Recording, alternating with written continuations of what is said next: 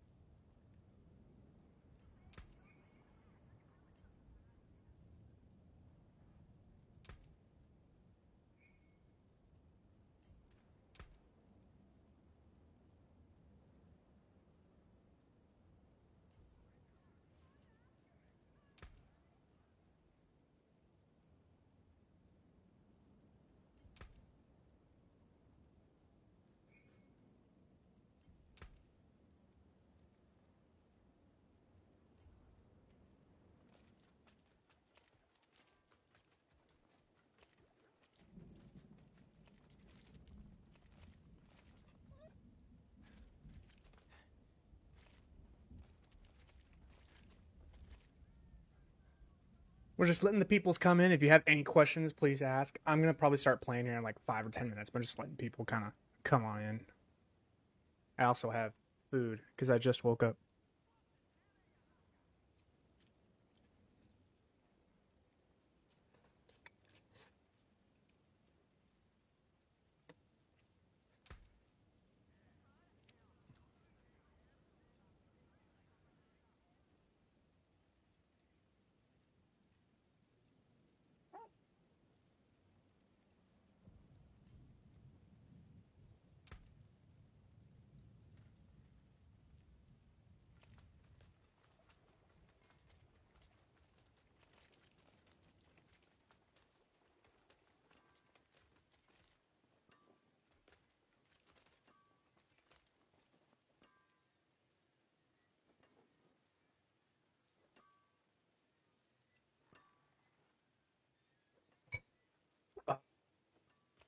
Yeah, they fucked up on the math, dude.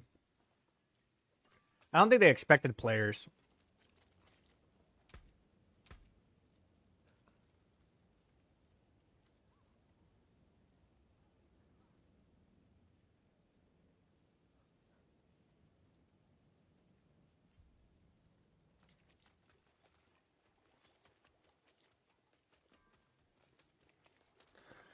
I'm struggling a bit with essence with this build, especially during bosses. Any tips?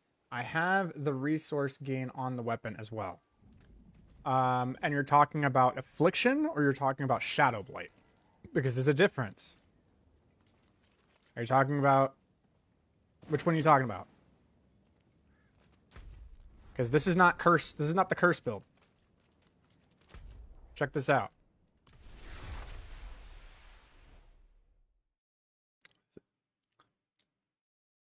Okay. So here's how it works, dude. You have to decrepify the target. That's really all you need to do.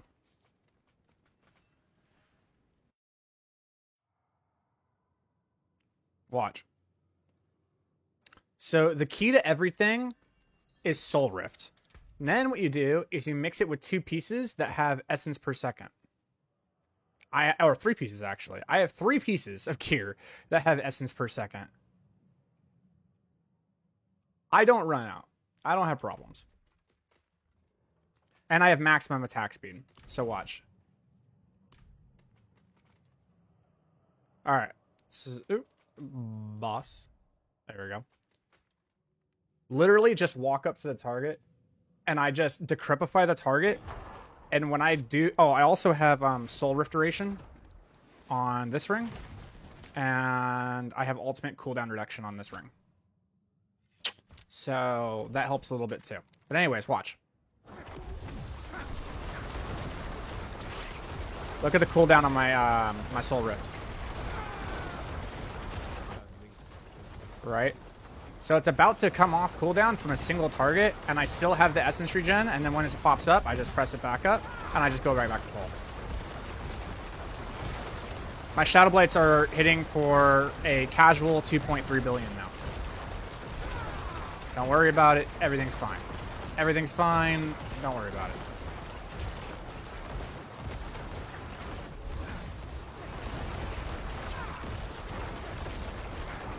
Everything's fine.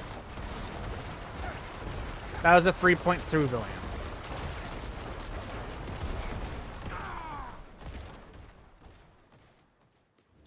If there's multiple targets, I can just literally hold it the whole time.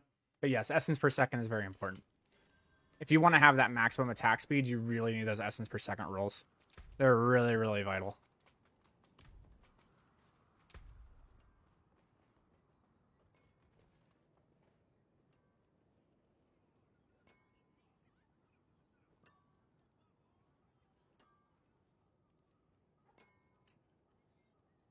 I think I can just masterwork these boots real quick.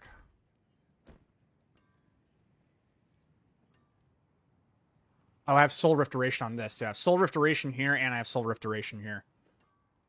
So my Soul Rift actually lasts for quite a while. My Soul Rift lasts for 11.4 seconds instead of 8 seconds. And I have, like, maximum essence regeneration that just supports it, so. I do 3. And now I have even longer Soul Rift Duration, which I really like. I really, really like that. Yeah, and now it lasts an extra second, dude. Like, that's a huge thing, dude. Like, the Soul Rift lasting, like, 1 extra second is actually no joke. That's actually really, really, really good. I like these. I can push them up to 8. Shadow damage is fine. Intelligence is fine. 12.58 seconds. It's literally lasting like an entire second longer. It's actually such a big deal, bro. Like watch how much of a deal this makes. It's not even a joke, dude.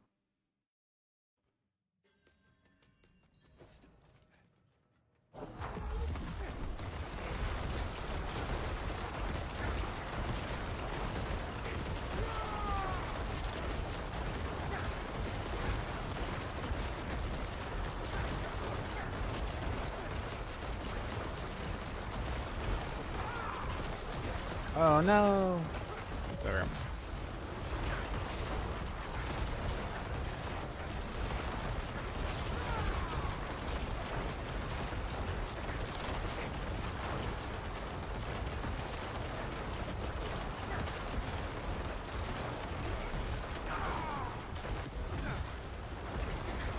There I go.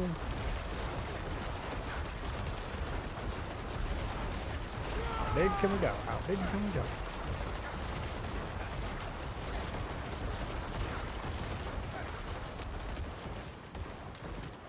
Love it. Very good. Do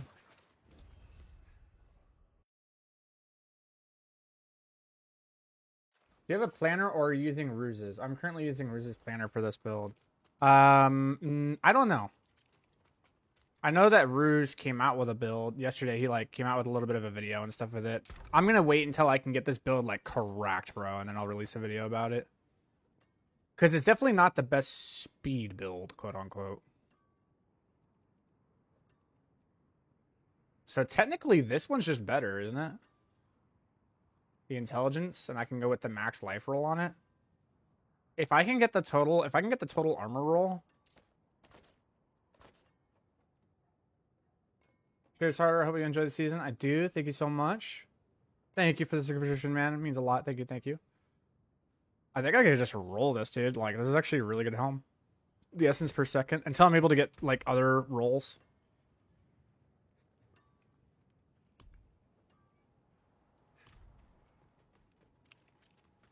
Hold on. If I can get the maximum resource into life. Okay, what's the maximum life roll, though? 457. I have a maximum life roll on this thing. Okay, so this thing's just goated. All right, and then I come back here. Tempering. Okay, so for defensive, which is definitely the more important one, we need the percent armor, which is actually pretty hard to hit. Okay, that's fine. Like it's not a good roll of the percent armor, but like it doesn't need to be that great.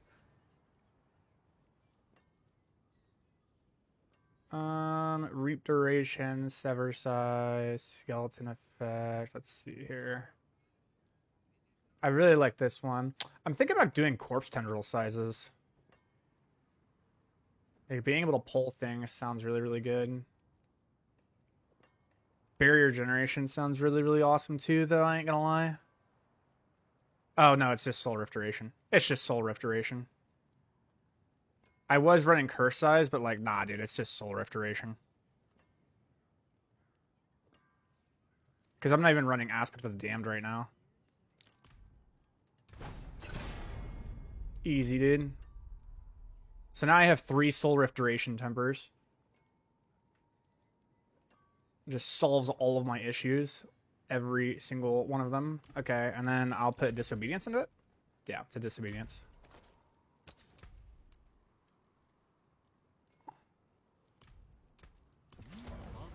Okay. And then let's go ahead and masterwork that one. I like the intelligence roll. The intelligence roll is really, really good. I don't need the curse size. And another essence per second roll. Fantastic. And that's called being... That's even better. Need something for it? Even better helm.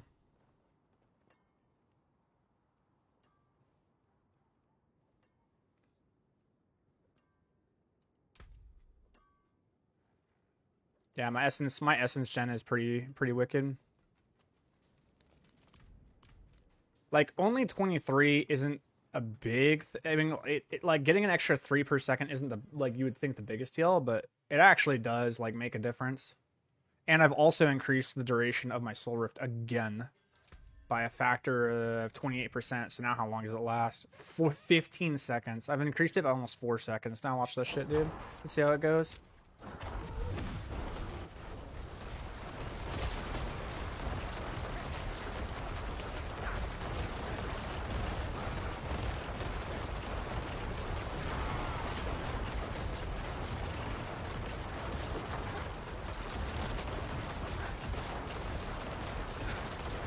How am I not able to upkeep this sucker?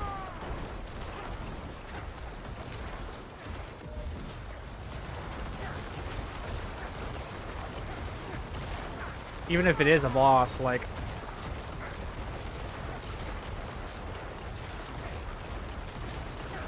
That's crazy how I'm still not able to sustain it.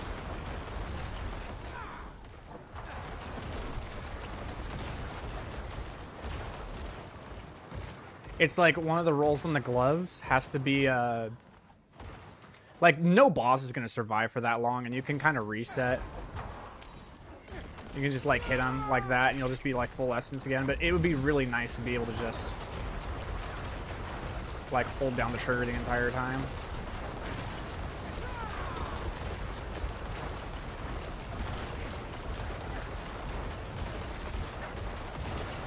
Alright, so now that it's off, like, we're gonna run out, and once we get to that point, like this, we just 1, 2, 3, 4, and then we go back to it. Turn it back on and go.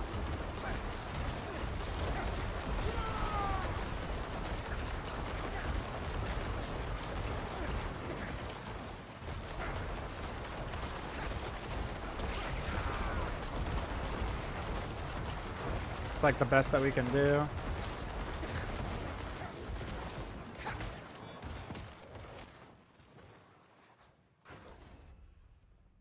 Being able to do that isn't bad. Some cooldown reduction would definitely help a bit, but like we don't run cooldown reduction in this build, like at all. We just let Blight do all the work for us.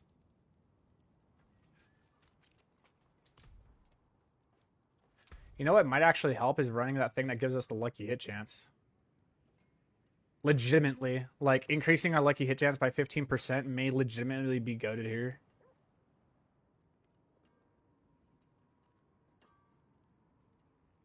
I don't think we actually need this anymore. I don't even like running tendrils, like at all. Like I really don't like tendrils. I do not find a reason to run tendrils at all. And so because of that, I'd actually like to run Sever here instead, because that's going to give me another like giant ass multiplier, by the way. Because of how Reaper's Pursuit works, by the way, down here. 20% increased damage for every like shadow skill. So I have 1, 2, 3, 4, 5 shadow skills on my bar. You do not need to have the tendrils. I don't know if that extra lucky hit chance is really going to make that much of a difference, but we'll see, because I've increased it from 42% to 48%. I don't know if that's literally going to do it, but let's find out.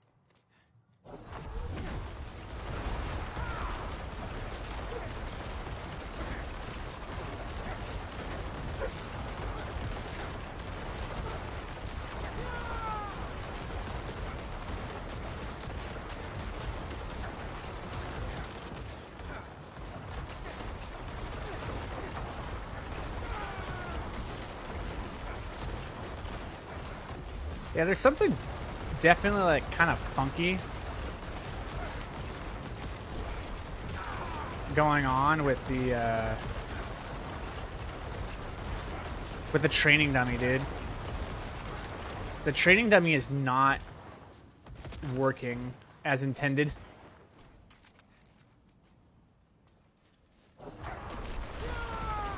Unless maybe it just needs to be a boss.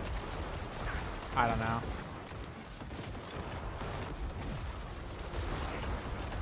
Yeah, look at the boss. Like, why does the boss work? Wait, look. Look at what I'm doing to the boss.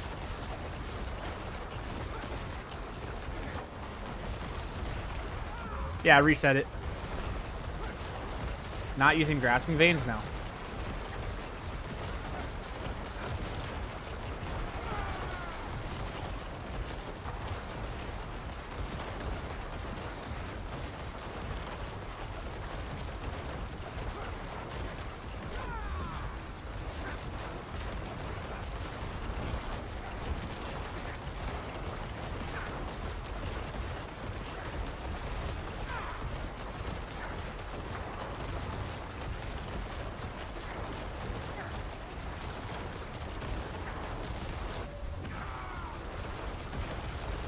Sweet.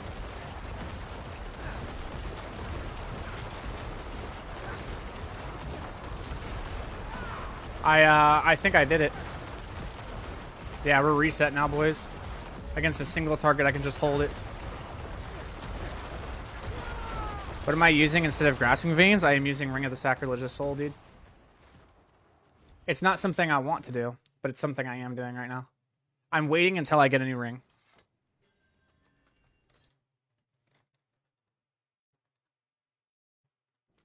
Once I get a new ring, I'm gonna be using Aspect of the Damned.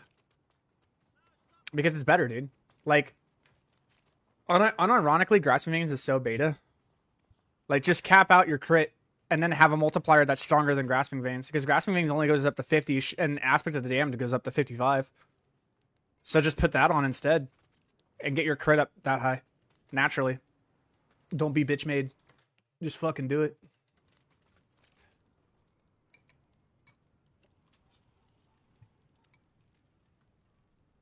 And then because of that, you don't have to run Corpse Tendrils on your bar. You can run another Shadow skill, which will increase your damage by like 48% multiplicatively when you actually get a GA Ebon Piercer and you triple crit it.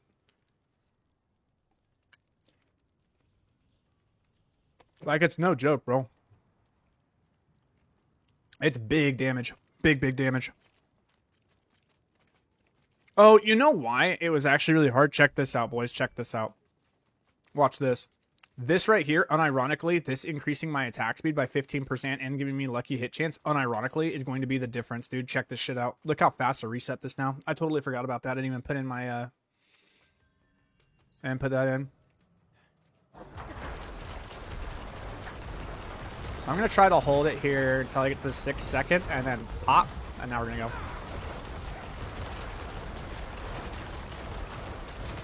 Yes.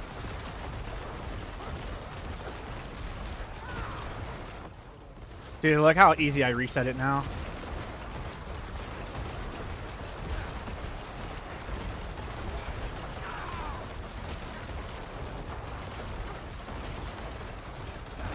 $2.2 bill. And it's up. Never fails. Yep. And I'm maxed out on my attack speed, by the way. I have 100% attack speed. Yeah, I hit so hard, bro. I hit so hard.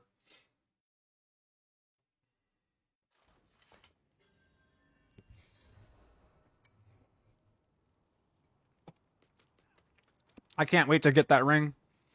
Because then once I run that ring, I don't have to run Scourge anymore.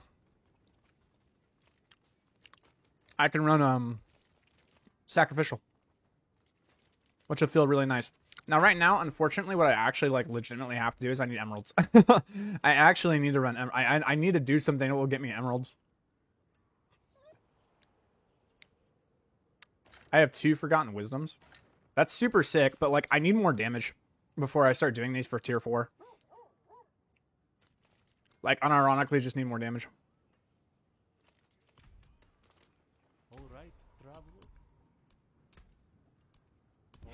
See if I can get one that has... Okay, Forgotten Wisdom's okay. Vile Reserve. Yeah, it's just... I need gem fragments, man. I need gem fragments. I mean it this time.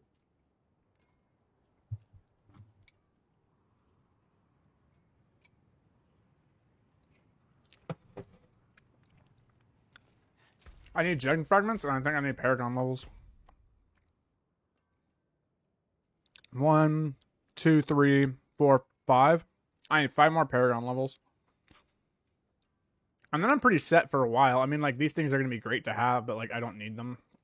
But they're going to be really, really nice to eventually get. And then I'm going to have to reset my Paragon board and start swapping the boards around. Actually do something that's optimal and not a waste of my time.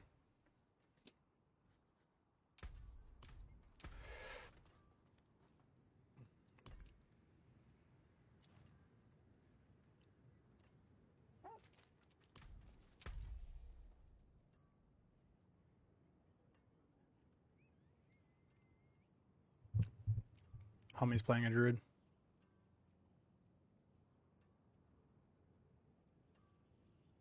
We got a lot of druid players.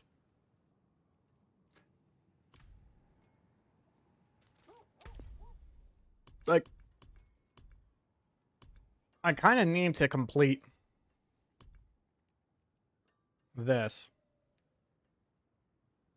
Okay, so the local events, and then I need to kill Duriel and Andariel. I can do that. I can do that. All right, let's go kill Duriel and Andariel real quick. I unironically just need to do that. I need to continue my season journey and get access to the Resplendent Spark so then I can put on Shroud of False Death. Or Era of Perdition. I don't know which one would give me more damage, to be honest. Let me look.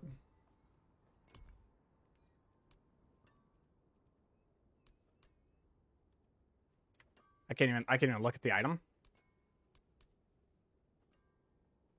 You know what? Let's go here.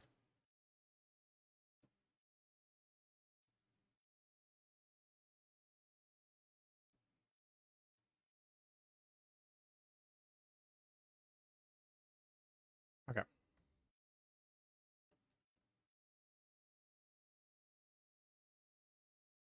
Okay, Era of Perdition will crit cap me. The lucky hit chance is nice, and then the 60% multiplier. Okay, that's cool. I like the 60% multiplier. That's nice. The thing is, Shroud of False Death is actually just kind of like a Giga broken.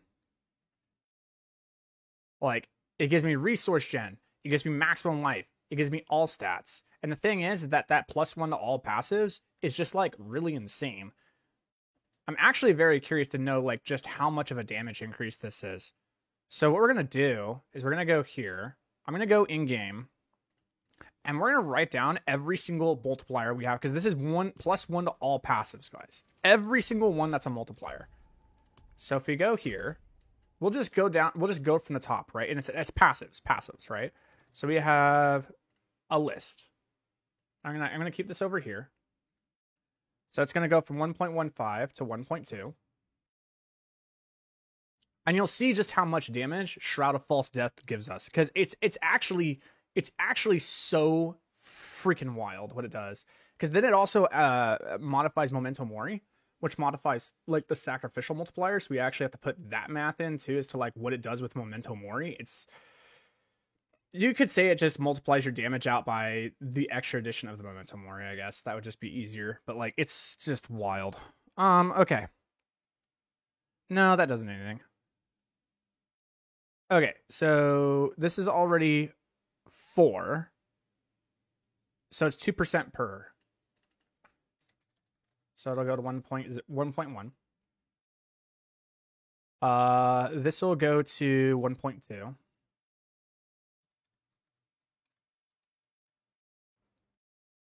This will go to 1.3.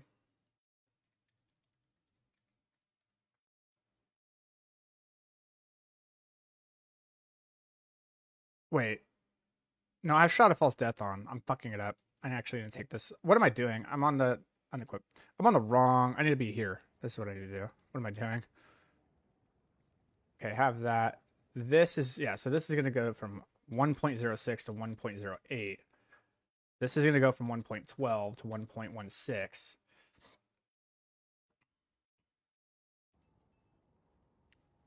This is going to go from 1.18 to 1.24. Okay, this is going to go from 1. Okay, so this is actually, you have to do the total multiplier here because it's additive, right? I have 5 darkness skills, right? So this is just 100% multiplier, which is 2. And it will go up to 22 times 5, which is a 2.1 multiplier. Okay. Then we have this one, Gloom. This stacks up to 4 times, and it's already 7, so it's 2. So this is 14 times 4. Versus, it'll be 16 times 4. So we're going from a 1.56 to a 1.64. And then this one, it's both because it's bosses and crowd controlled. Yeah, we can do it both. And they stack. So it'll be 18, and then it'll go up to 12. So it'll be 1.18 and 1.24. Hold on, we're still not done. This is how many fucking multipliers a Necro has. It's insane. Then we have Finality, which will go from 1.15 to 1.2. That will be nice, but that doesn't do anything to my damage. That will be nice. That doesn't do anything to my damage. But this does. It'll go from 1.6 to 1.8. Okay. So, here's the list of all the passive multipliers the Necro has. And what we're going to do is we're going to equal the product of that. Okay? So this is my so this is what happens. All of my multipliers added together give me 11 times more damage currently. This is what happens. But if I put on Shroud of False Death, look at that damage increase.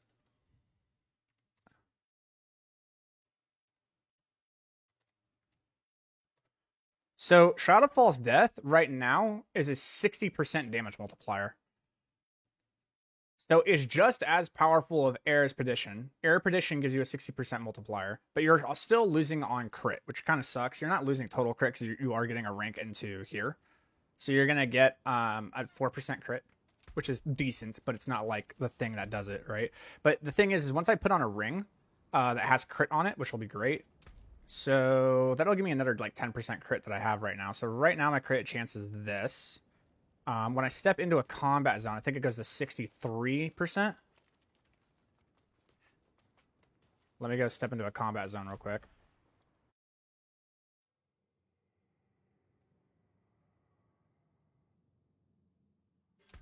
Okay. Yeah, so 65%, right? Okay. And then Gar will put that at 90.2%. And then when I put on a ring, it'll put me at 100%. Boom. I'm capped on crit. Don't need the crit. I'm capped on it. As soon as I get that ring, I'm already capped on crit. So the crit roll that Air Perdition gives me does nothing. I don't need the lucky hit chance per se. It doesn't really do too much for me.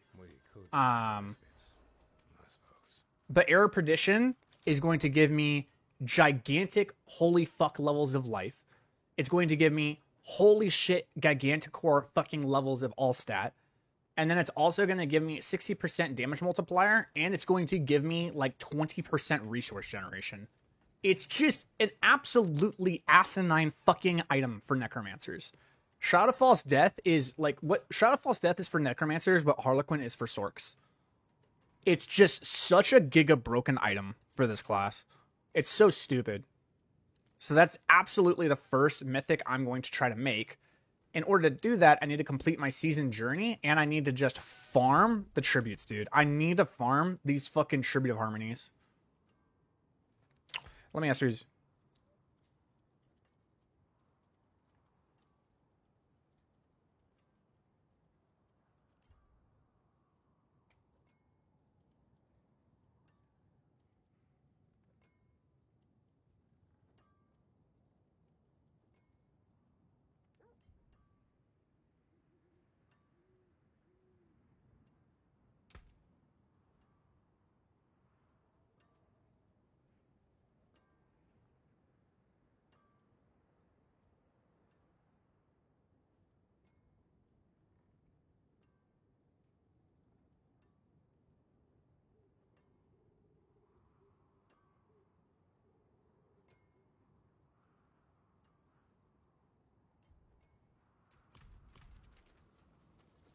So my objective today is to do that season journey.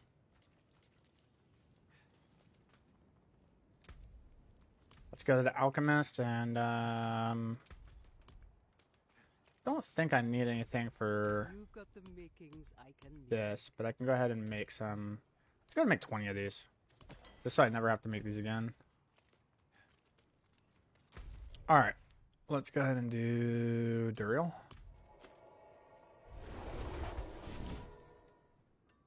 I remember trying to do Duriel in Torment 3, dude. Did not go well. Did not go well at all. Very bad time. When I was playing the Affliction build. But I should be good now.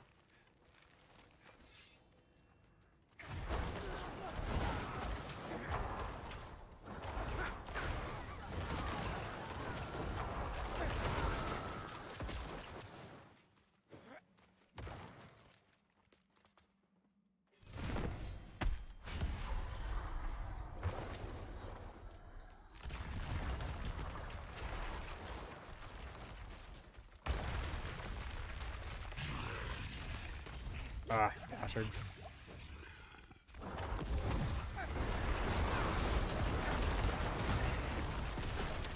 Yikes, my damage, dude.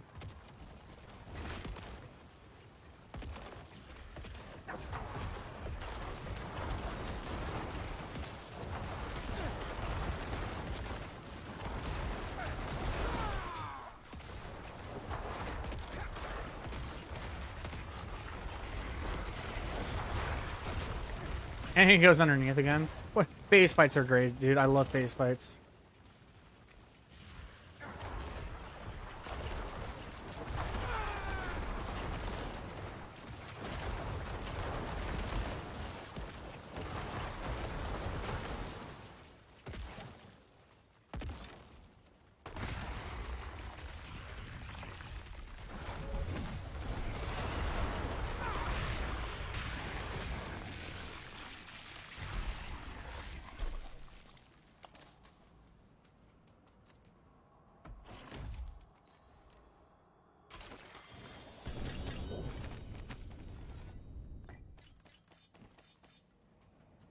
Okay, the other thing that we need to do is then go do this one. We need to go do Andariel.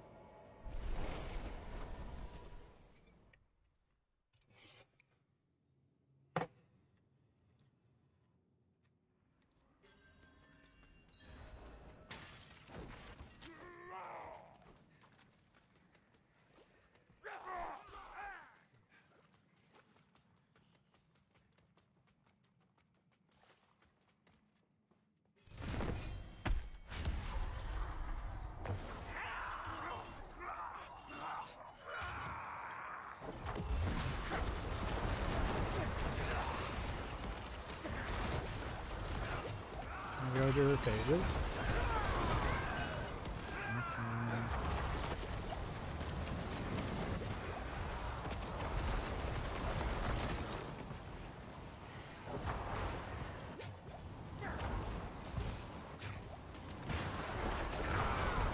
Thought I got it. I did not.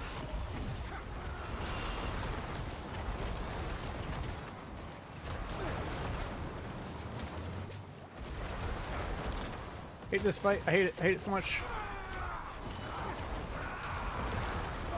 Oh, forgot about that. About the fire in the middle. This boss is so ass.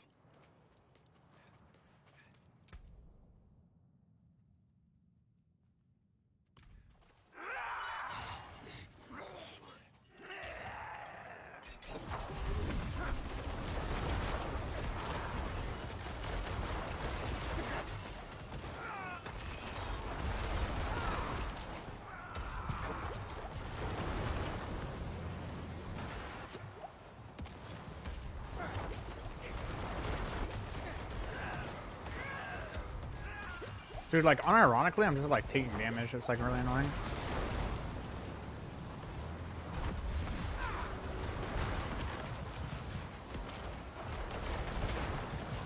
Trying to do this without, like, blood mist or anything is kind of...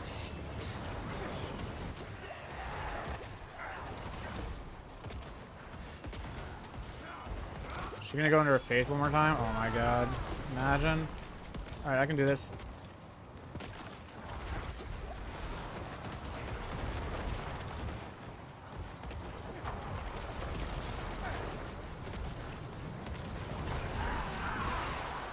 Got her. Alright, we're good.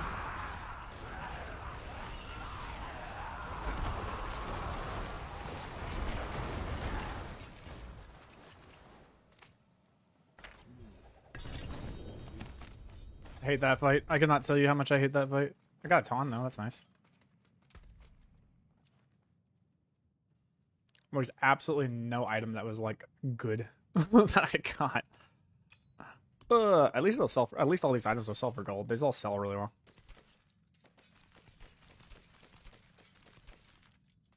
Okay. That one's done. Okay, so the next one is to do the events in the escalation dungeons. So we're gonna go do this. Blood Burrow. We'll do a Heathen's Keep. I want to keep the Blood Burrows for Torment 4.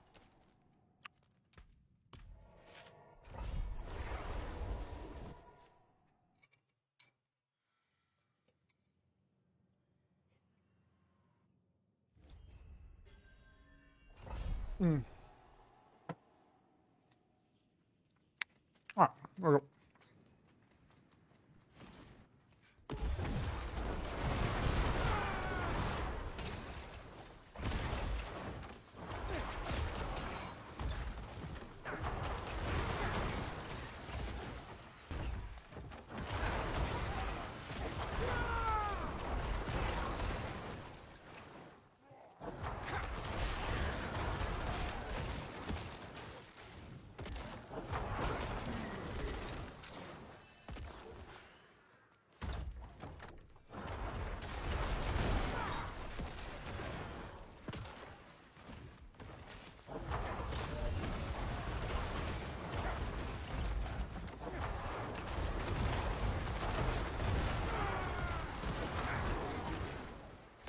Need to find the events. Find the events.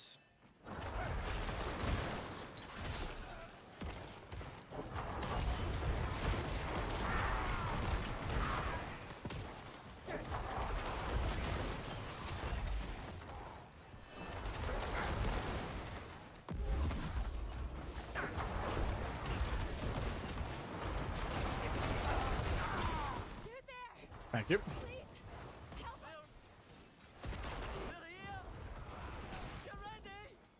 The only way out of this is to fight.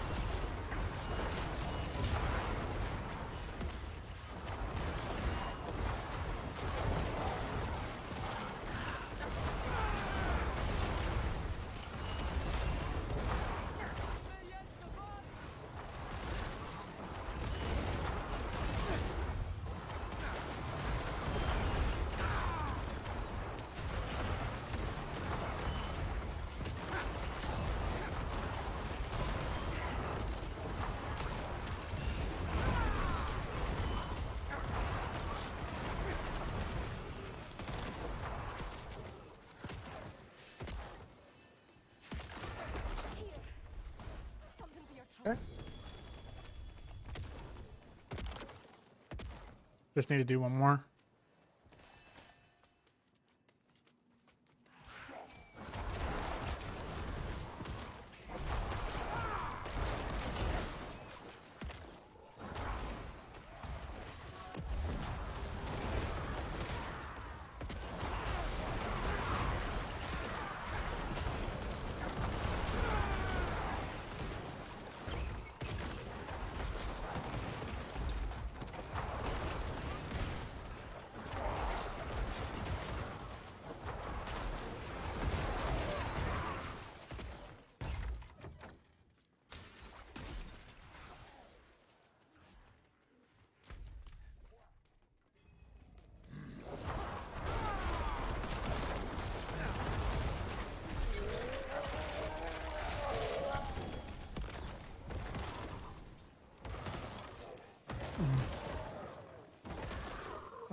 Let's see. Strong arm, huh? We'll see. Well, I don't think I need to do a strong arm. I'm pretty sure I have like everything unlocked, to be honest. Take a look.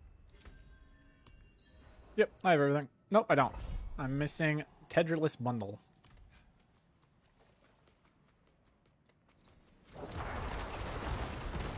Which means I have a feeling it's going to tell me that I need to find those.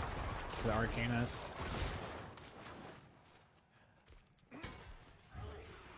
Unironically, just going to run through.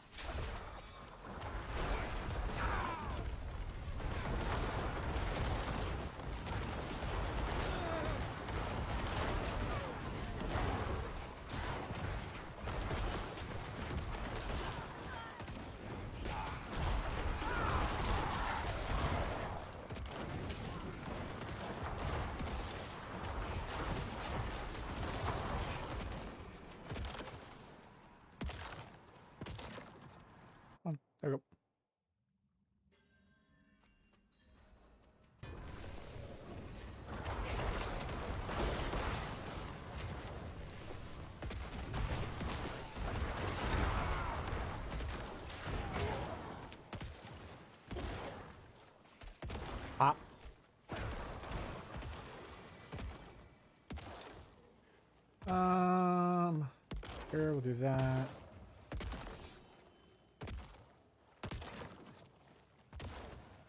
Do that, and we'll do this.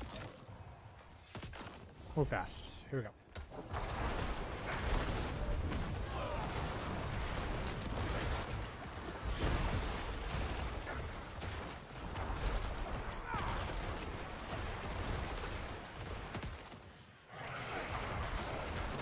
Because the beautiful thing about this build is eventually what happens is that the double cast blights, if you can get a double cast with a blight on a single target,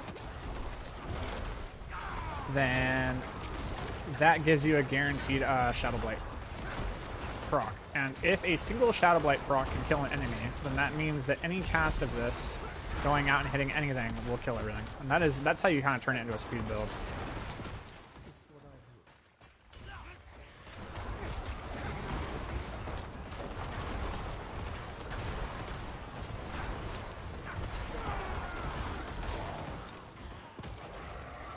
But this is not the best speed build. The damage profile is just not big enough, and it has ramp. So though Shadow Blade is great for the early game because of the amount of damage it does, that does not mean it is the best farming build for the Necro.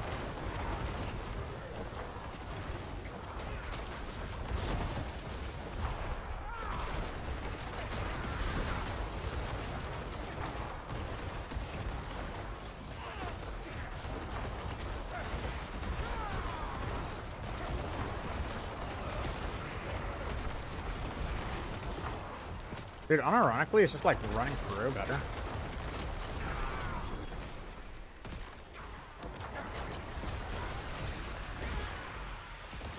Alright, can I get my final one here? I did. There's Ted Gillis bundle. And I got the Bastion of Faith. Cool. So now I have all of the things.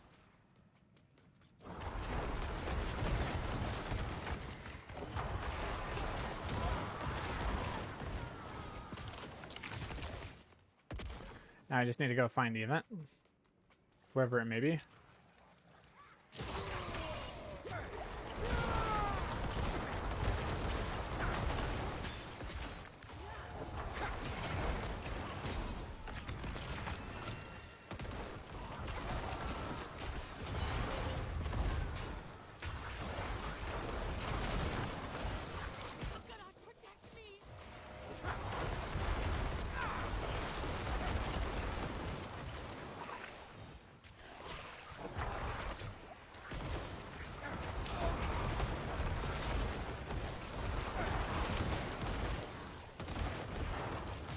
Prisoner wasn't there. I think I freed it.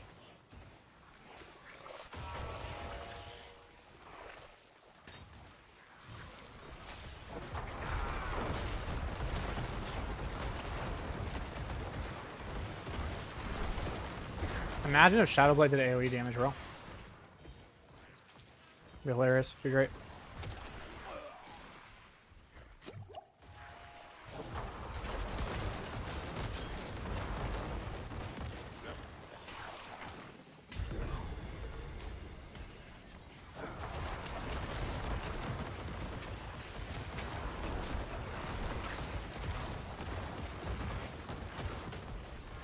I have to go search. Oh, there it is. Right, where's the event? I need it.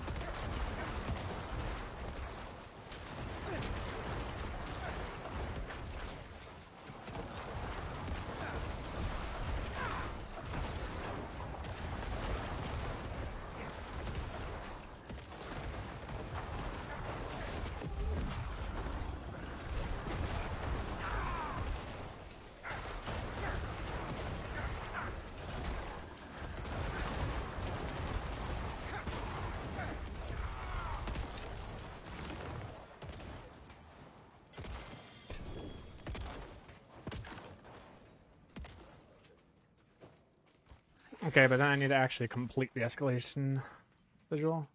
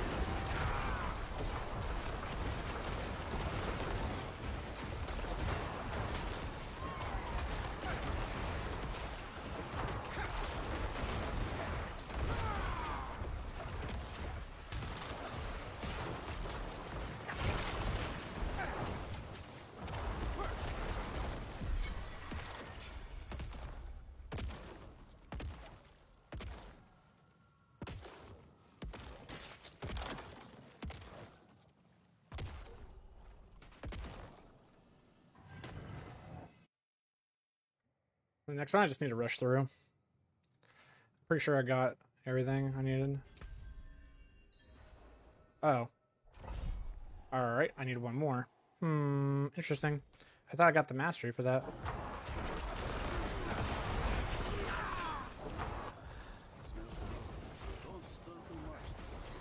Alright.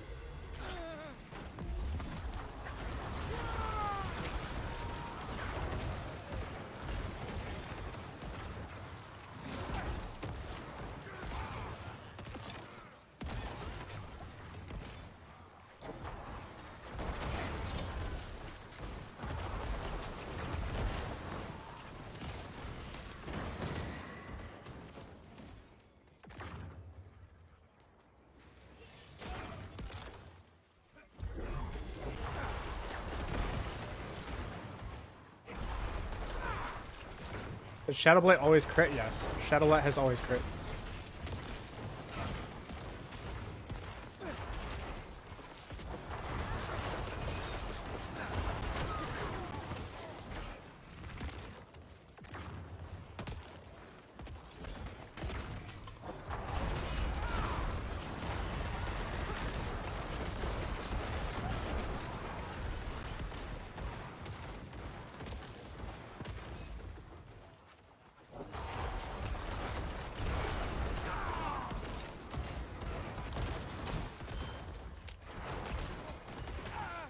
No problem. But yes. Shadowblight has always crit.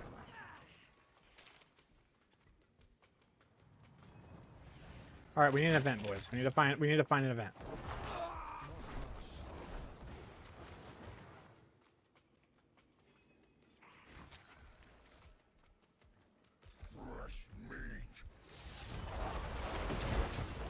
Oh, there's a butcher here? Bye, butcher.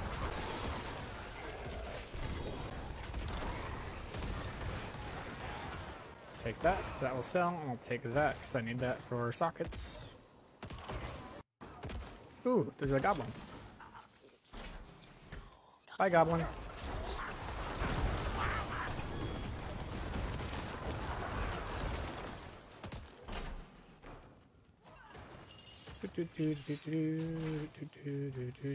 Okay, so that's that. I need the event. I need to find the event.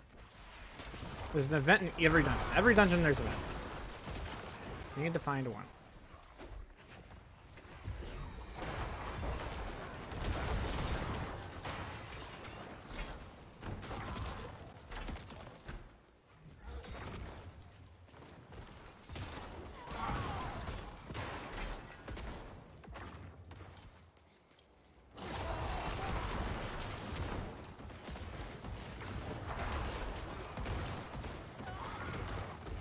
No way. Where's the event, dude? Don't make me redo this shit. Oh, thank God. Okay. Everything's alright. Spread the results slave worshippers before they transform. Okay.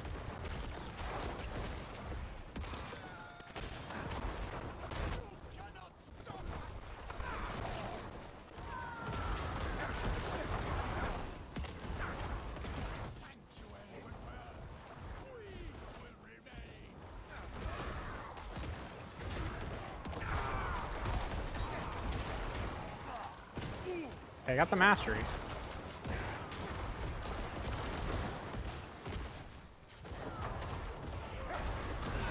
I know the thumbnail says Torment 4. Torment 4 escalation sigils are legitimately fucking hard. Need more damage.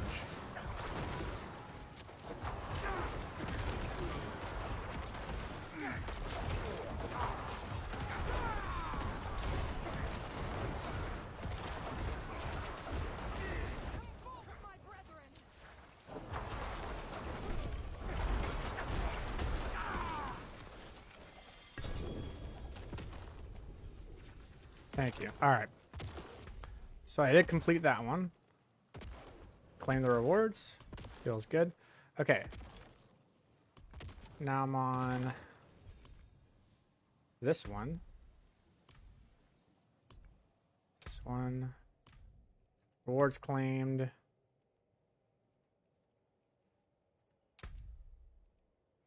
Let's see. Where do I want? Probably this. Okay. I don't know what's going on with this bug. It's a visual bug, I think. All right, let's see here. So, exchange Herogic Vials for Herogic Knowledge. Okay. Craft any jeweler cache. Okay. Any jeweler cache. All right, that's easy. And I have that. That's good. Bounty chest. It's a lot of whispers. Might skip out on that one. So 1, 2. This one I could do.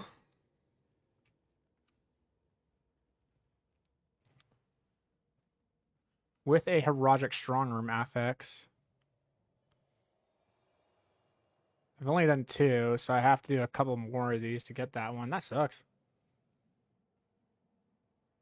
Like, it just needs to have the it just needs to have the Herogic Strong Room affix.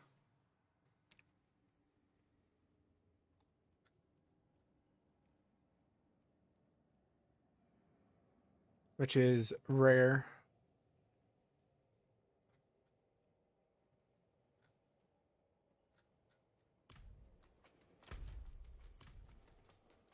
Well, let's go kill this dude and figure out what we're gonna do. Probably gonna stay in Torment Fort 3 for a little bit so that we can actually complete our season journey, because completing the season journey is the most important thing right now.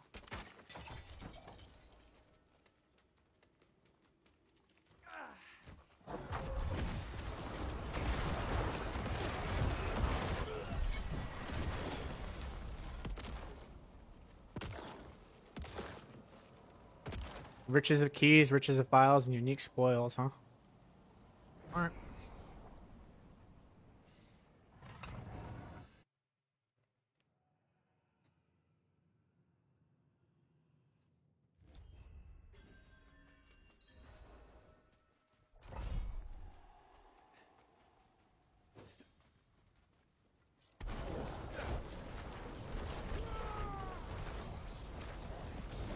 Get him off the high horse. Get him come off. Just go into it, see if I can get him in one shot. Yep, we got him. He's dead.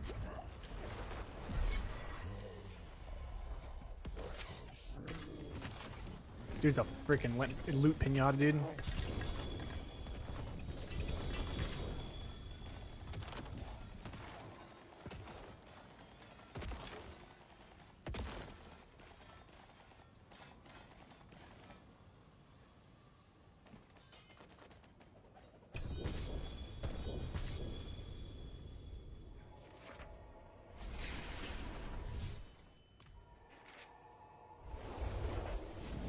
I can't wait to see what that Astaroth does on Torment 4, dude.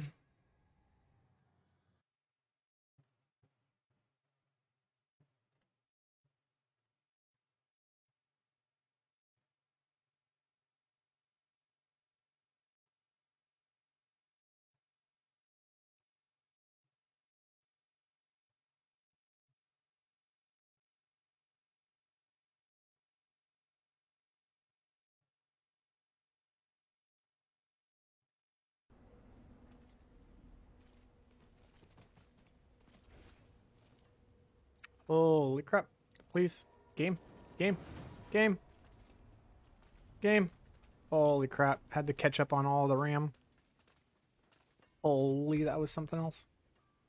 Okay, let's go ahead and mark all those. I'm going to sell those. Okay. Then, see if any of these are good. They are not, so we can go ahead and delete all that. nothing. Put that there. See some steel, you need. Oh, Death's Embrace is not it. Okay.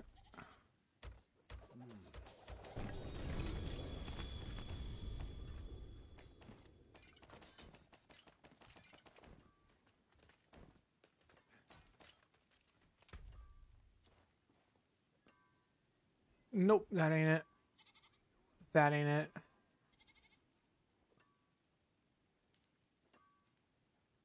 That's interesting, but no, that ain't it. Nope. Nothing here is good. Want to sell the uniques. Come, traveler. Big gold. Return soon. Do that, and then we're gonna go back here.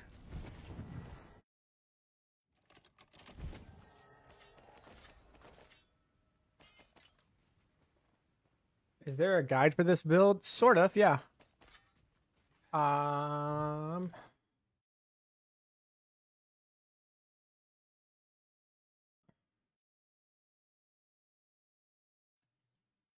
So this guy is sort of covering it. It's a temporary channel until their main channel gets back up and running because their main channel got hacked. But you can kind of follow that. Like, it's not exactly what I'm running. He and I are running very similar builds, but I am running it a little bit differently than what he's doing. A little bit different. Not much, but a little bit different. He's doing 3 billion DPS, and I'm doing roughly, when I get everything stacked up properly, I think I'm doing like 8 and 9 billion.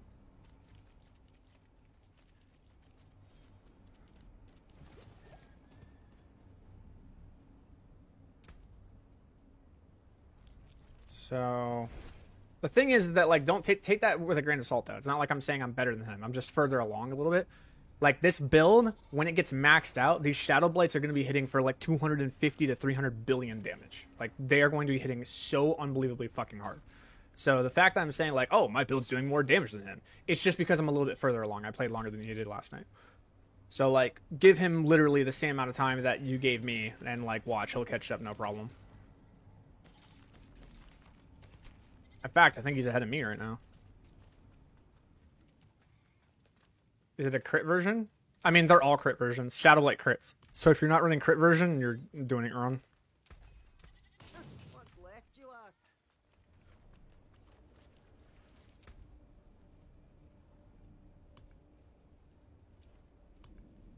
Yeah, like all versions are crit versions. I'm more than certain I cannot. Okay, so let's take a look at this part. There was one down here. Here. Project Strong Room Affects. Forgotten Wisdom, damn. So, like, you just have to get lucky, I guess? You can do this. You can trade for knowledge. You can do that.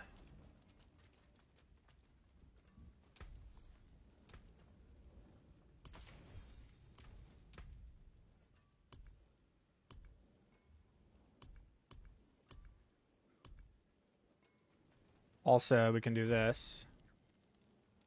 Wait, does it just, like, automatically go? I'm actually kind of curious. Immediately awards 200.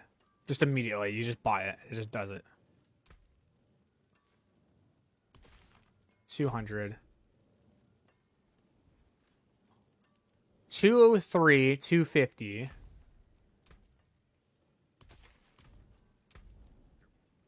203, 450. Bro, what?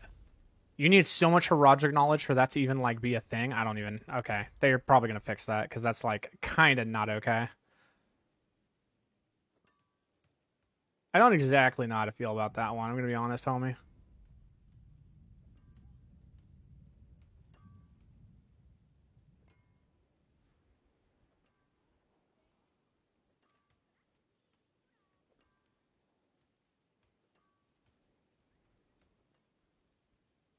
Okay, let's see here.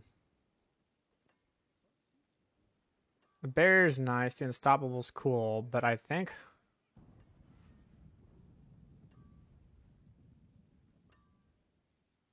resource gen is really good. Oh, I think it's fine. There's nothing really to do. Okay.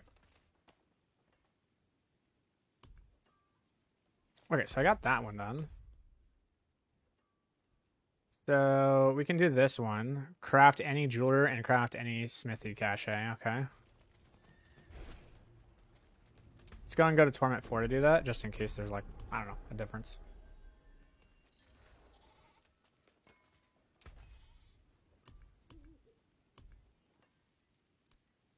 So one smithy cache. There's a good one. And then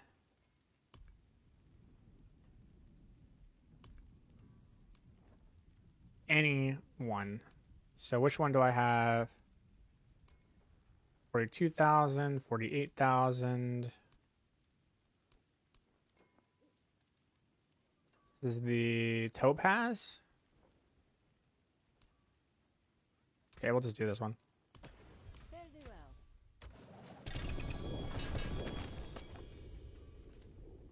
Yeah, it literally did nothing. It was so bad. Macros Maxroll Guide doesn't even run Wither. Neither do we. Wither's bad. We don't run Wither. Wither's stupid. There's no reason to run it.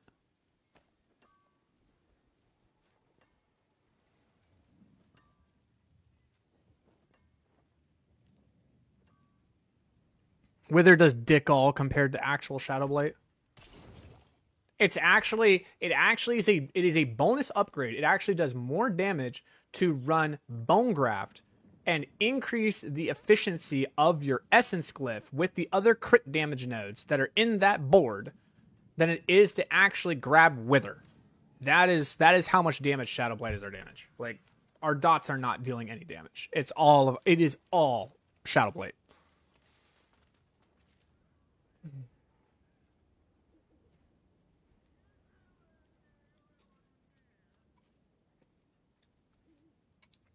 No. Why? No. Dude, hold up. No. You have to read the passive, man. So this was the problem that we had for a really long time, but now they just made it worth it. The problem was that, and still to this day, kind of, Dot's key passive, right? A Dot's key passive, in a way, is Wither, right? Like, Wither is the key passive, in a way, for Dots, right? Because it just gives that much damage. It's like legitimately no shit. It's like 150% damage multiplier or something. It's something stupid. It's like 120 to 150% damage multiplier, which is like legitimately what all of the key passives are. So Wither in itself is kind of like the key passive for Dots, right? Which is not a good design, but that's what it is, right? Shadowblight is not a Dot key passive. Like, read it. It's not a Dot. Right? It's increased by your shadow damage, not your corrupting damage, your shadow damage, right? It used to be that it was like, it scaled by your damage over time, which was so stupid, right? It was like, here's Shadowblight, this ability that can crit, but we're going to make it scale with shadow damage over time. It's like, what the fuck? Like, we're trying to increase the damage of this ability that can crit with something with shadow damage over time. So it doesn't double dip. So shadow damage over time doesn't do anything. Now, shadow damage actually does something. Because shadow damage is not only increasing the multiplier of the Shadow Blight, but then when the Shadow Blight actually comes down and hits, it's now getting modified by the shadow damage. So shadow damage is legitimately double dipping now, which is great. That's awesome, right? But like, this is not... Shadow Blight is not a Dot build. I want you to get that through your head. Like, I want that to get like through people. Like, Shadow Blight is not a Dot. Right? Shadow Blight just says that every 8th time an enemy receives shadow damage from you, they're afflicted with Shadow Blight. What's the most efficient way to do that? If you run Ebon Piercer, every single time you fire a Blight, you get 1 Blight plus 5 projectile, or is it 4? I think it's 4 projectiles. Let me check. Maybe it's 4 projectiles. Is it 5 or 4? Let me check. It might actually be 4. It might be 5 or 4. I can't remember. I think it's 4. Check. Quick math. It is 1, 2, 3, 4. It's 4. Okay. So every single time you fire, you get 4, right? So every single time you fire Blight, you apply 5 dots. Every single time you fire Blight, you apply 5 dots. But then what happens is you mix that with chance for Blight projectiles to cast twice on both your weapon and your amulet, and all of a sudden, every single time you attack, you are applying 10 dots. And now every single time you attack, those 10 dots are going to tick once per half a second for the next 3 seconds. So that means that every single time you attack, you are applying 10 dots that are going to apply 6 instances of damage. Every single time you attack, you apply 60 instances of damage, which means every single attack is going to, if you hit the target like at melee with every single form of damage, it means every single time you do this, you're going to apply Shadow Blight 7 times. But then we're going to increase our attack speed to be greater than 3. Or 3, sorry. We want it to be 3 attacks, right? 3 attacks per second is what we're getting our attack speed to. At 3 attacks per second with a sword, which is what we want, at 3 attacks per second, we are going to apply 180 instances of damage. Every single second. That's like wild, right? And it stacks over the next 6 seconds. So if you do 180 and you multiply that, hold on, we'll do a quick calculator here. If you take 180 instances of damage, which is what we're doing at 3 attacks per second, and you multiply that by the 6 seconds that's going to happen with Blighted, that means you get 1,080 instances of damage just from the Ebon Piercer. You divide this by 8, this gives you 135 instances of Shadow Blight going off within those 6 seconds. That means that the final Shadow Blight that comes down is going to deal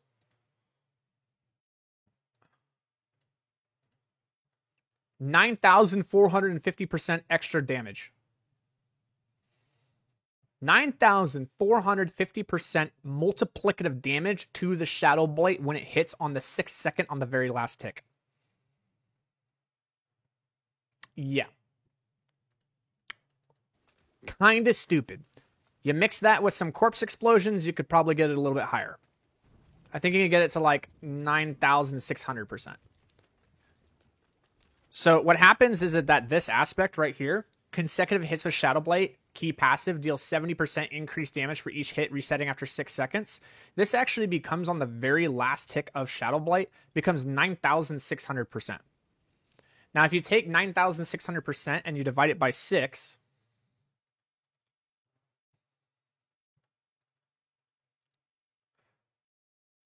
that's your average percent multiplier.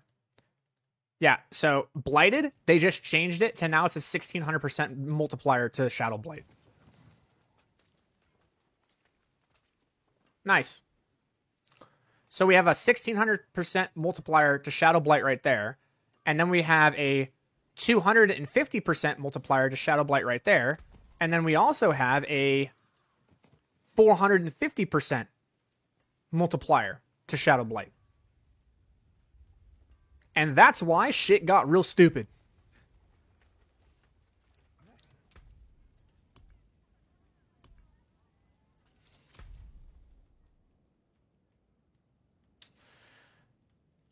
Do that.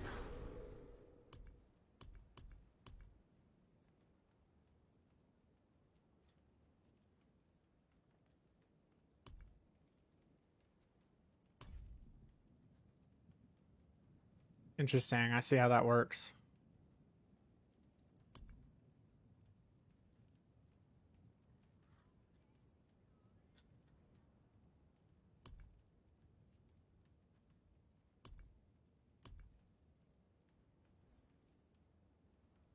Very curious how that works. Because I get 7 more. But I don't have any. I don't know. I don't know how that works. I don't know how that works.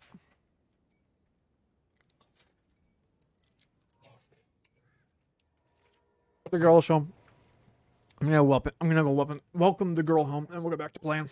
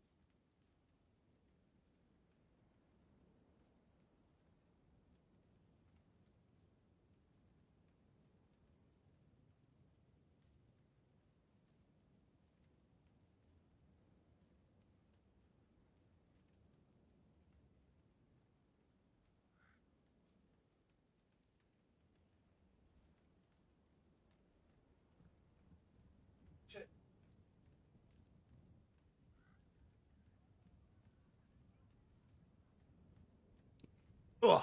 Okay. How do I want to play this out? So I just go do this.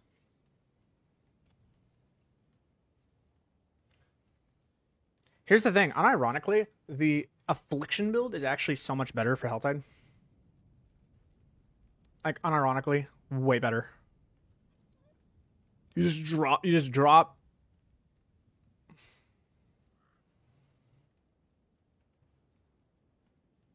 Everything dies.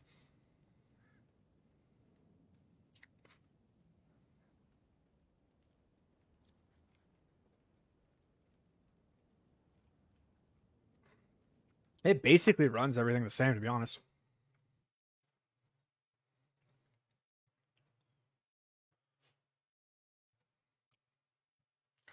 I wonder if I could do a quick swap to Affliction and literally just run Affliction. Like, I don't even really need to change anything. I still have the amulet. Like, I changed some of the aspects. And then we just go farm the Helltide.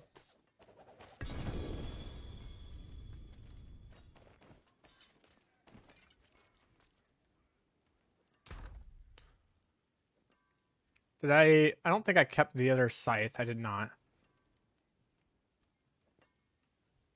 I have that. Did I keep the amulet? I did. I did all sorts of shit with this. I don't know what happened here. Okay. What if Ebon Piercer, because of Reaper's Pursuit, just giving me the damage multipliers, is actually unironically just a bigger damage multiplier? Like, unironically, it's just better.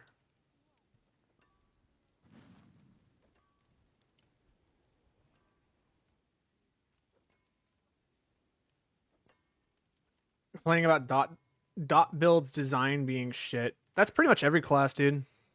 Like, every class, it can't just be dots that deal damage. It's not just dots. Like, they have to do something where, like, the dots turn... Like the dots have to shift into other multipliers. Like, think about it, right? Like, think about the dot build for the Spiritborn right now, right? Thorns damage converts into poison damage. Poison damage converts into crit damage because of Noxious Resonance. The fuck? And then you have, the burn damage from the... And then you have, like, the Hydra burn. Like, the burn damage converts into shatter damage. Right? And then you have the Necro. The dot damage converts into crit damage. And it's just, like, the same... Even with the Barbarian, it's that way. Because their bleeds scale with crit. So they're just like, oh, the bleed damage converts into... You see what I'm saying? It's just like every single dot build in this game is apply a bunch of damage stacks really, really fast, and then it like converts into some type of crit damage multiplier. And it's just like, why not just make them crit? Like, why do we have to go out of our way to like put crit into our builds? Why can't we just have aspects and like, why can't we have aspects, key passives, and glyph boards that legitimately just scale dot damage, like so that the only numbers I'm seeing on my screen are white, you know? Like, I'm tired of seeing a mixture of colors on my screen for a dot build. It just needs to be white, and that's all I see. And it shouldn't be white as in like it's like the Jaguar main hall echo or like the shatter damage from Sork. It's like it's ticking white damage. It's not conversions. Exactly. Yeah. Rogue Poison Twisted Blaze have to scale crit to scale the poison. Yeah. Like, everything scales into crit or overpower or some other weird multiplier. It's stupid, right? We all agree it's stupid. I agree. That part I'm not a fan of. I can agree with that, man. Honest to God. I really can.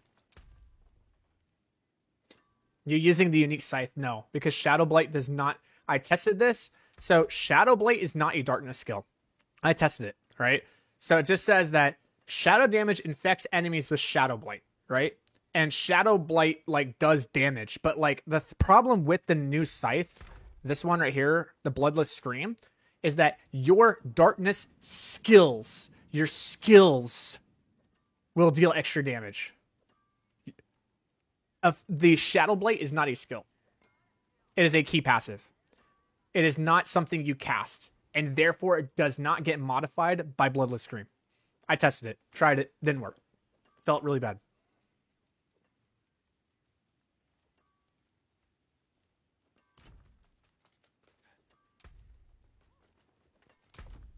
Let's see here. Dude, like, unironically, like, no shit. Like, without any changes made, I legitimately might just be able to do this. And it just works. Like, unironically, with no other changes but that, I legitimately might be able to just go and just deal more damage. Unironically. Oh, and then I'll switch to the... I think I deleted the other helm. The one that had the curse size. But let's see. Like does it literally just work?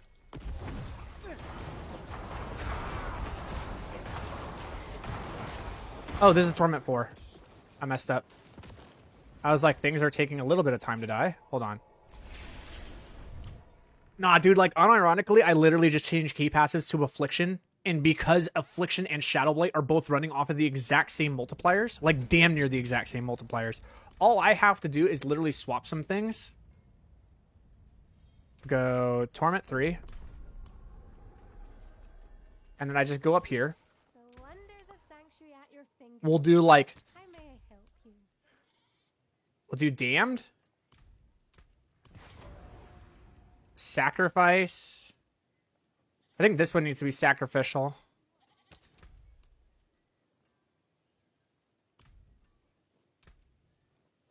We'll do Sacrificial right there. We'll do Damned there. And then this one we'll do... You could do Feast. I think Feast will work. The problem is that, like, this is a 35-second cooldown, and though I'm having it last for 15 seconds, I need to have Essence on kill in order for this to work. Because I have to apply the slow in order for this to do anything. I don't have Essence on kill, quote-unquote.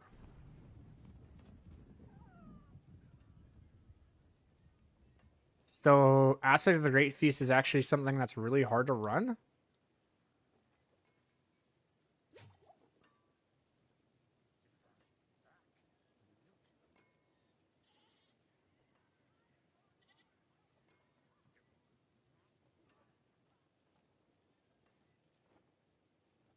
Already running Damned. Great Feast is good, but like,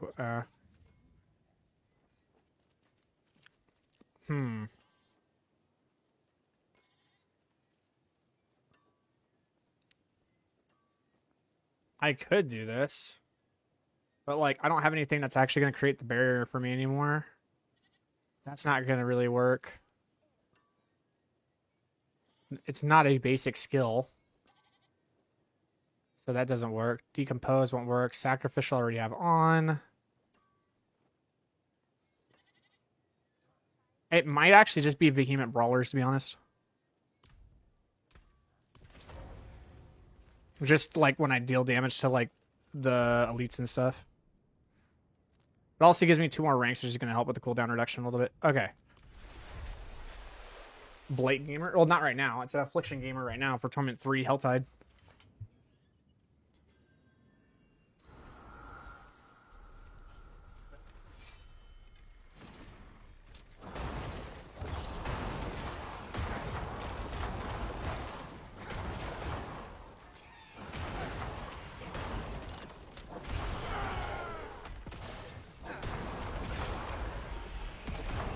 I don't know, dude. Maybe Shadowblight was better.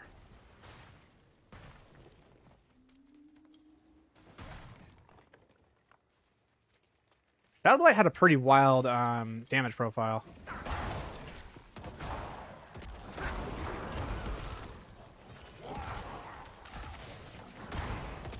Like, it is literally just fire and forget, and it just like works. I don't know how else to explain it, man. We demand blood.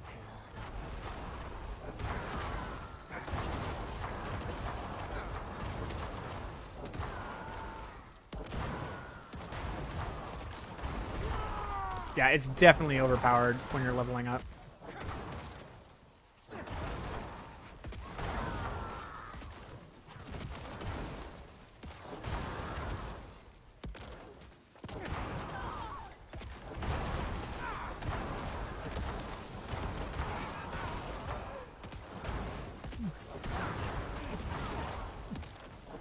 Nah, dude, like, honest to God, I actually think it's just Blight. I know this looks okay, like, okay, things are dying in one hit, that's cool. But, like, unironically, like, the Shadow Blight damage profile is actually kind of, like, wild. It just spreads out and just hits everything.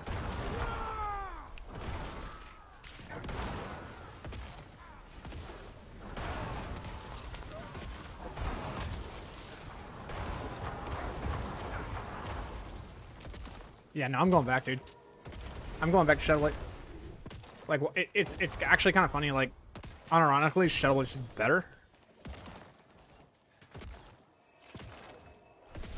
The ability to just like run, you cast it, and though it has a bit slower, that's twice as slow. But like, it just spreads, and like, if it hits anything, they are dead, dude. Like, they are dead. Any of those Blight ticks hit anything, they're toast. They're toast.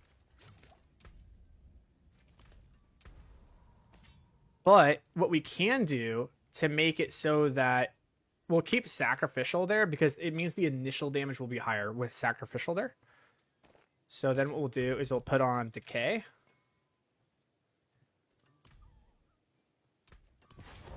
Then Blighted.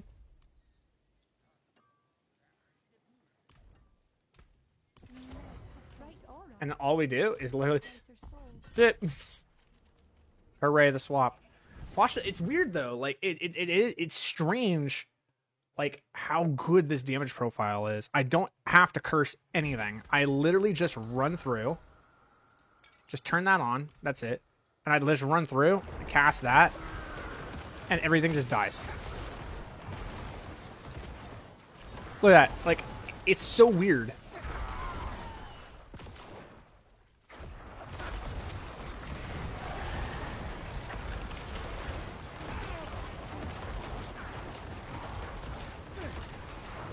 Look, see, like everything just dies. Or like I don't even have to think.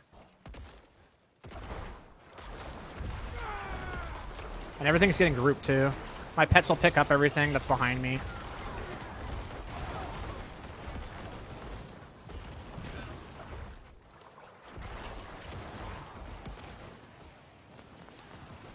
Other than Maiden? Fantastic. Where's Maiden?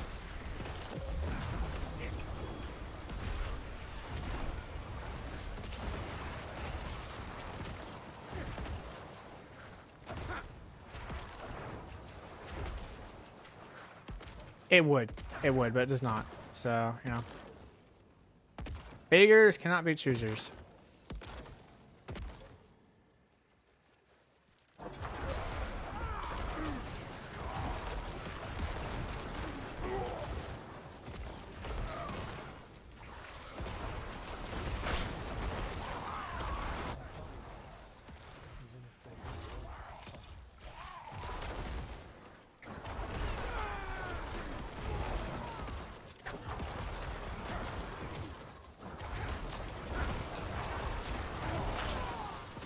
The fact that Ebon Piercer is just like the best shadow like amulet in the game. Like a unique amulet just doesn't do anything anymore. Or sorry, any type of amulet just doesn't do anything. I like legitimately, dude, there's a piece of me that's sitting here going like, what if no shit, and hear me out. What if Ebon Piercer is actually the better option for Bone Spirit? Because I run 5 shadow skills on that build.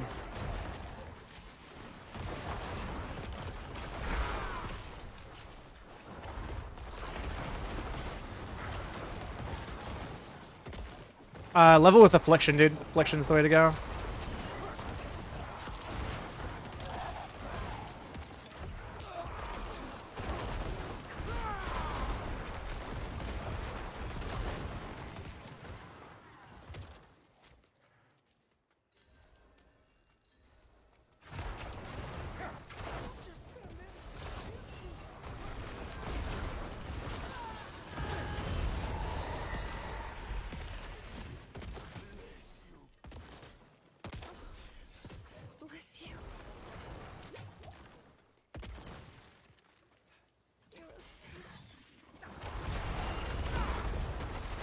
Hey, you want to come to some Helltide with me, bro? You there? Please help. Couldn't have made it without you. Reaper's Pursuit is good, but it's not better than a 50% damage aspect. Yes, it is. It's a 250% damage multiplier, dude. What the fuck?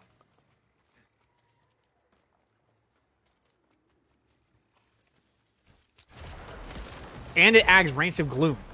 It not only does it add ranks of Reaper's Pursuit, it also adds Ranks of Gloom.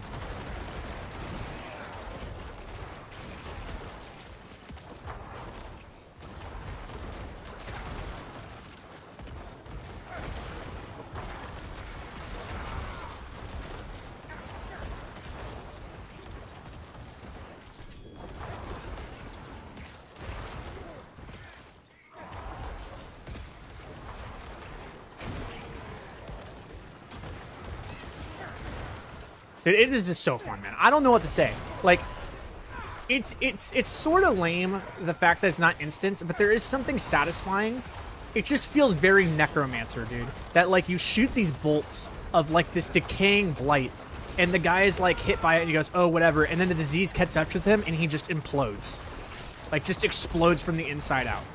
It is so Necromancer, dude. I gotta give it to him. Like, even though, you know, there's some designs in this game that are shit, the fucking identity of Necromancer is phenomenal. They really did a fucking amazing job with the identity of Necromancer feeling like a fucking Necromancer.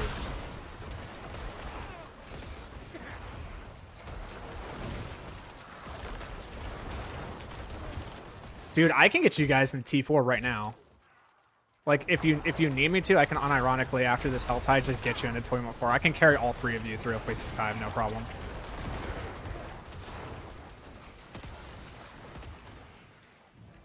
Hell yeah, dude. Fuck yeah. Love the sneakers.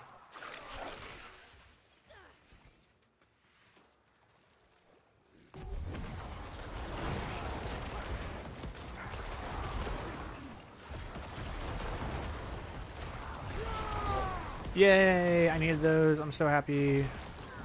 And I got Tribute to Harmony. Go. Yeah, no, I'm down to call. Give me a second. I need to kill this Harbinger.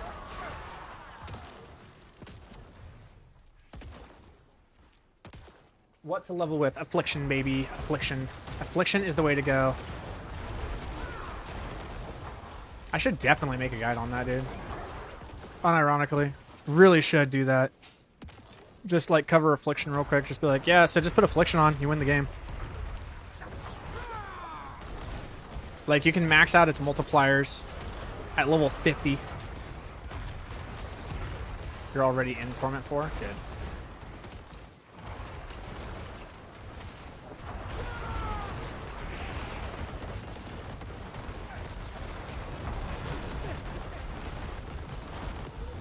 Alright.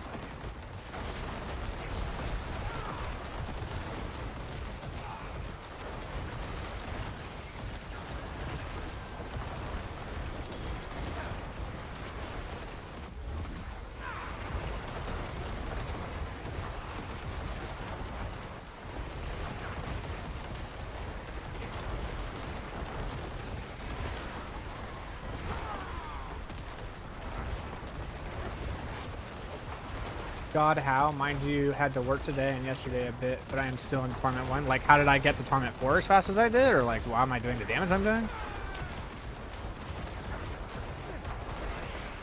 Is that the question you're having?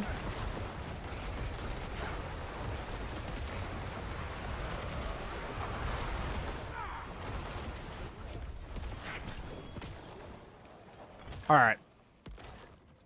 I'm going to let you guys know the secret on how I'm able to get as far ahead as I am when I play Diablo, okay? Alright, here's the secret.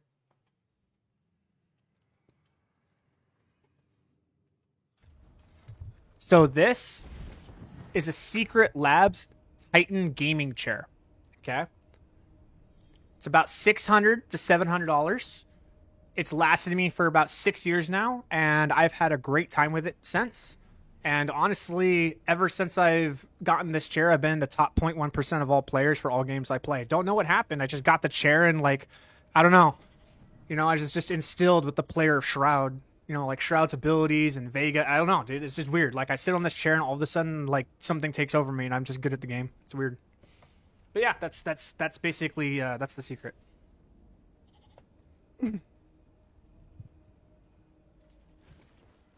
And lots of cocaine.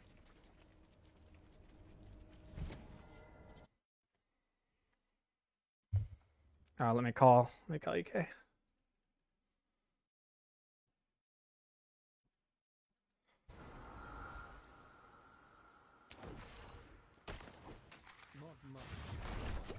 Hello. 1 second. Here you go. Go ahead and speak. Okay, so you remember how I told you the Shadowblight build is basically like the spiritual successor of old Bone Spirit or Bone Spear? Yeah.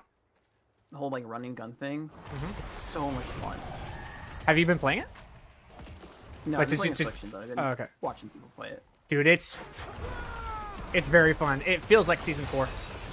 I also played When we had Wither uncapped in season 4 with Evan Piercer, it feels a lot like that. Almost exactly the same, actually.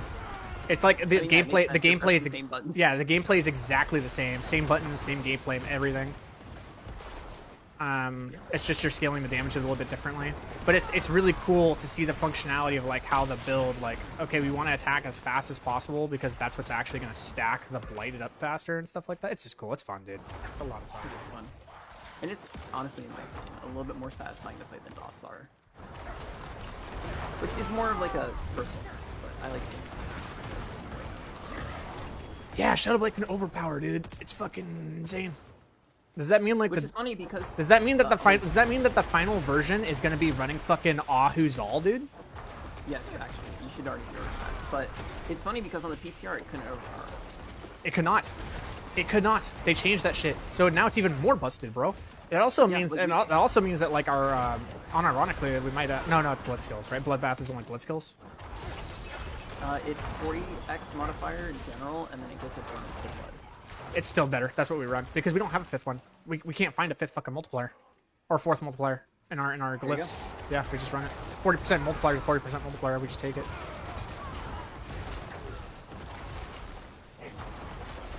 I don't think it's something that you want to run for speedruns.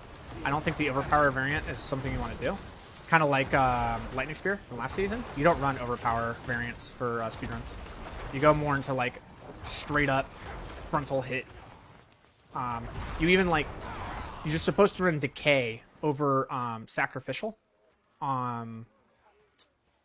Because the Decay will outscale the Sacrificial by the end. And will actually give you more DPS. But Sacrificial gives you more frontal damage. So when the first Shadowblight goes off, it hits harder than if you had it with Decay. Which makes sense, because Sacrificial is buffing the flat damage multipliers of your sacrifices, right? So that just makes sense. But that's what you want. Because you want the first tick of your Shadowblight to be the thing that kills them, right? So... But even then, I don't even know Shadowblight's going to be like the best speed build. I honestly think... I think it's gonna be Affliction, dude.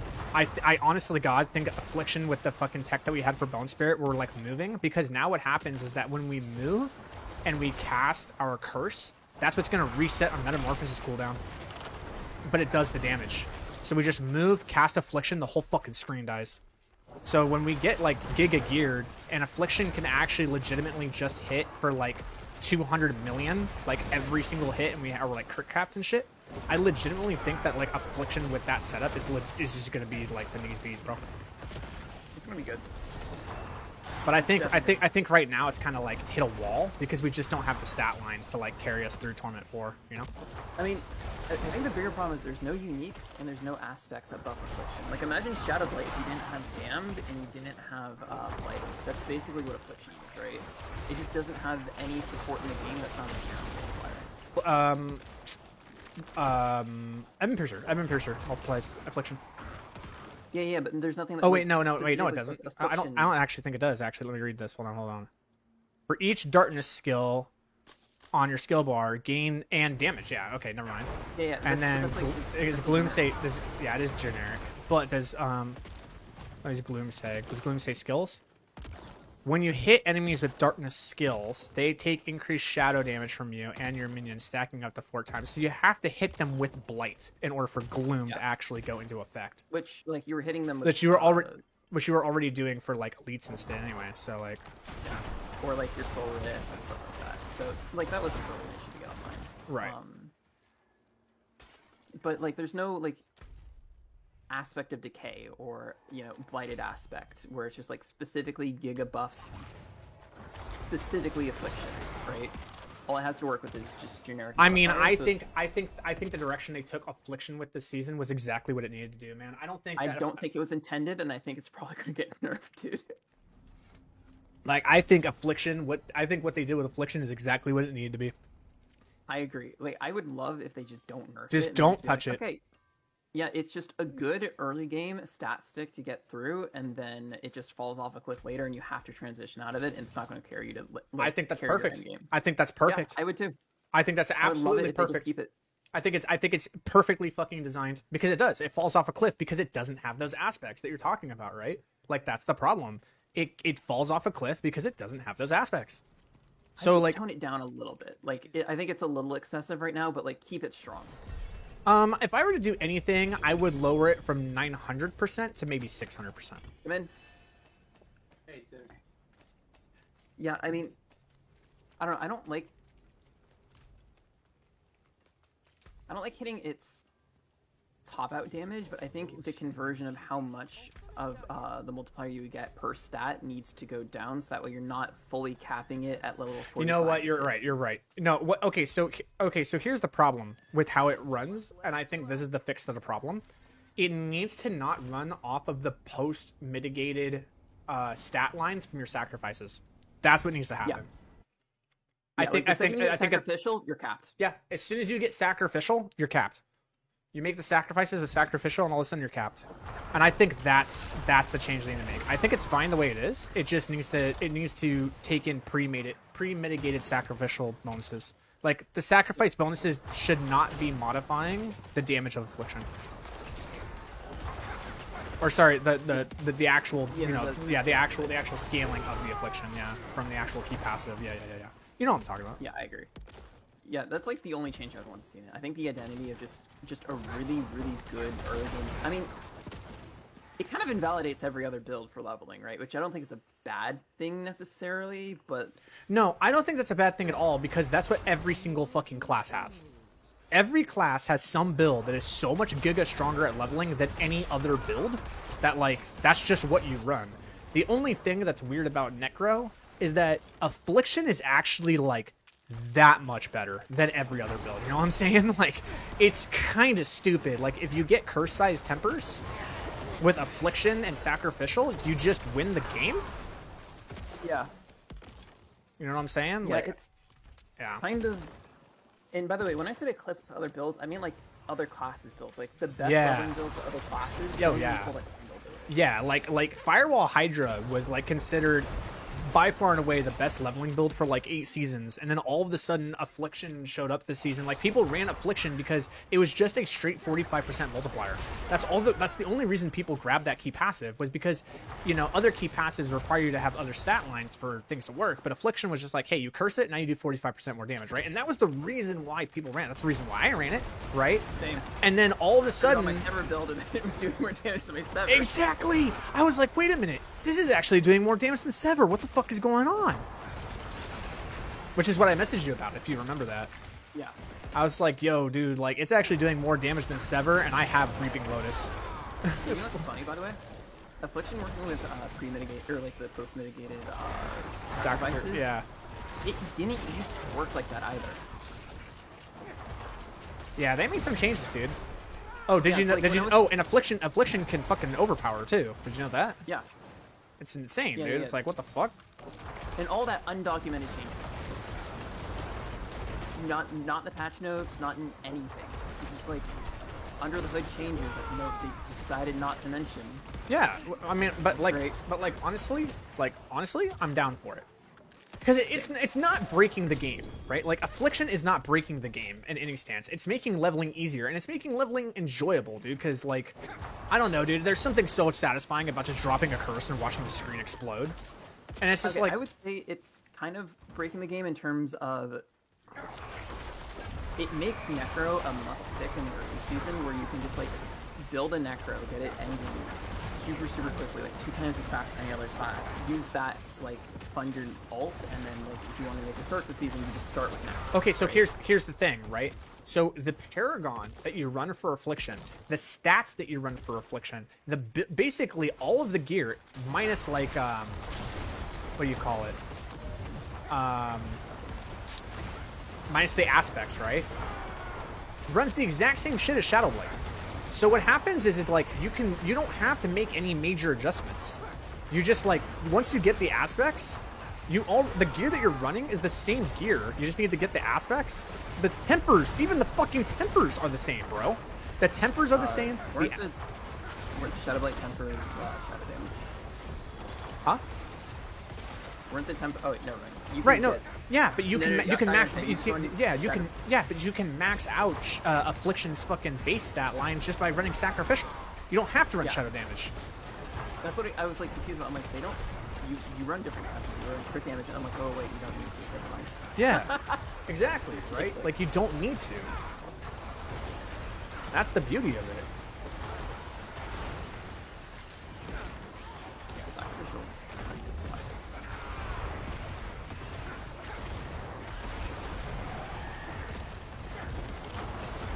Yeah, so I was sitting here figuring out, like, okay, what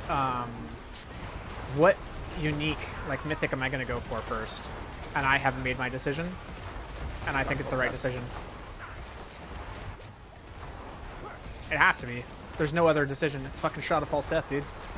Yeah, it's Necro is either you get your Shadowfall's Death and you get your Pure Edition, and then you don't care about other mythic uniques in the game. So You can sometimes care about. So Shroud of False Death is the same multiplier as Perdition, and we can get crit caps without Perdition. Yeah, it's good. So it's like, It's very, very good. okay, but then I also get a fucking enormous amount of fucking life and all stats and resource regeneration, which is really important for both those builds. You know what I'm saying? So it's like... By the way, if you guys are doing Helltide and you need to check your, like, journey, or you need to, like, check your gear or whatever the fuck, you need to, like, check a stat, you need to go to your menu, whatever you need to do, just fucking go to town. Don't sit in the Helltide and do that. I cannot tell you how many times in Helltide I have sat there and I opened my menu to look at something and then I die and I lose half my fucking cinders, bro. Don't do it. It's not worth it. Skill issue. It's not worth it, bro. You're on spec. Do I have a build planner for this build? No. Bruce does, though. Here, I will be back in like 10 minutes. Do your thing. Okay, let's see here.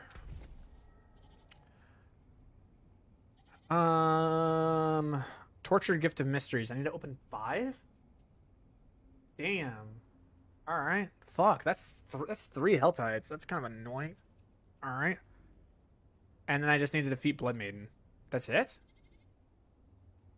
Okay. Is there any other things I need to do Helltide? That's in Torment 4.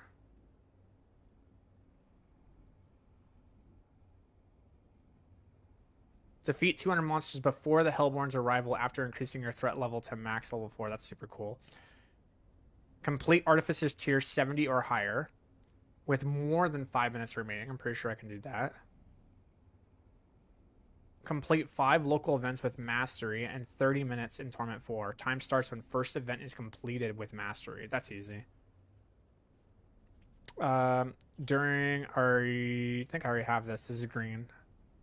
Yeah, I got this. Attunement 5 and Torment 4. I actually got Attunement 6. Defeat Astaroth while specific... I don't need to do that. Defeat Astaroth before the Amalgam is resurrected in Torment 4. Apparently, I've already done that.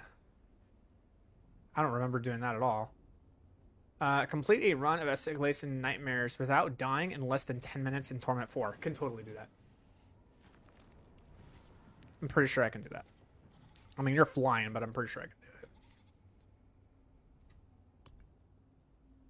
So we can do those things in between.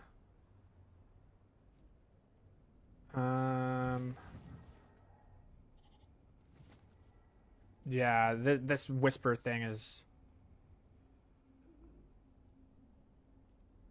This whisper thing is not gonna happen, dude.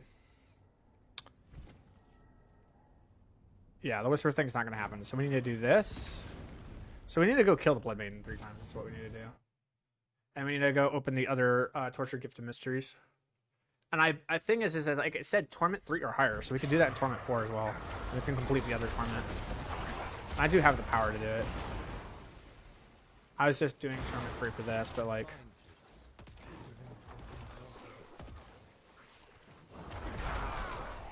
I don't know if I can open up all the chests, but, you know...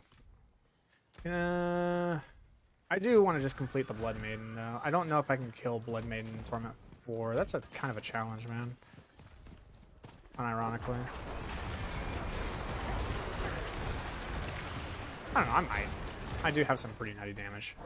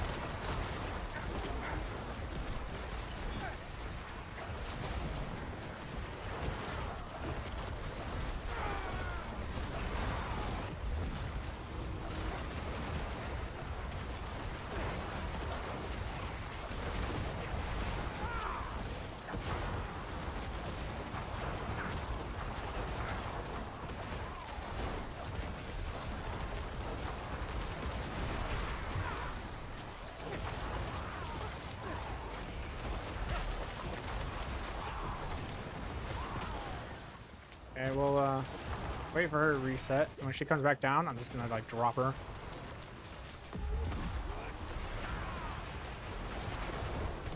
Goodbye.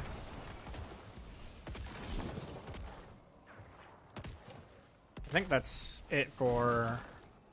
Oh, I have to defeat the Blood Maiden 5 times. Okay.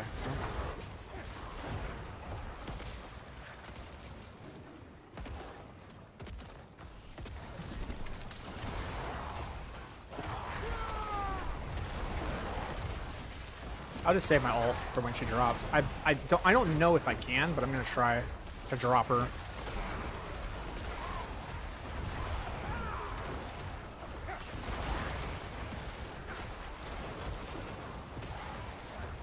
I'm gonna do this one time.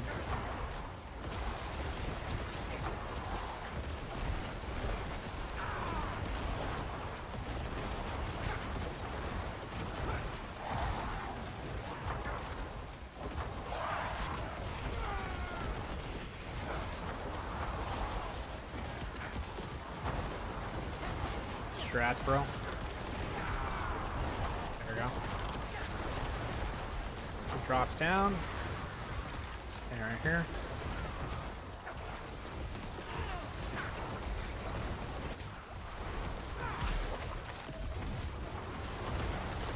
Got her.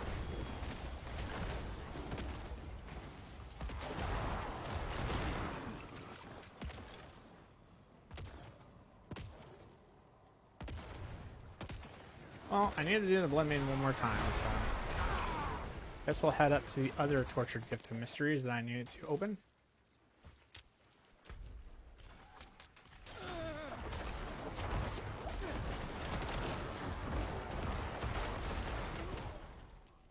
I also need to get that waypoint, so that works out. Everything works out. We're fine.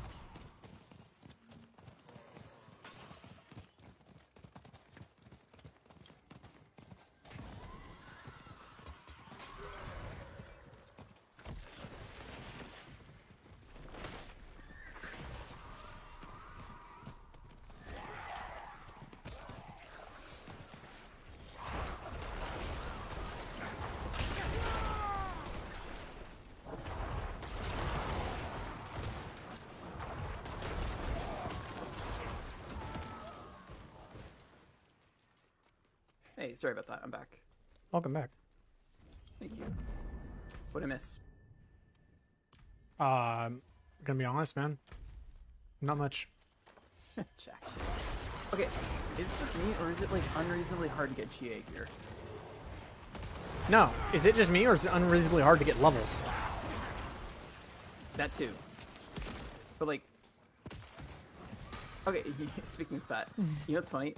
When I died the first time playing this, I was just like, oh shit, my XP. And I looked at my XP and I was like, oh wait, my XP. You've been traumatized by PoE. By PoE, yeah. That is, accurate.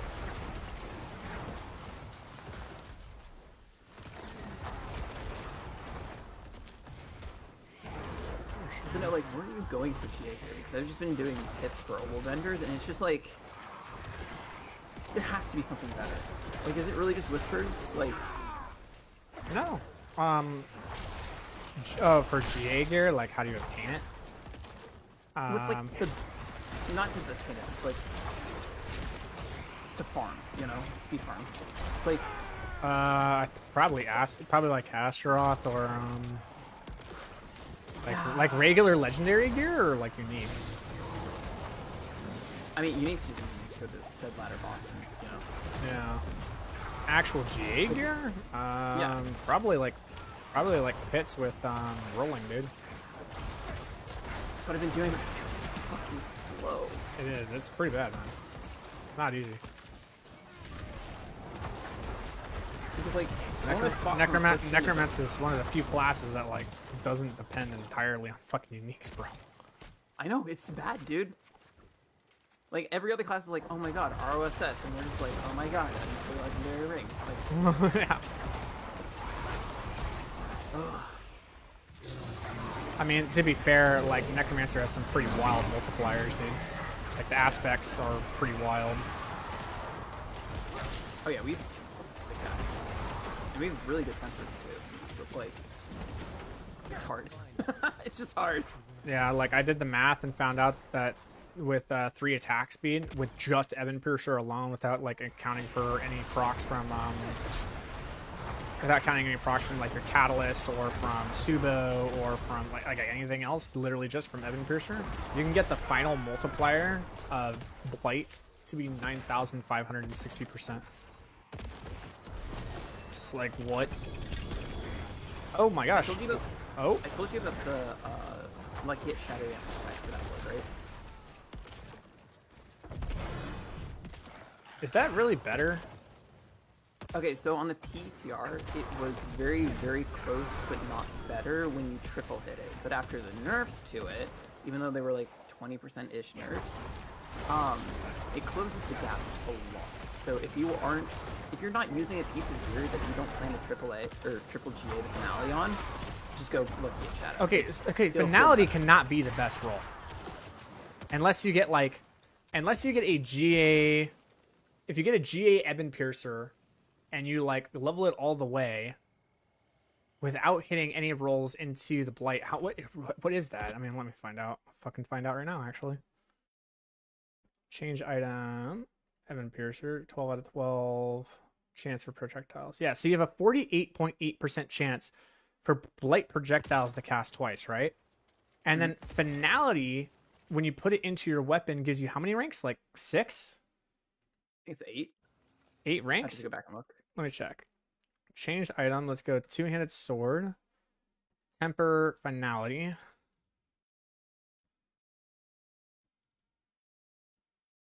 Oh, it's 12. Oh. Even better than I thought. It's a lot of points. Wow, Finality is a lot. Holy crap. So you're going Yeah, from it's off at 4, so it's like... yeah, so you it go gets up you there. go from yeah, you go from 20% to 80%, dude. Yeah, it's big. Yeah, I guess that is better than Blight projectiles casting twice. Yep, and the shadow damage Lucky Hit is very, very, very, very close on the PTR before Finality got nerfed. after the finality nerfs. It's Oh, probably finality nerfs are, so it's not 12, now it's 8? What's on live is like what it is now. I don't even know. I don't even know They what it didn't is. nerf like the amount of ranks you can get into it. They just nerfed how much damage you get per rank. Oh. Let me look.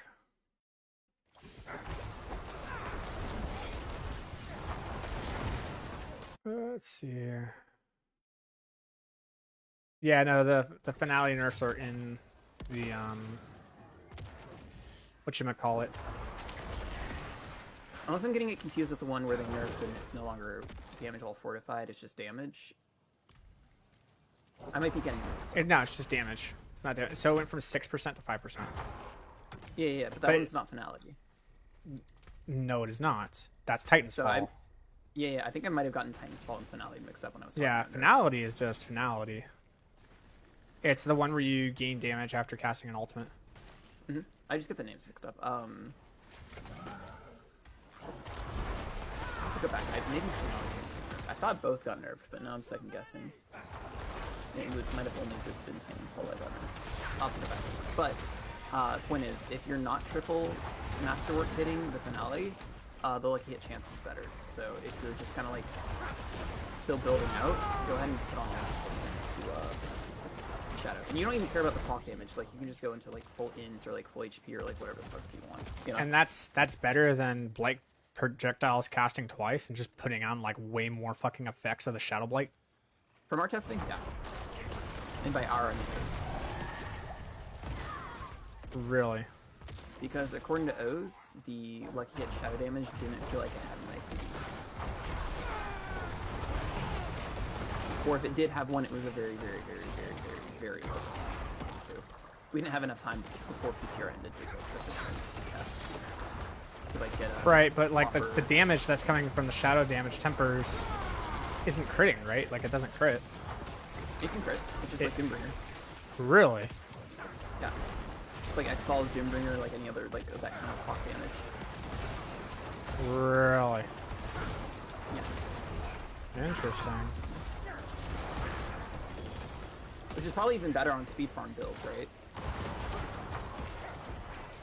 No, anything that's lucky hit chance based is not good. The double cast for Blight is definitely the better thing for Well, speed you're not builds. getting the same kind of uptime on your ultimate as you will in a push build, so like you get less use out of finality. Correct. You get less Like, I use guess out. You just get do less. Titan's Fall at that point. You go fucking double cast Blight, dude. You- Because the thing is that like the Shadow Blights, unless you have the double cast Blight, you have to hit them with 2 casts rather than 1 cast. If you cast once and the double cast, like the Ebon Piercers hit the target, they just die from 1 tick of Shadow Blight. Do you need it double cast in order to get a single Shadow Blade off? Yes. Okay, never mind. Because I was under the impression you because could- one hit of the tick, right, the bolt will do, damage over 3 seconds, right, and it goes once every half a second, so it's 6 instances of damage. You need 2 to hit in order to get to the 8. Yeah, I assumed like the Blight initial hit when it lands and like a dot tick of that would have cleared the other 2 that you needed. Well, I guess it's also like kind of hard to assume a Blight is going to land when you're speed farming. So I guess that's fair. Yeah.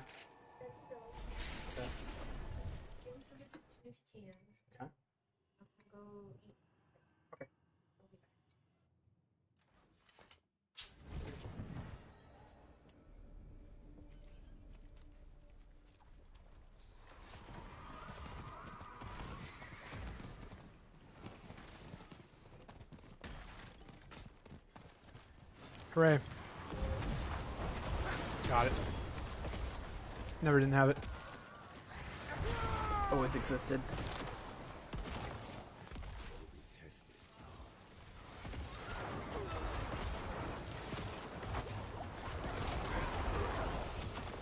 Alright, now I gotta go challenge myself.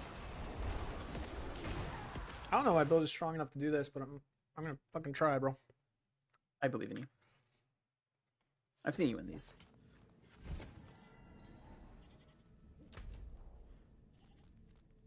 And do a quick test on something real quick.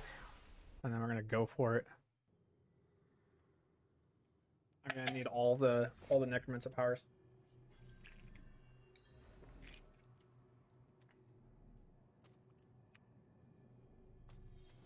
Oh, let's go. I got GA core skill gloves with int on them. I can reroll for crit rate. It's blessed. That might sell. Oh, I've heard the market's super fucked, by the way. Is that true? Probably. Always is. Yes! Yes! Yes! Yes! Yes! Yes! Yes! Yes! Yes! Finally hit my fucking ring, bro. God damn. Let's go.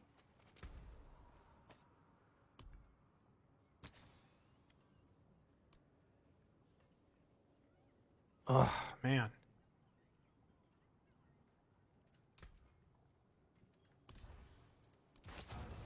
Just need to hit crit strike chance, dude.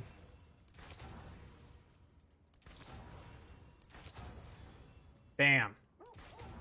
Doesn't even need to be like fucking good crit strike, just needs to hit it. It just needs to be there. It just needs to exist, bro. Yeah, exactly.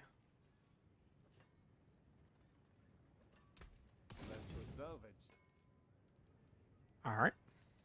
Did I save that amulet? That's okay. Alright, temper. Okay, so offensively, I need the shadow damage.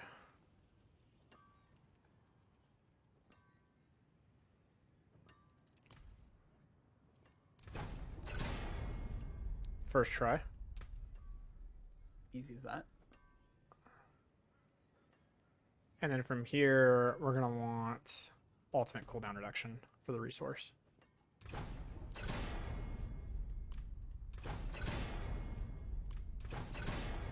Boom, got it.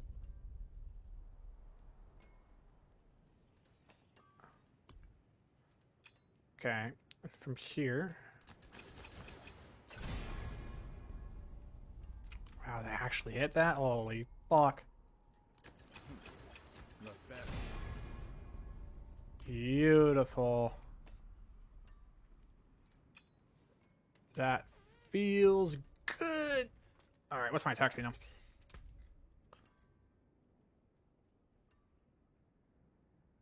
Okay. So, technically this means I do not need to run the attack speed elixir anymore. Oh, that's blessed. Yeah, as if I could upkeep my soul rift forever, but like I don't think I can yet. So I think I'm still gonna run that. Plus, lucky hit chance is just really good at resetting my cooldown, so I'll keep doing that. But my crit strike chance should definitely be higher now than it was.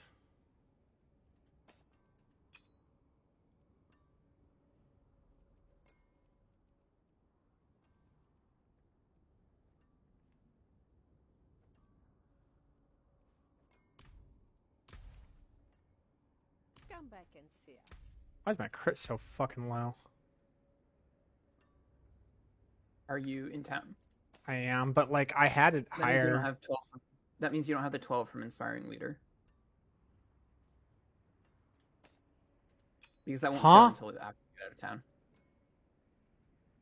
Oh. Dude, I figured it out. I was like, I was fucking, don't worry about it. We're good. I was like, Okay. okay. So I was looking at Ring of the Sacrilegious, right? And I'm looking at my stat page. And I'm like, I have 53% crit with my Ring of the Sacrilegious on. And then I put on this ring, and this ring is giving me 8.4% critical hit strike chance, right? And then I go to 43%. I'm like, huh? It's like, what? Let's go. Oh, yeah, that's right. The jewel, the Haragic jewel. That gives me crit. Yeah. By the way, speaking of those jewels, this season has been so nice for gems. Like, I was dreading the whole, like, getting enough gems to get the new unique jewels, but, like, oh my god, gems are so much easier to get this season. Yeah, it's been pretty good. Okay, so now what we're going to do these 3 points. Still need to empower that. That's good.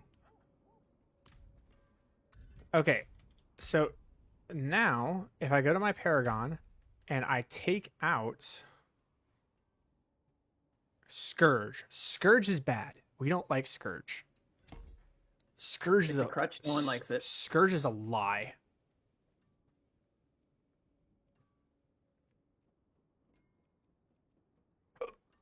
We want to run Sacrificial. That's what we want to run.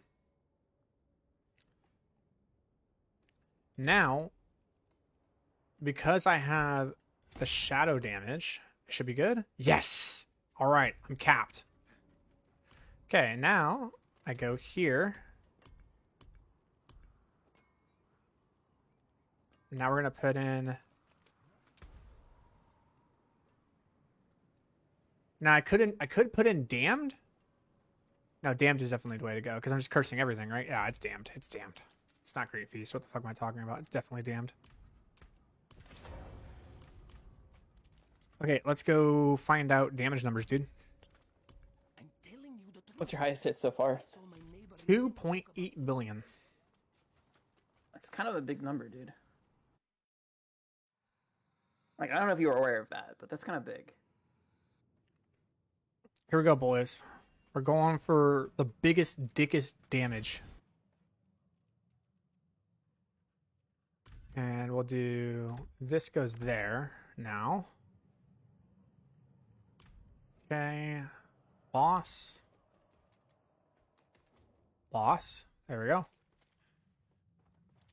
Alright, so the way that this works is that we want to actually legitimately cast the Soul Rift after 6 seconds of hitting the boss, and we want to do it on the second rotation.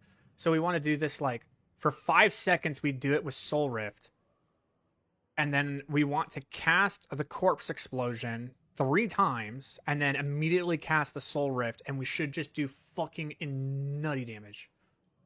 All right, here we go. Do this, do this, do this, do this, do this, do this. 1, 2. Go, go, go, go, go, go, go. How damage get up to?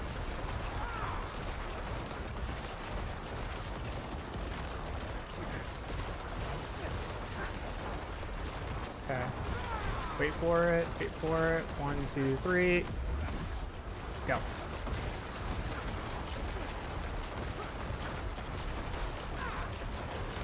I mean, like, I'm averagely hitting at like 2 bill right now, but I just have to be like really cognizant of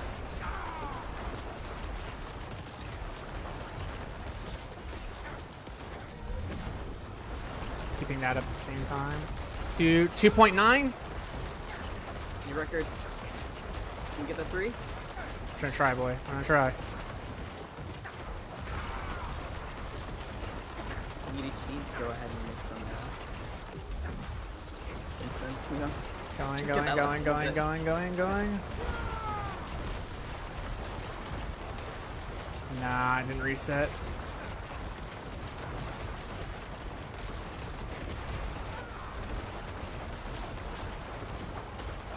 One, 2, 1, go. Go, go, go, go, go.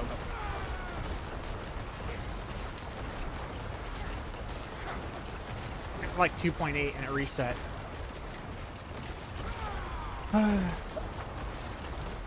Let's see if running the elixir will do it, and running some intelligence will do it.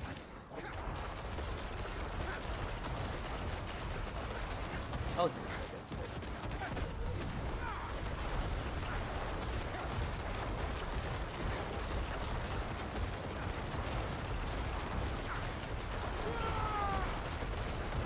Just don't know when the Shadow Blights reset is the problem.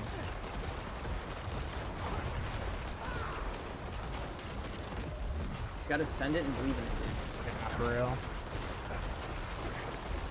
The Shadow Blights know when you're ready.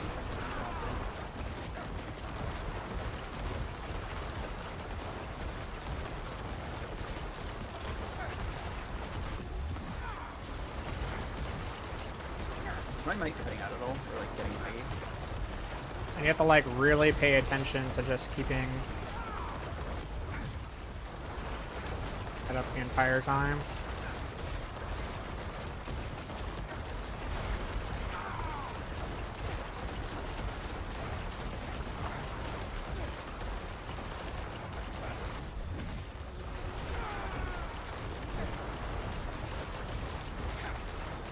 Yeah, I'm getting to like 2.3 billion multiple times. That's just like, it's really, really hard to like consistently get it to get the Flesh Eater to proc.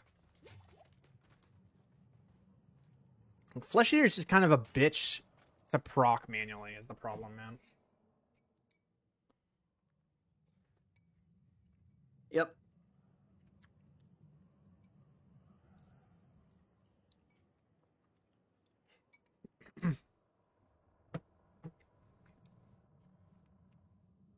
But the thing was, here's the thing. It was lucky. Like, I was lucky if I could get the damage above 2 billion. Now I'm consistently getting the damage above 2 billion. Consistently. Sounds like gains to me. So it's gains. It's gains.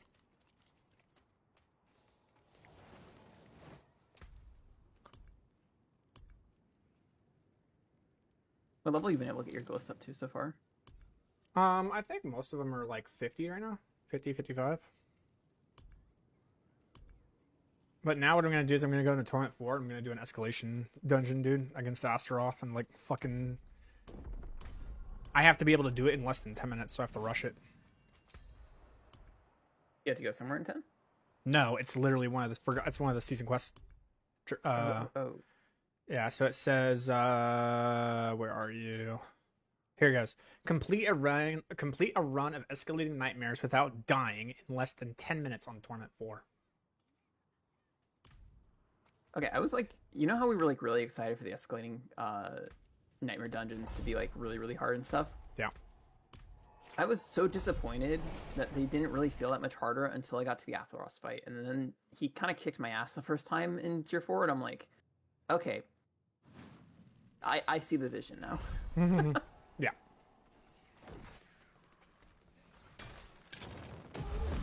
I like the all that. I think it could be a bit harder in the scaling, but overall good. It's just the same damage. It's the same damage. I don't need to do it for anything else. Keep that in mind.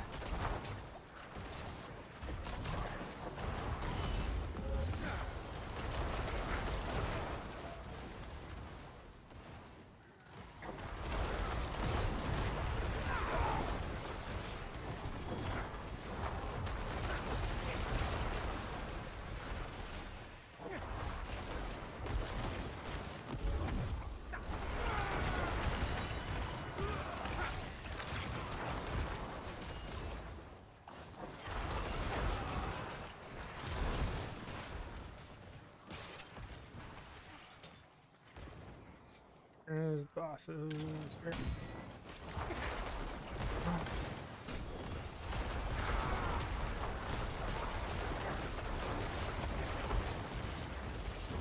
Okay, got it.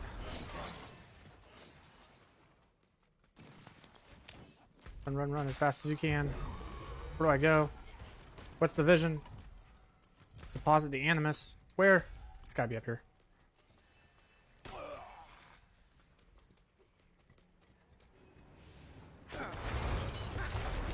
Okay.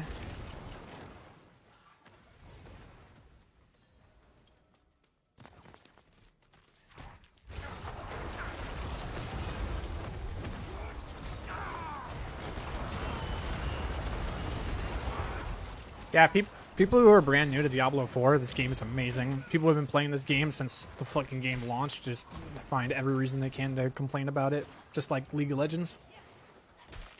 Live long enough to see yourself become the villain.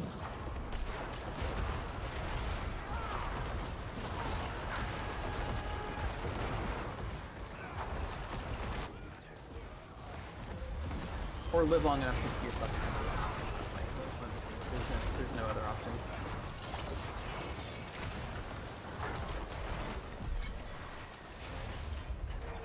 Okay, go. Dude, I think I can do this. You absolutely can do this. If you can't do this with this amount of speed and this amount of damage, like... I just have to believe, bro. It's Corrupted Grotto. Okay. More Animus.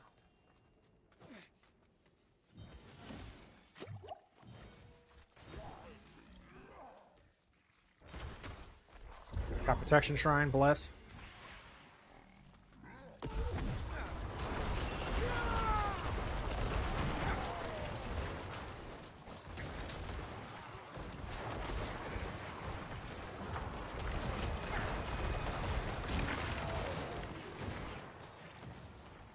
Protection shrine.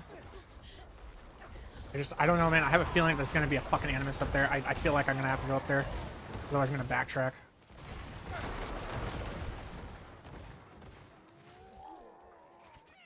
I'm so good at this fucking game.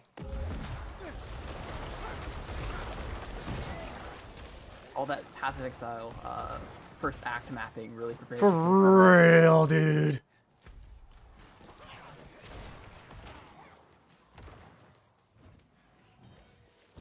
Okay. So there are 2 more animuses. Come on, come on, come on. I wish I had a timer, dude. Because I have to kill Astaroth in that fucking 10 minutes.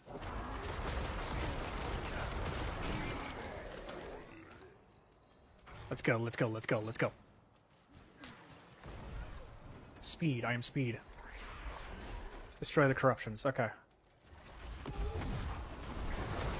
So that means get the corruptions and dip. Don't kill anything else. Literally just run. Don't care. We do not care.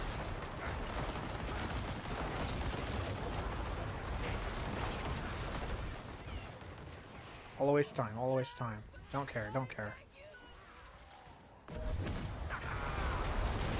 Okay.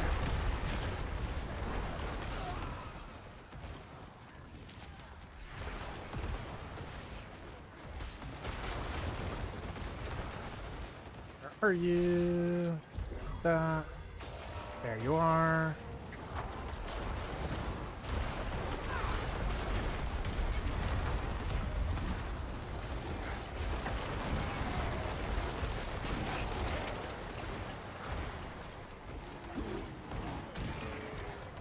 Okay. We're on to the last floor, and then we have Astaroth. Godspeed. Godspeed. Here we go. More Animus.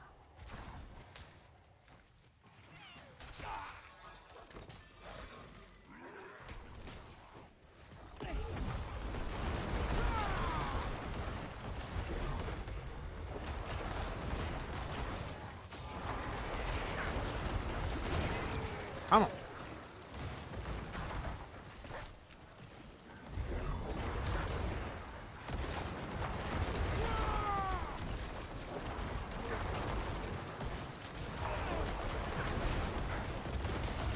Ooh.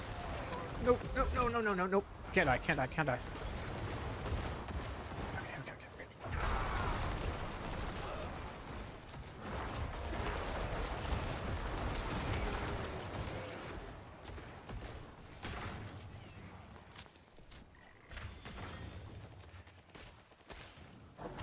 5,000 diamond fragments? Fucking wild.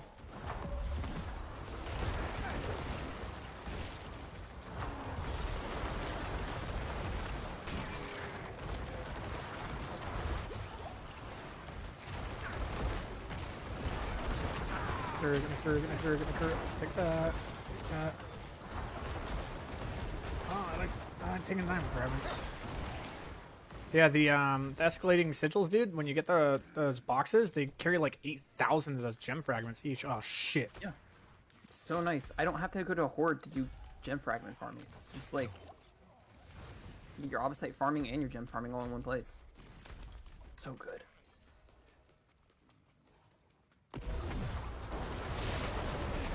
There's one more somewhere, man. No, no, no, no, no. Give me my barrier. Thank you. All the way over here, dude. There you are.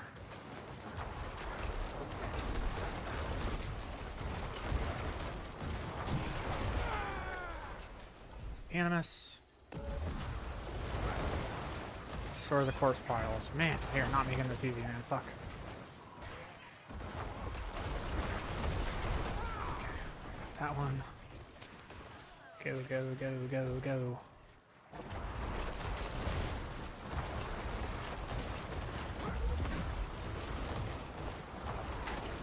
On my way. Okay, this way. Okay.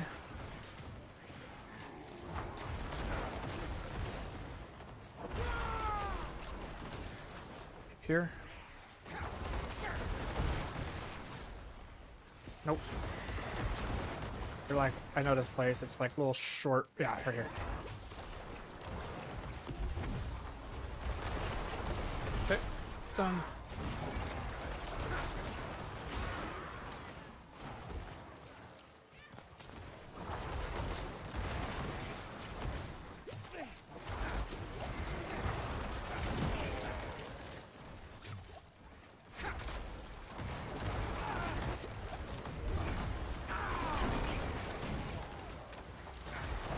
Out of the way.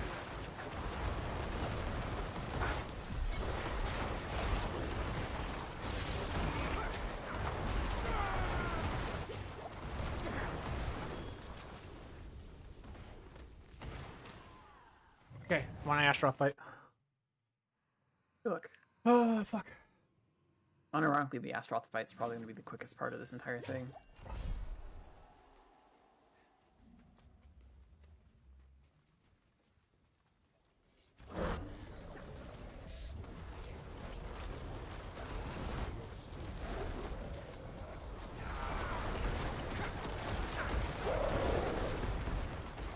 Hey.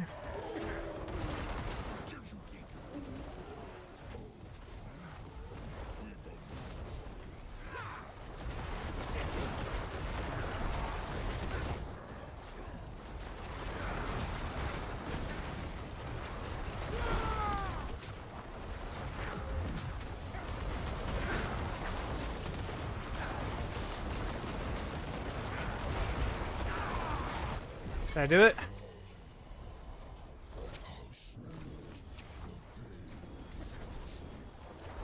Drum roll.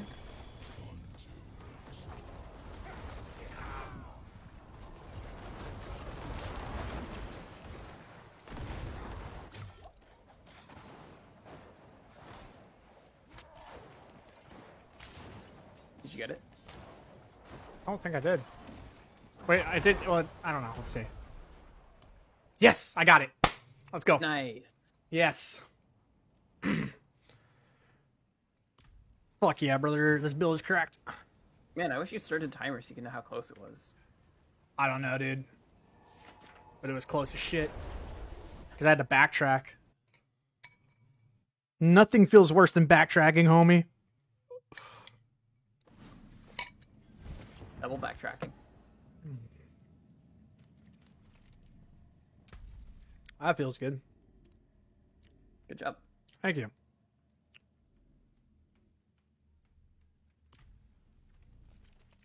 No offense, my dude, but I kind of have a logo. Do you not see that adorable dog right there? Yeah.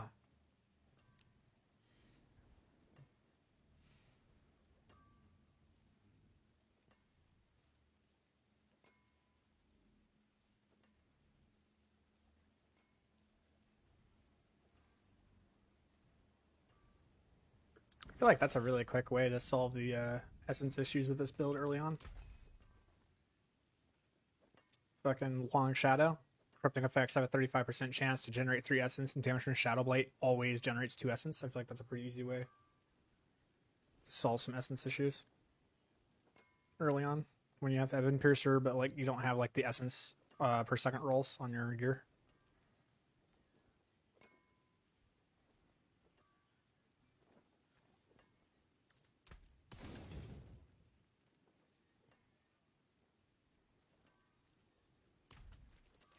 I'm sure you do, bro. I'm just saying that the issue is that it's going to cost money to pay for it, right? Money I don't want to spend. It's no disrespect to you. It's Because I'm just sure your time is worth more than free, and that's what Otter would be able to, you know. yeah. Your time is worth more than free, dude. And I don't want you to waste your time with me because I'm not going to pay for something. I'm not being a dick. I'm just being honest and fair to your time.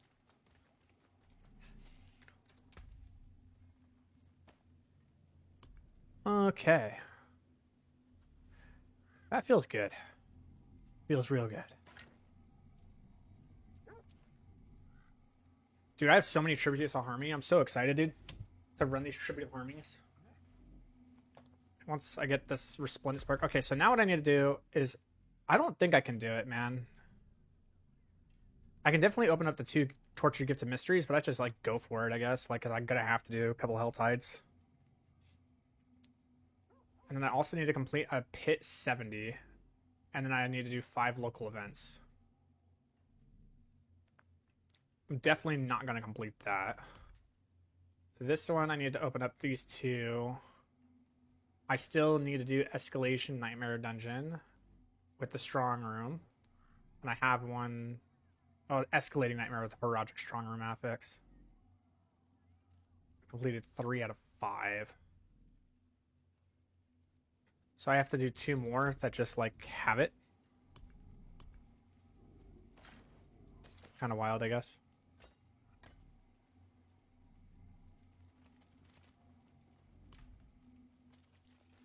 Alright, so I have something to do over the next 45 minutes. So let's go ahead and just get those 2. Yeah, I really like this upgrade I did where it took the Ring of the Sacrilegious off, dude. I'm just running the other ring with the bonus attack speed and crit.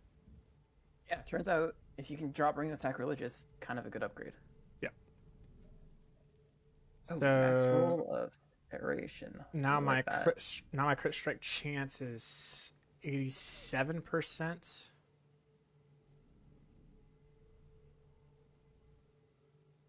With Gar. It's 87% with Gar. What else can I get crit from, man? So you're ordering an Inspiring Leader. You do not want to run the Sacrifice. You can get some up in the Bone Graft Paragon page, but you probably don't want to go into there for obvious reasons. Perdition is obviously one of the best picks you can get on Necromancer, and something you will run around build when you get it. Maybe it's Perdition over Shroud of Death for you. No, I mean, Perdition is only going to give me 10% more crit, dude. Over your current helmet? I'm confused. Okay, so the current helmet that I'm wearing, the thing is, I'm going to lose some, like, I'm going to learn all, like, damage reduction affixes, which is going to suck, by the way.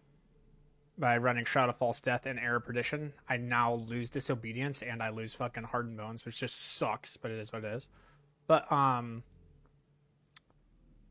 the helmet that I have right now is giving me Soul Rift duration, which is nice. The intelligence is nice, right? Like, it doesn't give me no damage. But the thing is that Shroud of False Death is going to give me a shitload of life.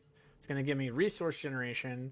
It's going to give me a 60% multiplier to all of my damage. It's going to give me a shitload of fucking all stat, which is going to help turn on a bunch of the nodes in my Paragon. You know what I'm saying? Like, Shroud of False Death is fucking wild. Oh, 100% agree. Items like a godsend and nectar because so many assets that just did everything. But minions are just kind of wild. But on the flip side, Perdition is going to give you a fuck ton of like the same 60% Perdition, but it's also going to cap out all of your crit rate. Right, but it's only, you know, giving me like 10% more crit. Like I'm only 10% off from being crit capped. And what can you take out because you now have a Perdition? One of the crit rolls in my rings. Yes. You can take out more than that, dude. Have you seen how much crit rate Perdition gives? It's fucking a lot. I guess it could give me a lot of life. I could roll 2 life rolls in my rings.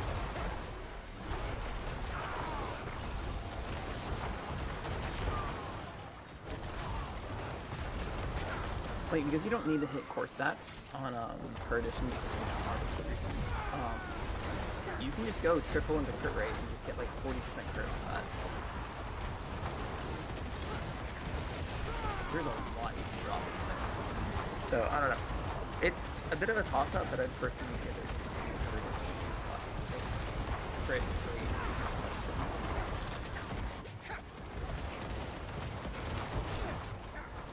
No, why is this working? It's free.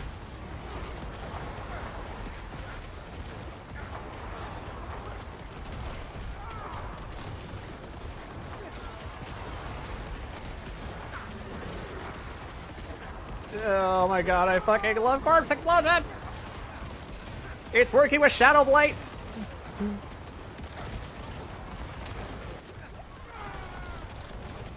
Isn't it sad what Corpse Explosion's been delegated to? It's just a walking multi. That did not happen. This motherfucker did not just pull me out of the ring and like shut down the. Oh, you piece of shit.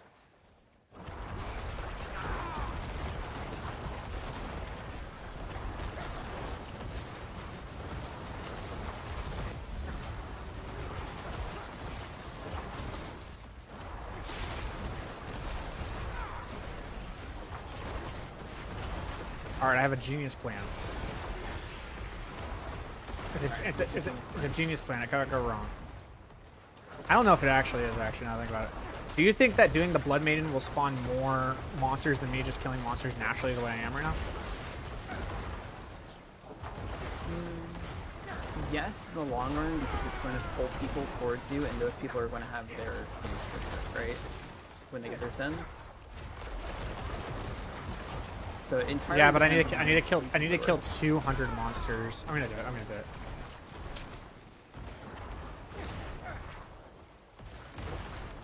I think Blood Maiden is better. There you go. Because I need to kill 200 monsters.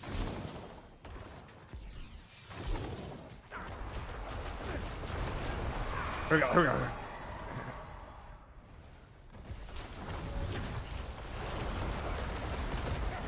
Aren't these seasonal quests actually so good this season?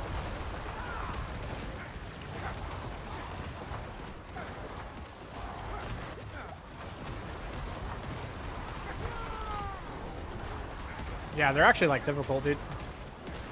That's why I like them. Like doing the quest line is not easy. Yeah, apparently difficulty's not hard to put in a video game.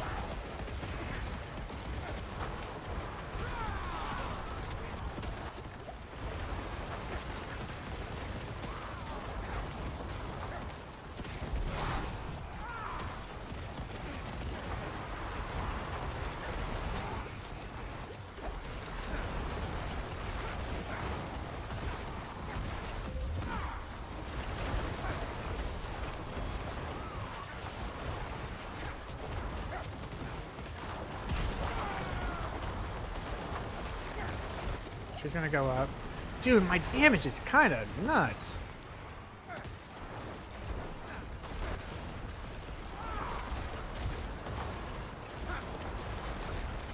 No! I died. She did the fucking, like, throws the fireball at the ground thing. Yep, that'll do it. Damage. Ah, she flew up.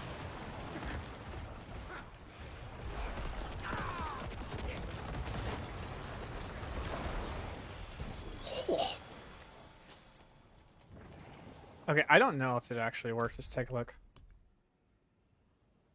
No, it didn't. So, defeat 200 monsters before the Hellborn's arrival after increasing your threat level to max. It does not work on Blood Maiden. I had a feeling it wouldn't. Okay, now here's the better question. If you die and reset your progress, do you keep all the progress in killing monsters? Because in theory, when you die, you lose progress, right? On the send? Or am I just making that up? Yeah, what? I thought you lost progress on the send if you died. Lost progress in the send? Yeah, like that little bar that fills up. I don't know, to be honest. I actually don't know the answer to that question. Great question. Alright, well, go kill yourself in-game. Find out. I'm definitely not going to do that in a Helltide where I actually need, like, the cinders. That's not happening. Sorry to disappoint.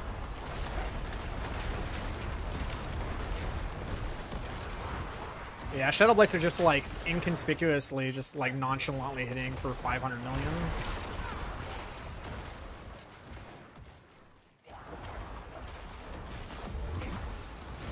And to think, people thought Necros was going to be bad this season. Like, that was genuinely the, like, overarching opinion is Necros was going to be bad this season. There's no way, bro. Yeah. Because, okay. Why do they never ask actual Necro players what their opinions are? Well, this was, like, an odd case, right? Because Mackie 100% is, like, a real Necro player. He just had a very bad reaction to Shadowblade off of very, very initial testing, and that's like the opinion that got out very early.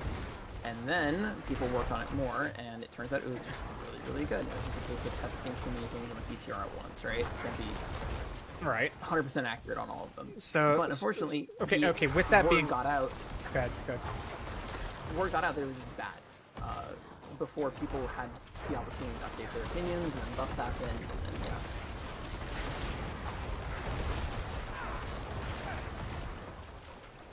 But that's why. Which is like understandable. Like, it was just kind of a freak accident how it happened.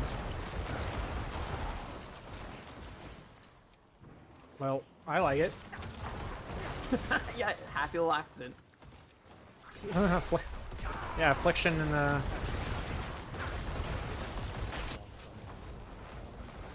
Blizzard not being able to do math finally worked out for us.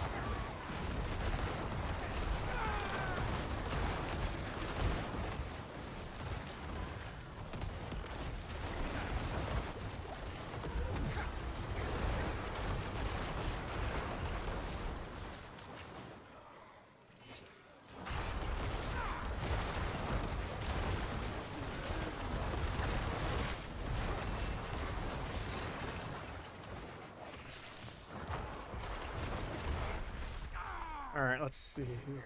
You all right there? Okay.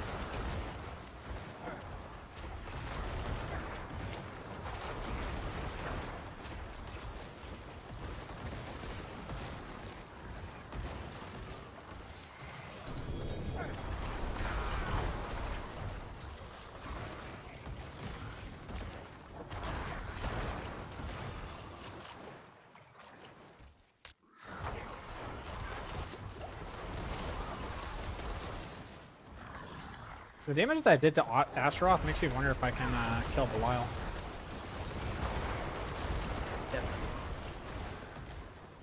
On Torment 4, because I have some Husk, and I need a better Evan Piercer. Like, my Evan Piercer isn't bad, my Evan Piercer is actually very good, but it did not roll GA into Reaper's Pursuit, so it's like, doesn't matter. Oh, so it's bad. Right.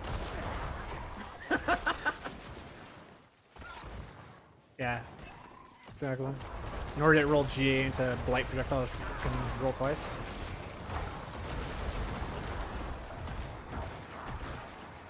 Again.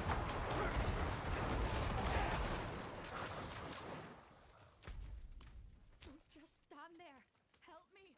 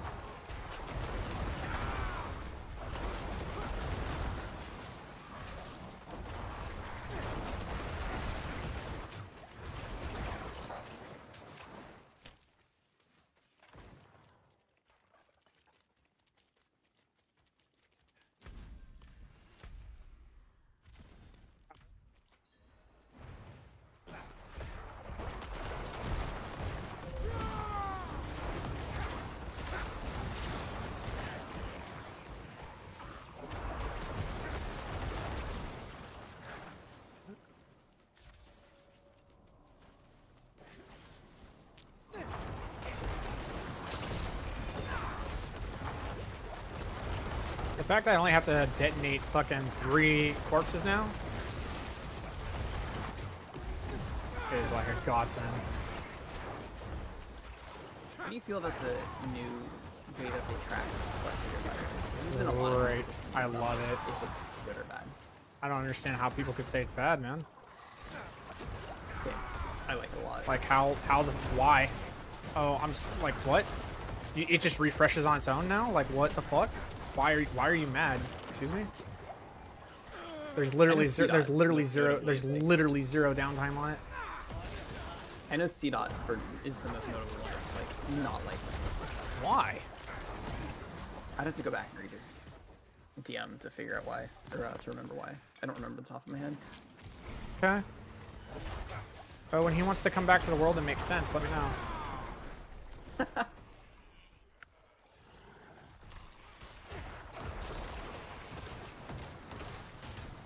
I try to gather up as much as I can here.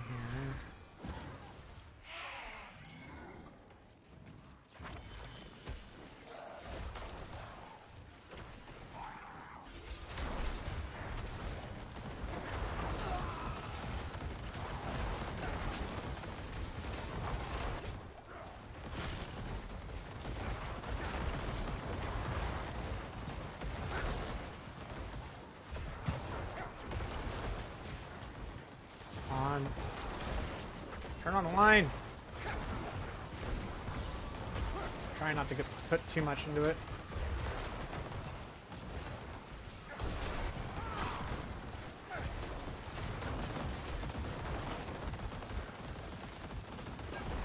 There we go.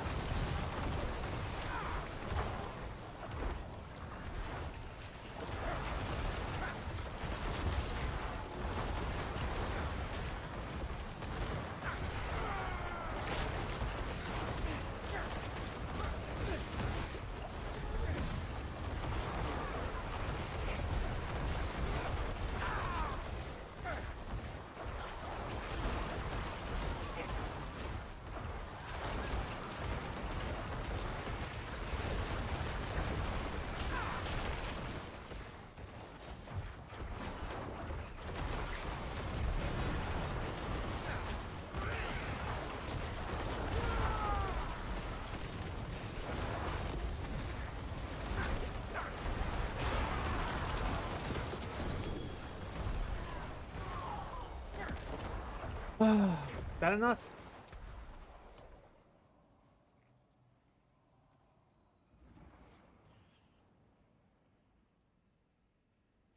Okay, I killed 183. Oh, it actually resets. Okay, I see what's going on. I killed 183. That was close.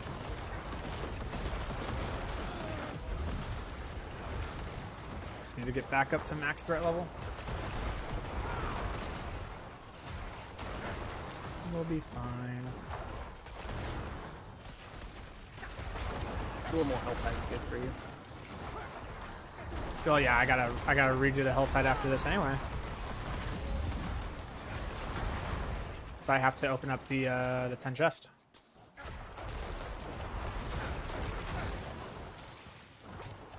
By the way, do Helltide just like in general not drop GA gear anymore?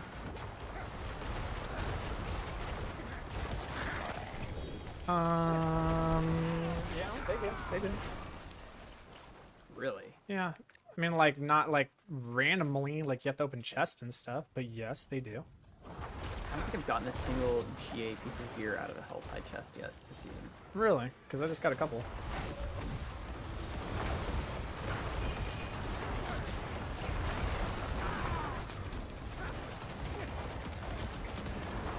Alright, good to know it's favoritism. Much.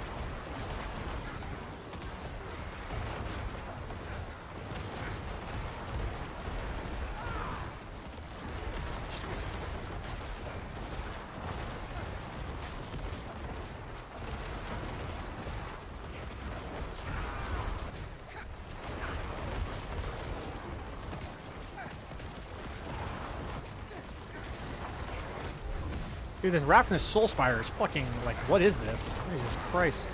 I got 250 cinders off of it. What the fuck? Yeah, like, what the fuck? I'm saying. On today's news of Blight is good at killing things. It was actually Corpse Explosion, but Oh, really? yeah.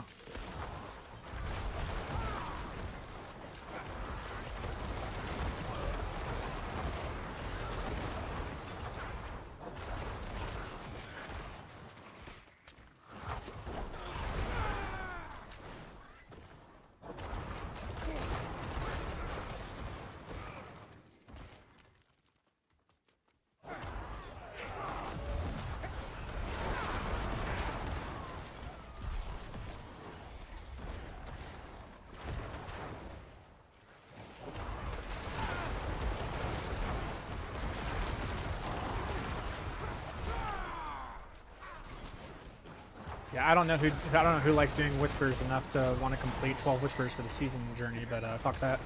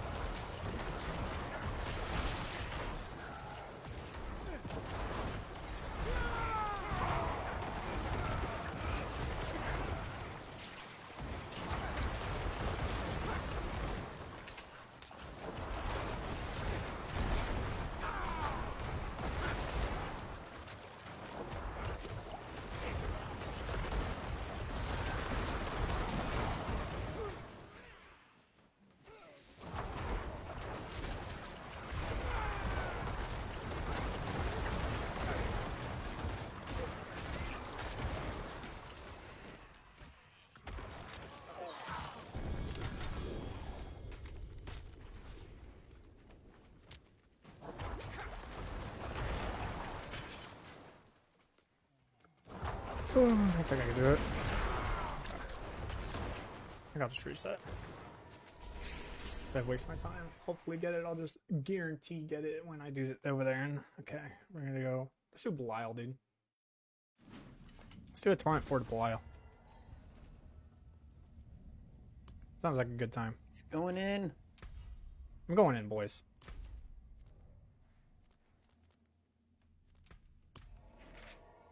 Day 2, solo Torment for Belial. What a maniac. This shit was fucking wild last season, dude. Tried Day 2 Torment for Belial, dude. Fuck that.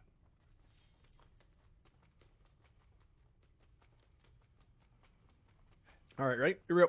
See if we can do it. See if I've mastered my rotation here.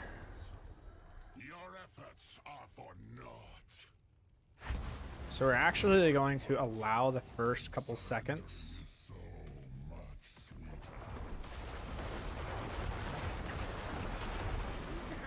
2, 3, go.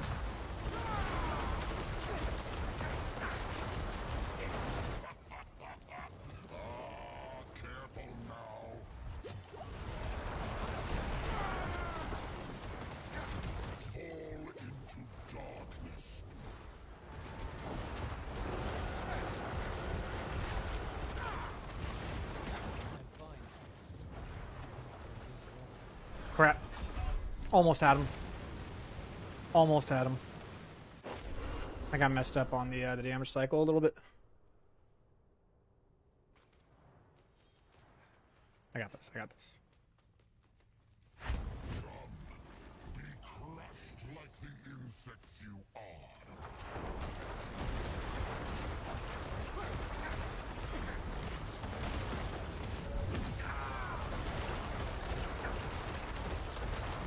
This realm will be mine.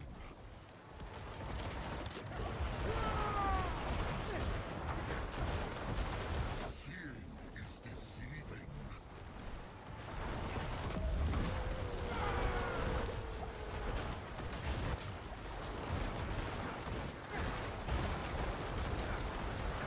Got his ass. Got him.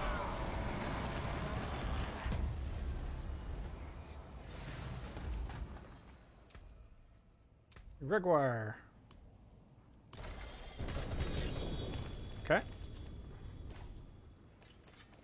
I got an amulet with a GA. I don't know if it's the right amulet. It is. Ooh. GA chance for projectiles to cast twice. Unlucky. Yeah.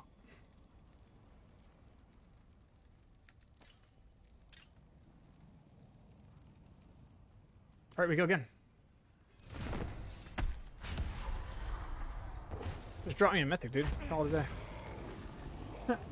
Honestly, there's a pretty good incentive to not spend your spark until you get either one of a shroud or a per edition, and then you just craft the other. I think that helps a lot more in the long run. Crafting one and then just praying to RNG that you get the other one instead of a duplicate.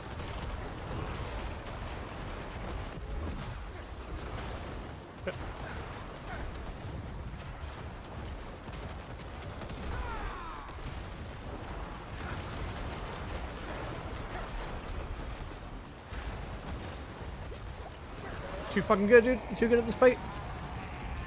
I remember when this fight first came out, I was like, how in the fuck do I do this? Just too fucking good at this fight, bro. Gregoire!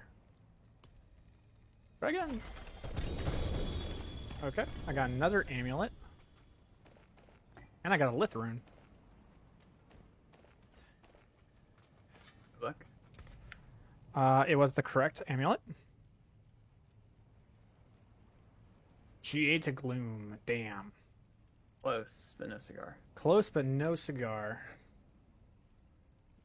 Don't worry, if you do this long enough, you're basically guaranteed to get a 4GA one. Yeah, how much damage is Wither, by the way? Like, how much is the dot damage on this build? Like, should I go? Almost Should none. I go? Yeah, nothing, right? Like literally fucking nothing. Yeah, pretty much nothing. So if the question was, should I go Witherboard? No, no, right? Yeah, no, yeah. That's what I thought. Okay, that's what. Just making sure. They do have like pretty nice small nodes, like some like DR nodes against things affected by like Shadow Dot and stuff like that. So like if you wanted to go there specifically for the small nodes, I don't dislike the I idea. got a pretty dope pair of fucking Howl from Below though, dude. GA lucky hit chance, GA corpse explosion, 84 out of 90% on the affix. Wow, pretty good. That's actually not bad. Throw it in the bank, dude. You're playing Necro this season. No one else is going to do Bombardier. You might as well just see what happens. You know, Whatever, yeah. run it back. Oh, something else that got fixed, by the way, that was completely not in the patch notes, like you know, Affliction and everything being able to overpower. Ultimate Shadow now works with Lidless Wall. Ultimate Shadow now works with Lidless Wall. Yeah, you remember how like before Really? the Lidless Wall procs wouldn't come out with Ultimate Shadow? Yeah. Now they do. Really? And the dots they apply stack. Huh. And each single Lidless Wall proc that you get out gives you multiplicative crit rate, because I don't know if you knew this, but the stats that you get on a Bone Storm, they stack. So, you know, a little food for thought.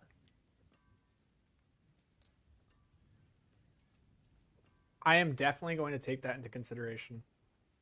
They also buffed. I don't know if you saw this, but they did this a while ago.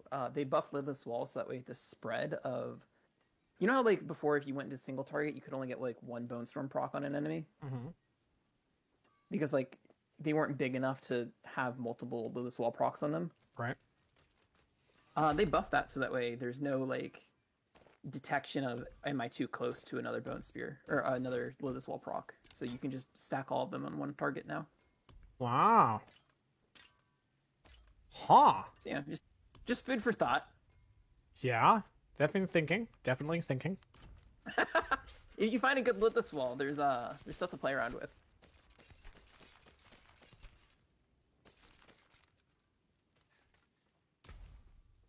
Come, traveler. The stars of Sanctuary await.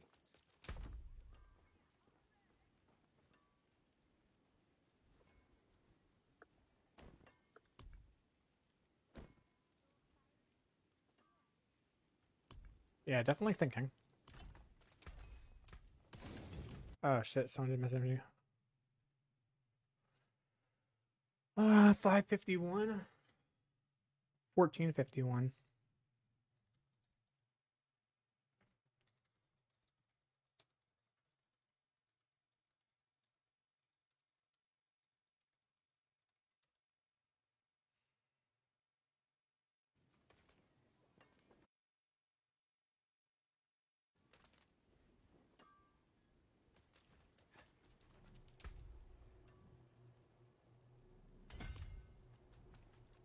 What other things do I need to do here?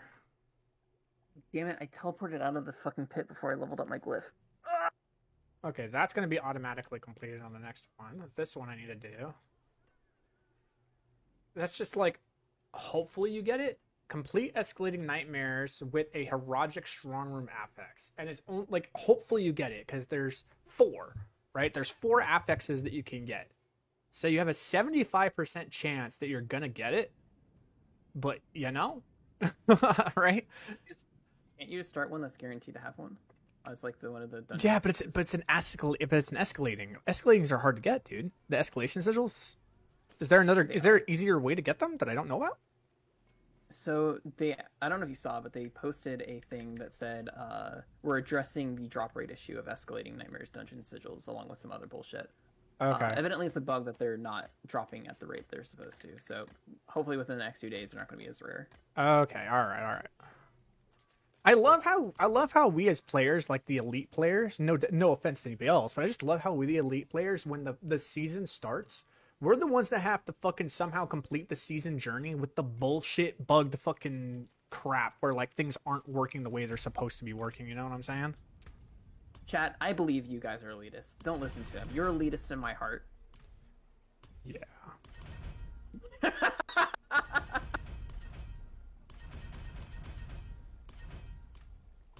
For sure, dude.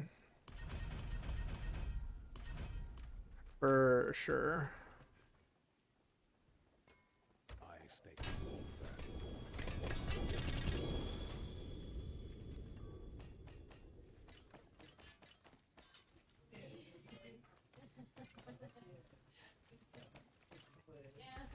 Do I have the gem fragments yet?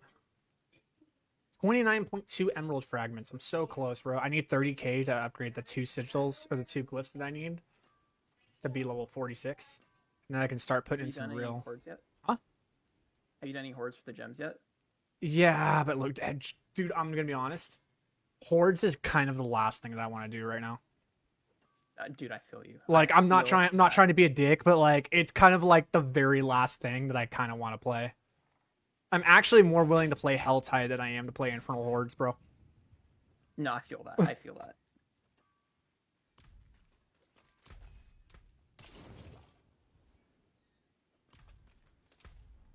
Okay. So now what's the next thing that I need?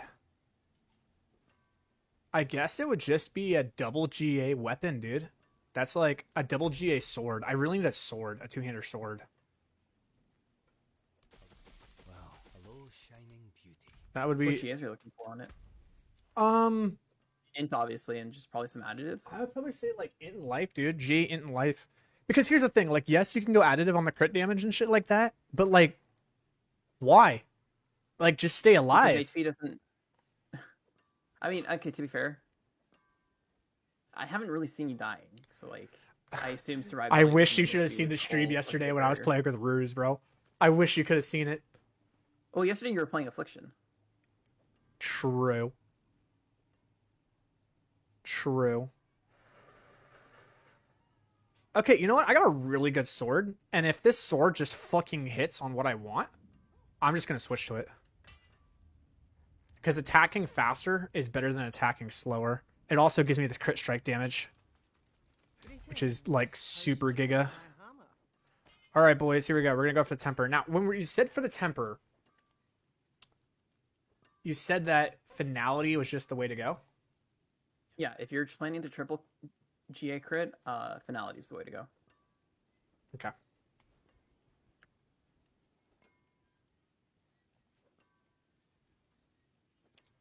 Man, it's so wild. That's better than Blight projectiles casting twice.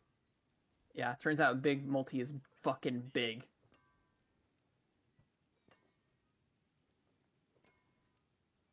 I mean, it sort of makes sense, I guess, but like,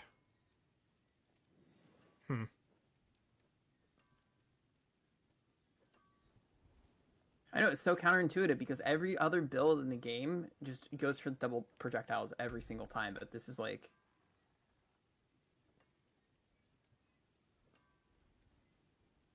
so you need 4 to finality. yep. That's kind of hard to hit, man. Oh yeah, it's a bitch. All right.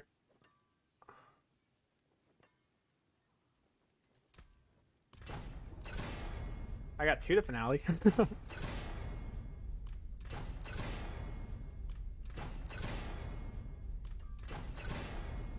2 to finality again. I'm getting 2s across the board. Is that a bug?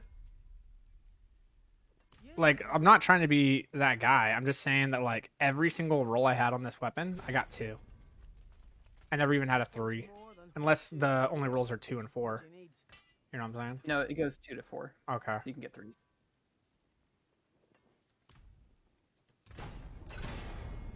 4 to Titan's Fall.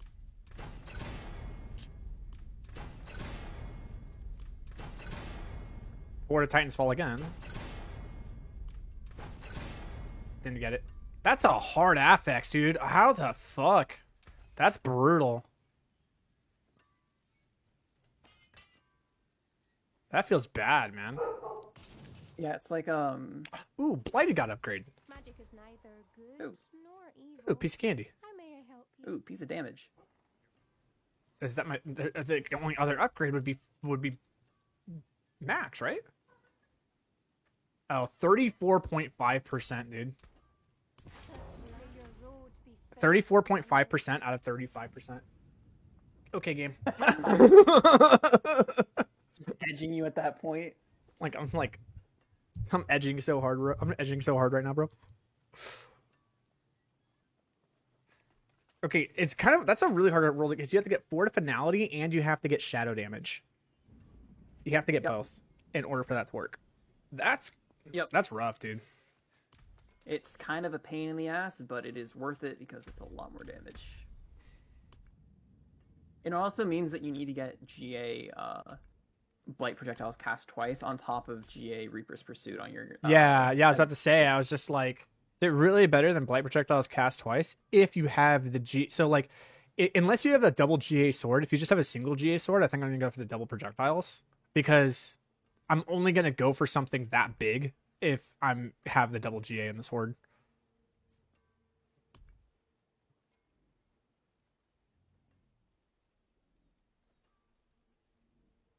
How much time do I got? 7 minutes? Nah. If you have a junk sword, by the way, you can test if you like the hit shadow damage too. It's not for the proc damage; it's for the fact that it gives you extra blight procs or shadow applications for blight. So it's like pseudo percent. Yeah, but it's scaling not. Yeah, but for- it's only going off of. It's only going off of the blight. It's not going off of the Evan Piercer bolts. Why would it not go off the Evan Piercer bolts? Because Evan Piercer bolts don't have a lucky hit chance coefficient. I'm pretty sure they do. Pretty sure they absolutely don't. Question mark confirmed. Absolutely Okay, not. never mind. That would explain why Oz said the shadow damage procs felt a lot better in front half of the Nightmare Dungeon, or not Nightmare Dungeon, first half of Pit, but falls off in second half of Pit. Yeah. If he was only getting lucky hit off of like the main pipe projectiles, it makes sense. The more density you have, the more you're getting. So that Yeah. actually checks out. Yeah. Okay. All right.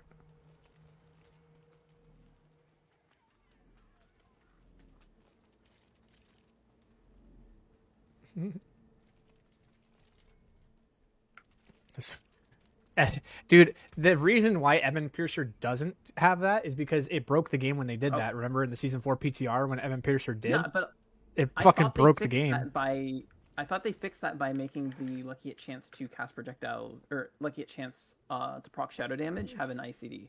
I couldn't remember between the ICD or making No. Piercer unable to lucky No, hit they that just fixed. lowered the damage of it. They just lowered the overall damage of the actual proc, and then they made it so that Evan Piercer couldn't have a lucky hit chance coefficient, because it wasn't just doing that with the shadow hits; it was also doing that with resetting all of their cooldowns with Decrepify.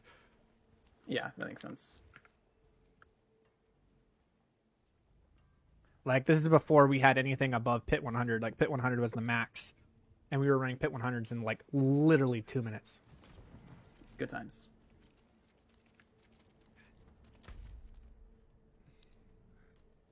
Okay, do we have a PvP zone? We don't. Damn. I was looking for an easy 5. I guess I'll get it with the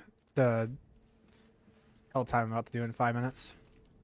Seeing the PvP zone event is up again is just like free dopamine Yeah. every single time. Yeah, it feels good.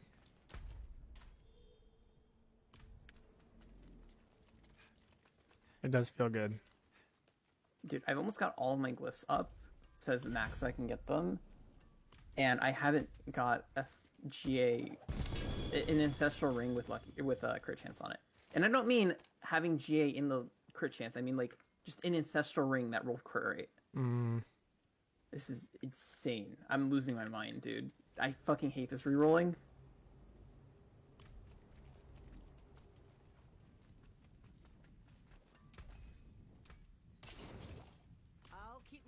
Like, I'm genuinely considering just, like, sending it on a bunch of Tree of Whispers just to see if I can get it that way. I don't know.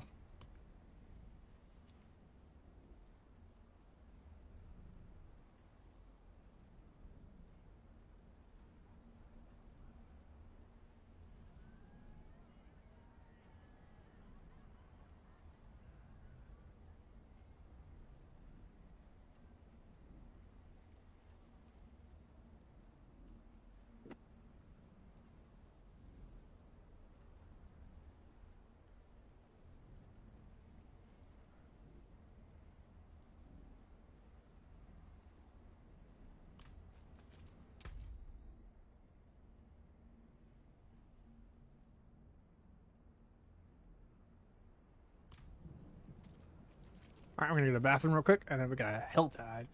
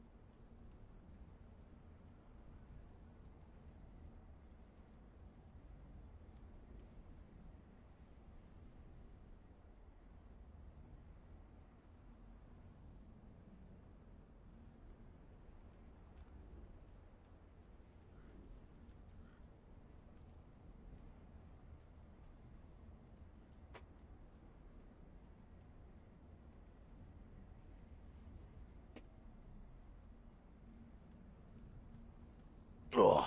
Okay.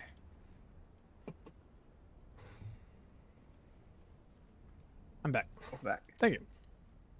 If I cannot be Alright. This will do. I mean, it's not the worst place, but it's not the best place. I'll make it work. I believe in you. Skosglen Helltide, dude. You know what I found that's interesting about Helltide now? Events are stupid. Events used to be like the thing. Now they're dumb. They're there for the ovals. That's it.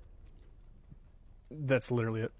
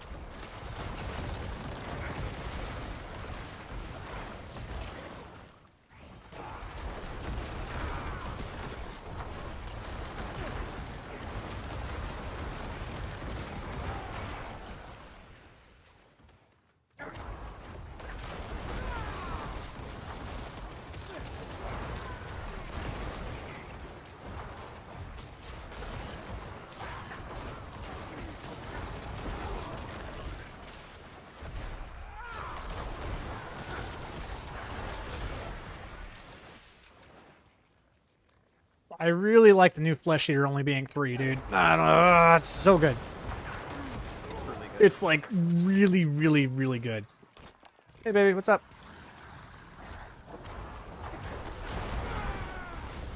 What's up?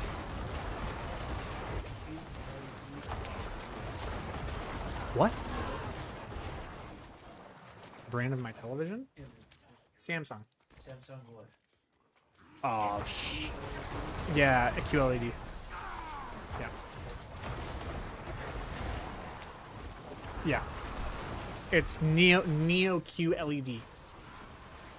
NEO space QLED.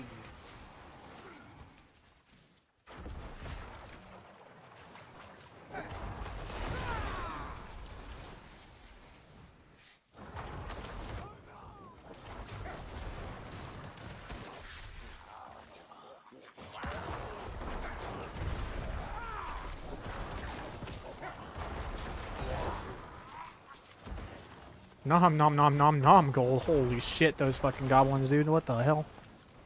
Thank you. Yeah, the goblins are kind of sick.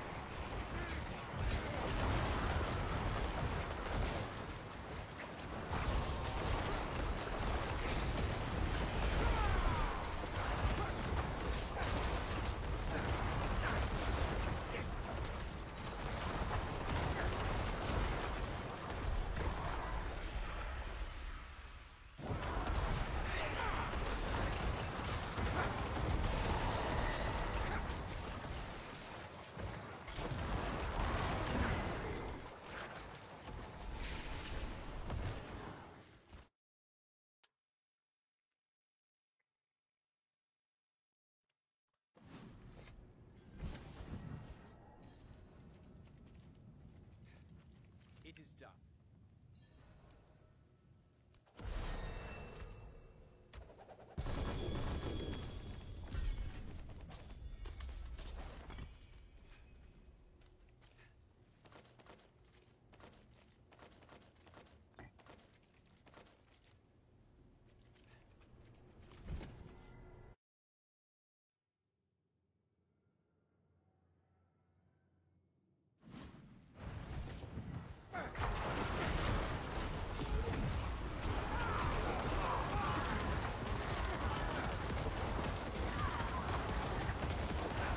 So I started this Rapid Aspire at 180 cinders, so we'll see what I get at the end.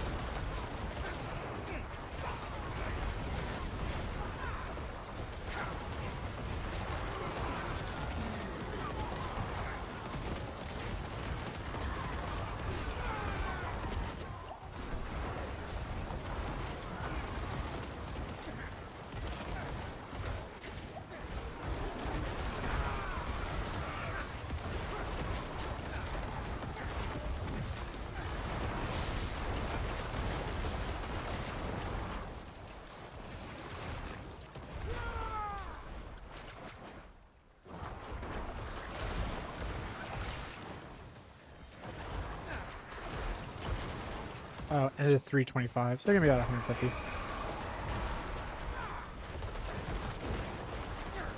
Not bad at all.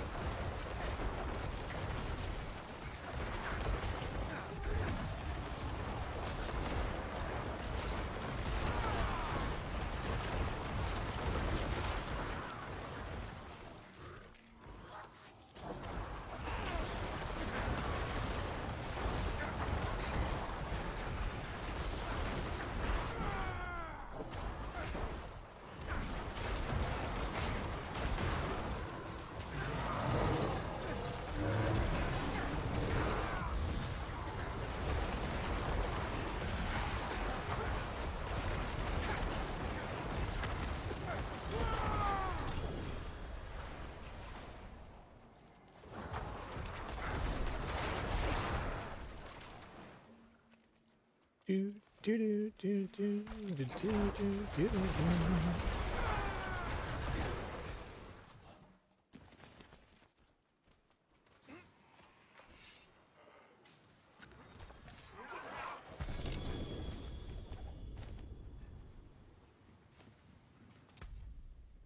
Okay. That one's done. Okay. Gotta do that one all day.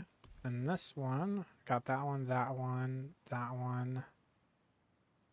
140. Oh, you actually do. Like it's separate each time. Oh shit, so I gotta push it. Okay. Alright. I might need your help for that, dude. I wonder if it counts team kills for that shit. Team kills for what, sorry? For like killing enemies in Torment 4. Oh, I would assume you'd have to keep killing blow, but we can try it. Yeah. When I get to the next one, I'll invite you. I'd really appreciate it. It's fucking hard, bro. 200 kills. It's like 200 kills in 30 seconds. really fucking hard to do. Fuck, I'm only at 64%. Yo, what's up, Cream? I saw you were a fucking gamer 2 today, or a gamer 2, man. I was watching you fucking kick my ass at leveling yesterday.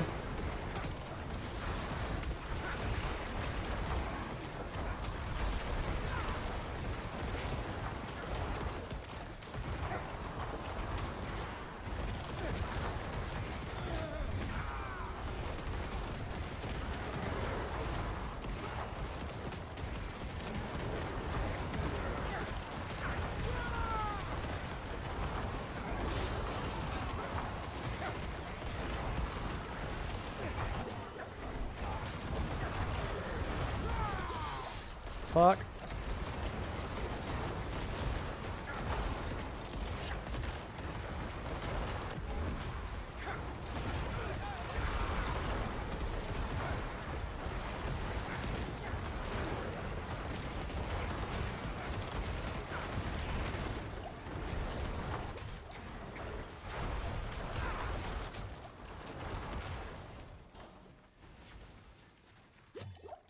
Alright, let's see here.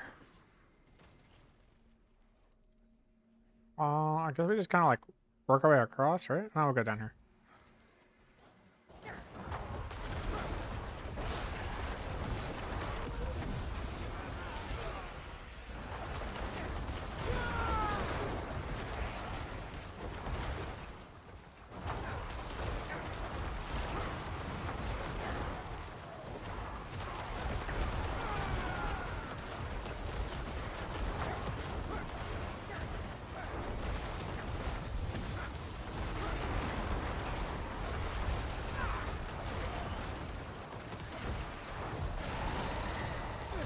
Wait, no, I'm good. I got burns from the swings.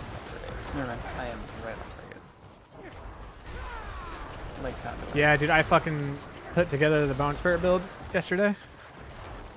And like I had all the multipliers that you were talking about and everything. Like I had like all the necessary multipliers. I had 170 essence. I had a double Macabre, everything. Casted Bone Spirit, 5 million damage. I was like, huh? What? I mean, it's 5 million and then multiplied a bunch of times because you have like the little poltergeist and then the poltergeist explode twice. No. No. No, it was one hit of 5 million. Yeah, I know. So your initial hit is 5 million, right? And then you have a follow-up of 80% of that, right? And then Imprisoned Spirit. The Imprisoned Spirit was the 5 million. So it was the initial hit. Like 3. Imprisoned Spirit does. Okay, so you had 3 million and 5 million, right? Yep. And then each of the poltergeists will block off of that, right? So it's only like 20. So it's only like 20 million, like total. Yeah. Yeah, that's not good at all. That's super That bad. isn't good. Well, that is not amazing. It's not even sort of usable.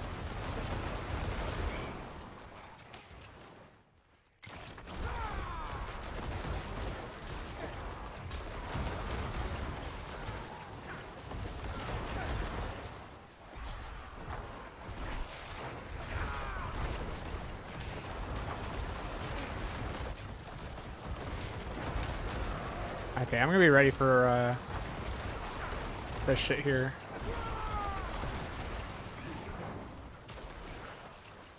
In about 2 minutes.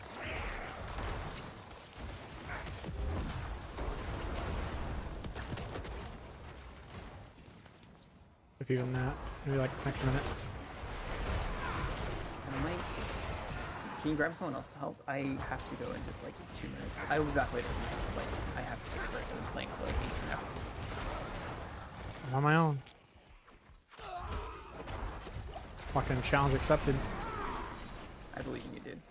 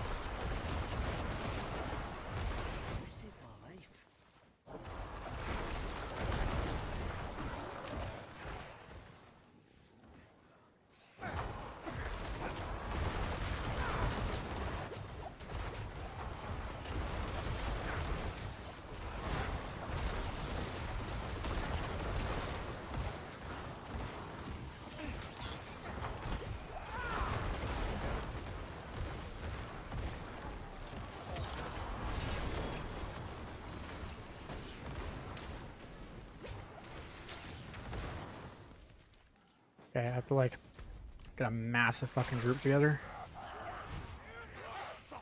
Good run.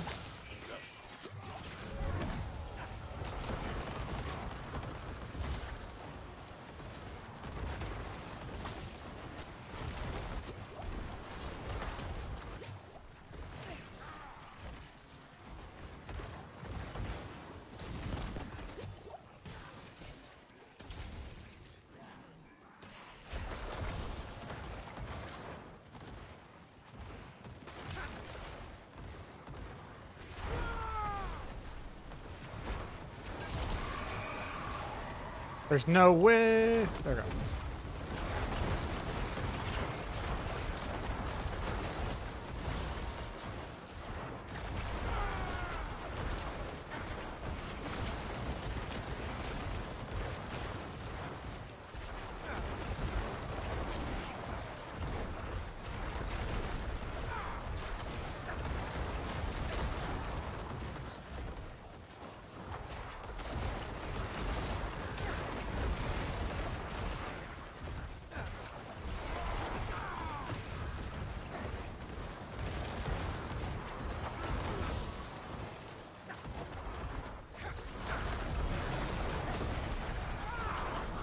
I get it this time?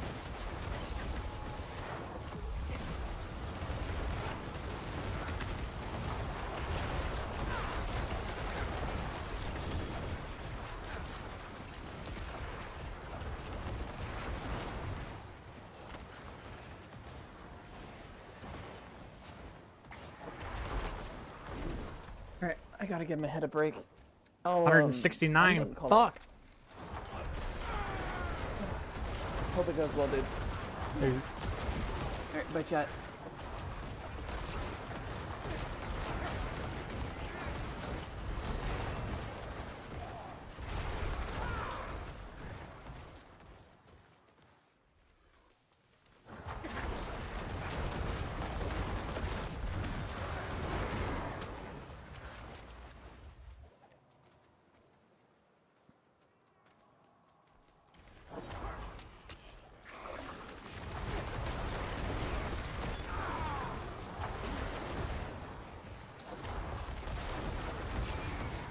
try again.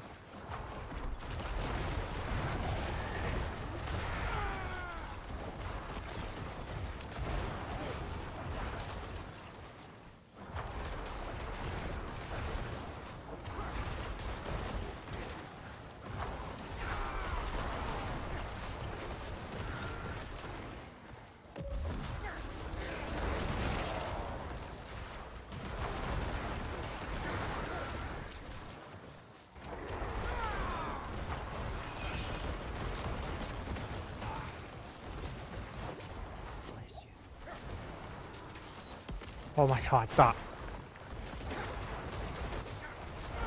Ligma.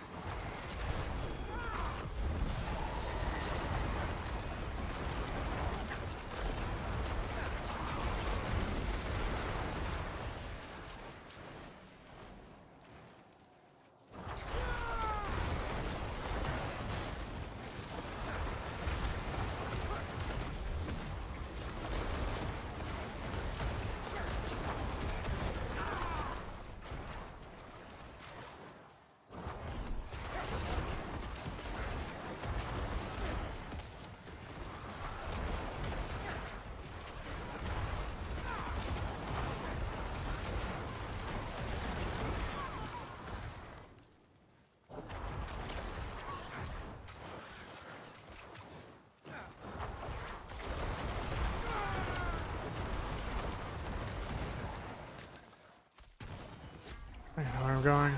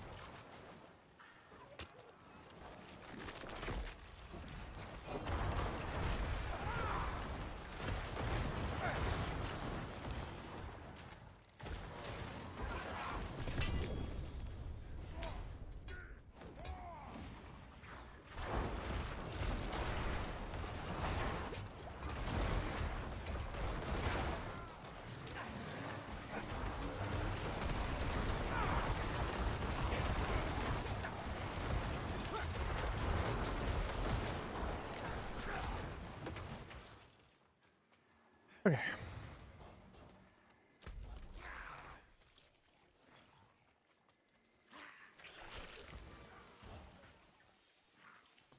I find a very dense area.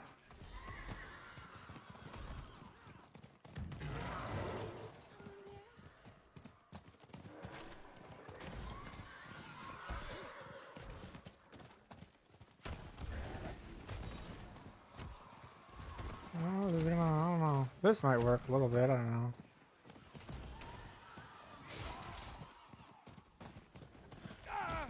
I don't know if I can get all this.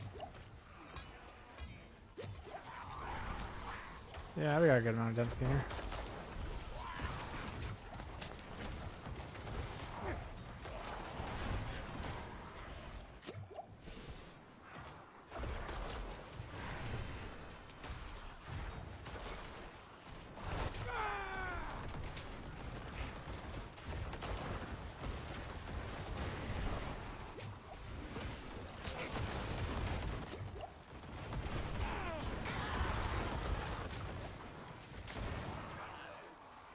Just, I don't know, man. It's not enough.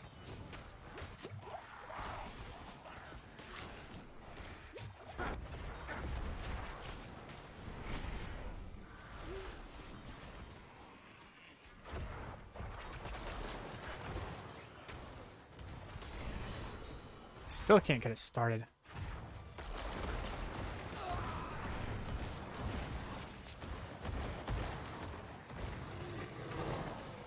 It's good. Like this. I like this.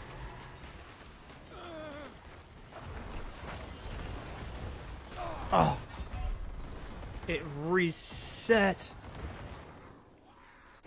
All my shit is gone. Oh, you motherfuckers, I'm so mad.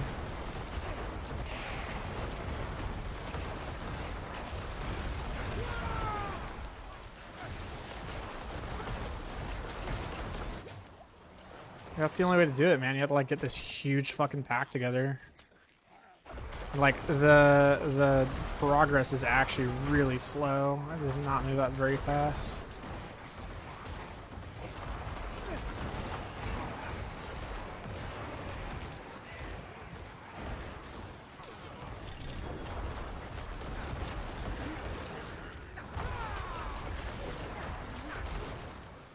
Alright. Somebody got to the other zone.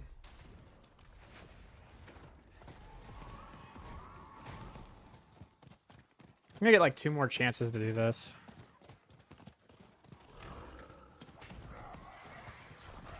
Okay, this is a protection shrine. That's alright. I'm looking for like an artillery shrine.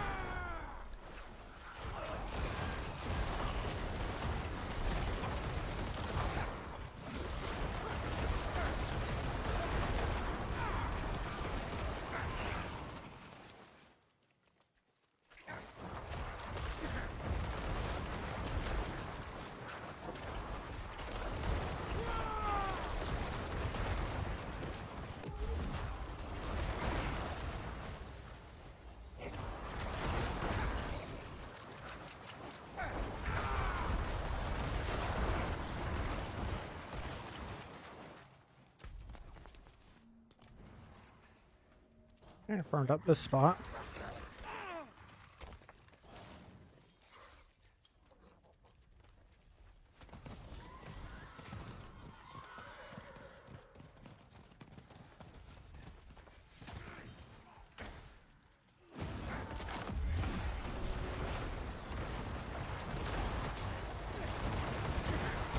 Hey, all that density right there.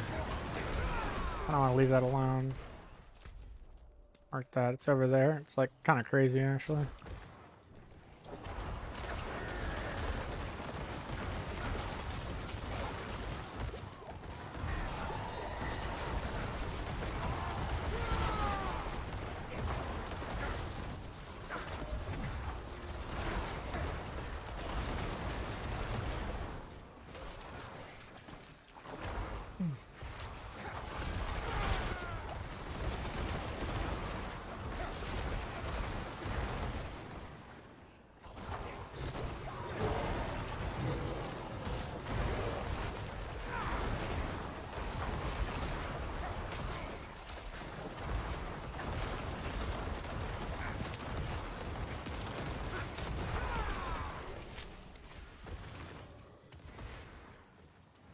A lot of density too. This whole area is fucking kind of wild, bro. I'm gonna try to leave it alone as much as I can.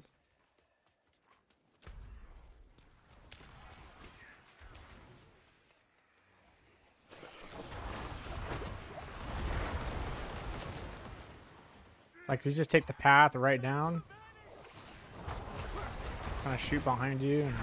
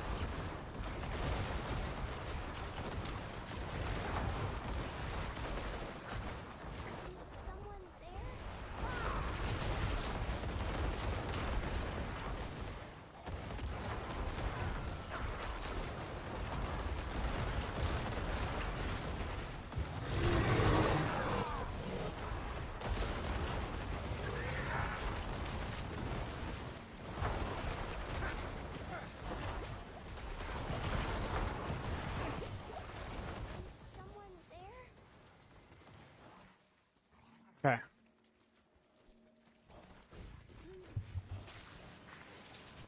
From here down, like it's so ridiculous, the density.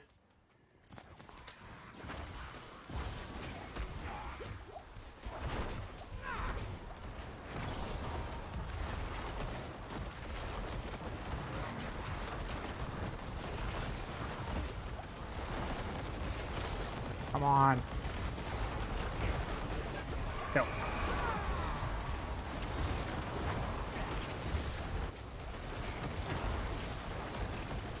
Push, push, push, push, push, push.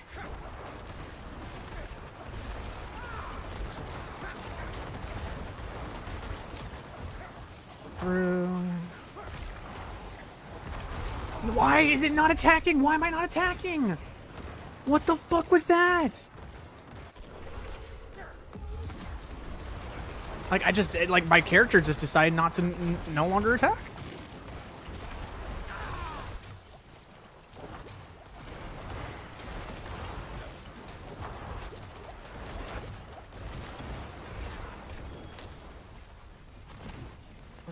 God damn it, man. Alright, whatever. Look how dense this shit is, man. Wow. Fucking, I'm not gonna, I mean, I got 20 minutes. I don't know how many chests I've opened, but... Okay, we gotta go for all the armor chests. Do that. I got 20 minutes. I gotta focus on the chest instead of that. Go down another hillside.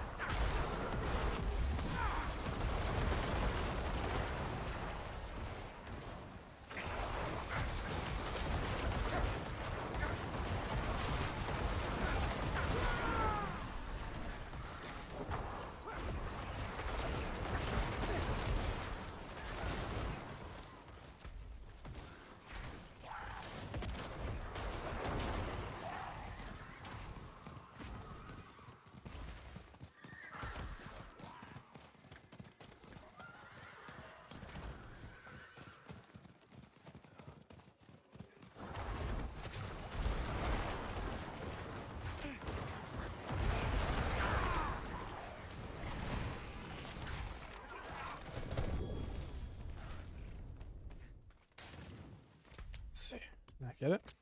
Yeah, I got it. Open 10 torture gifts. Okay, cool. Alright, so now what I need to do is focus on the hard part. Damn, look at this density. Holy shit. Oh my god.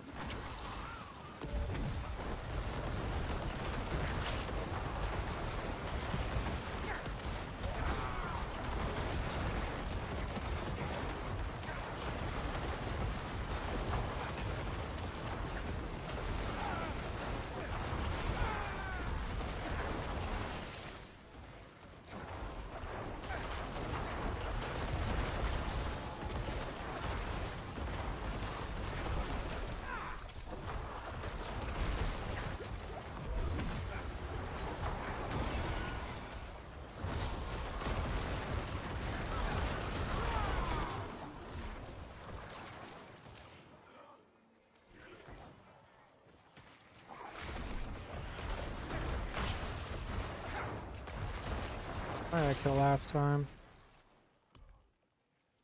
0 because I died. Okay. It resets it.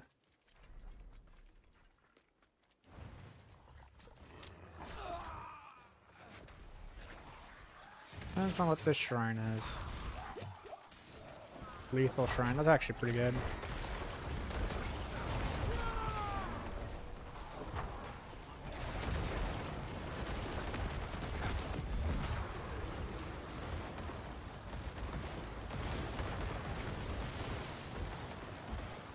Alright, I'm actually very happy that I didn't kill anything. We're right at the edge here. Nope, I'm gonna die. I'm gonna die. Oh, I didn't die. I didn't die. Here we go.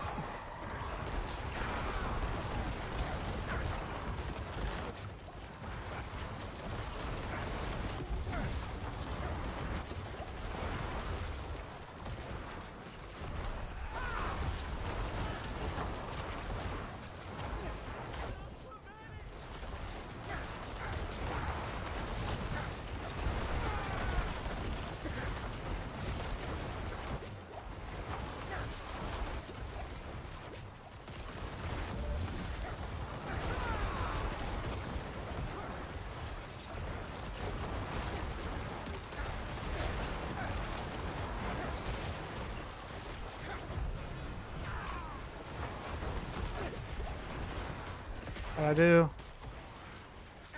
Can't see it. I don't know if I got it or not.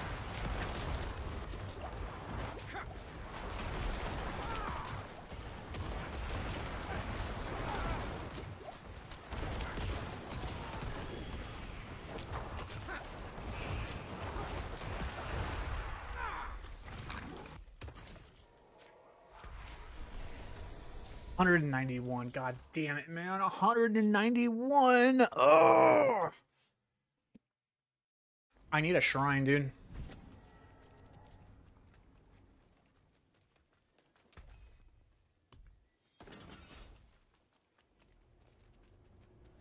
All right, we gotta build up. Hopefully I can, I don't know. That's gonna be hard to do.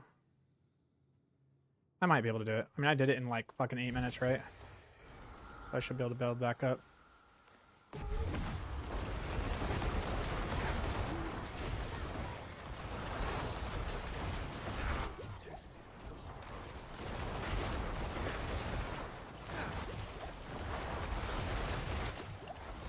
I need an artillery shrine is what I need.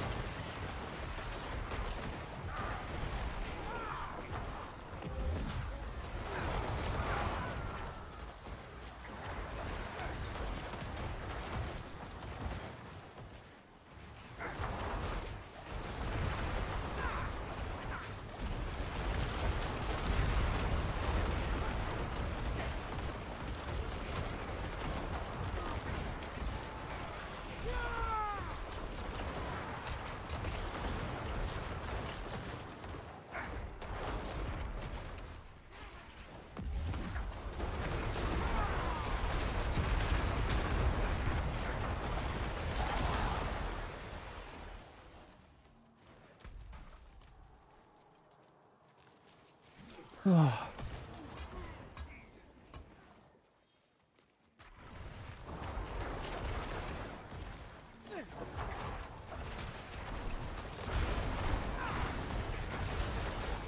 is the last Hilltide challenge I need, and it's like actually really hard to do.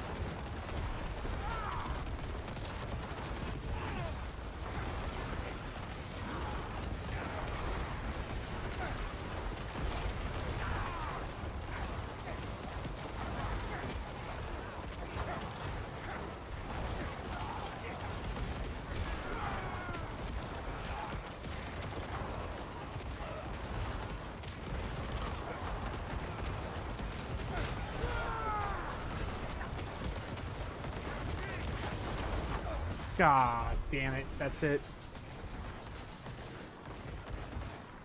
Oh, I need a break. Or I need an upgrade. I feel like I just need more damage.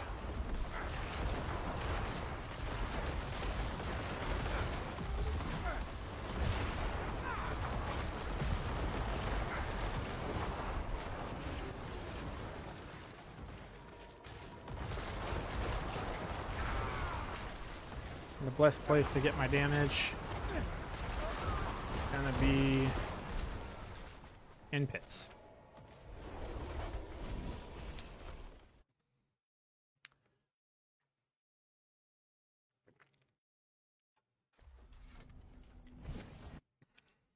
And that's if and only if I have the amount of. Oh, go ahead and click into that. If I have what I need. Okay.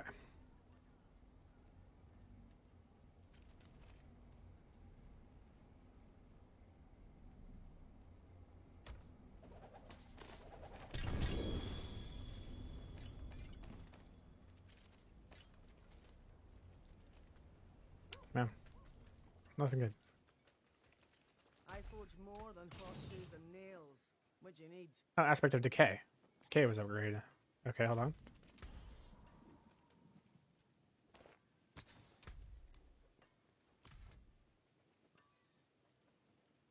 It's nice. It's an upgrade.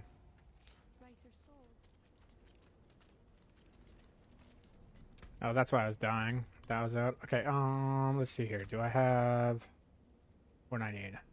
Yes, I do. Awesome. Okay, so I actually have enough emeralds now. Alright. We'll go do our pit 55s.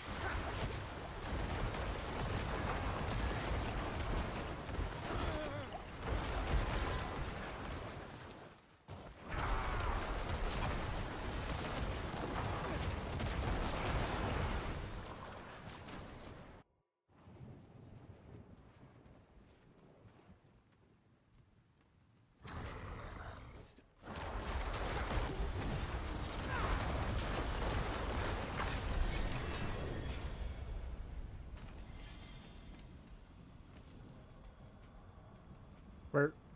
There it is. Alright, let's see here. So Abyssal doesn't matter, but Gravekeeper does.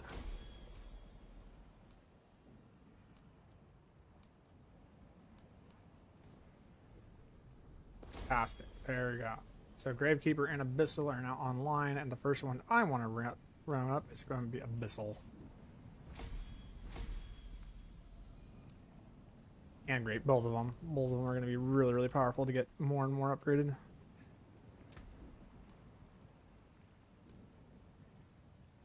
The damage to health he targets is going to be really, really nice.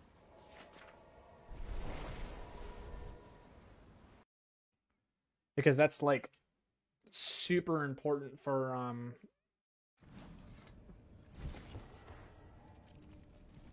for the other stuff that I'm doing.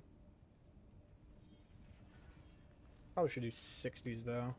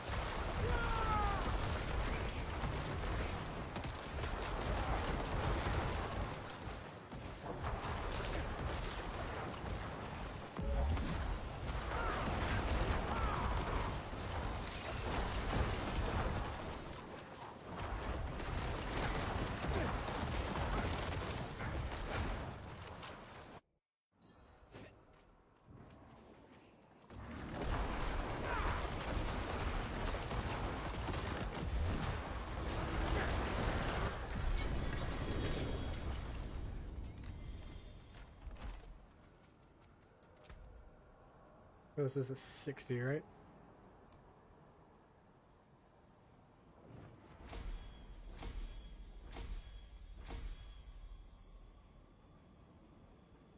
Yeah, Abyssal just needs to get huge.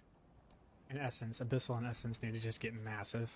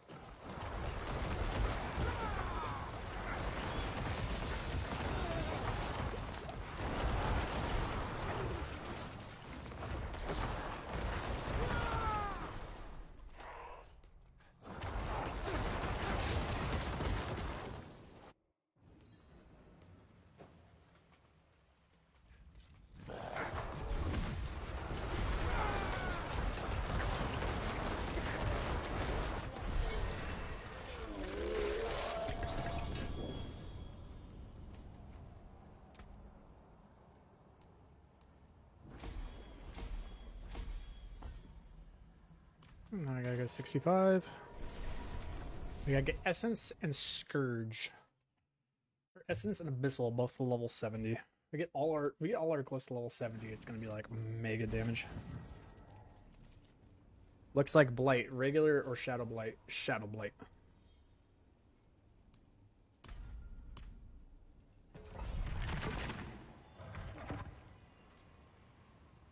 This is Shadow Blight. There was something I wanted to test though.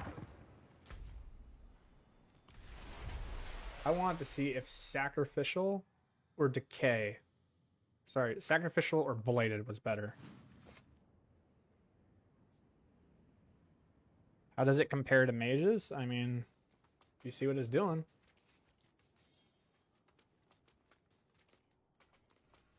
It's gonna hit real hard.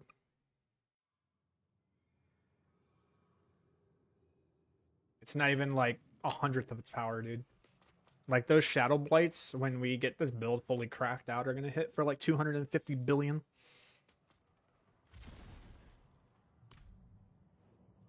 All right.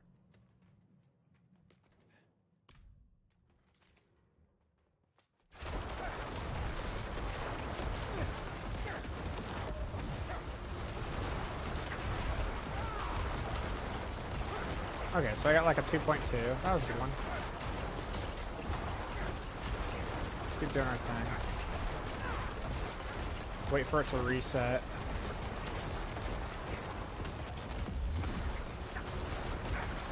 $2.5. 2.5. Not bad.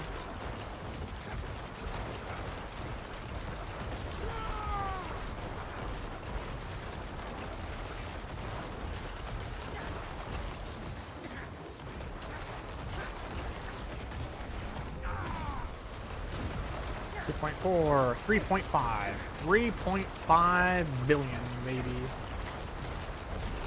All right.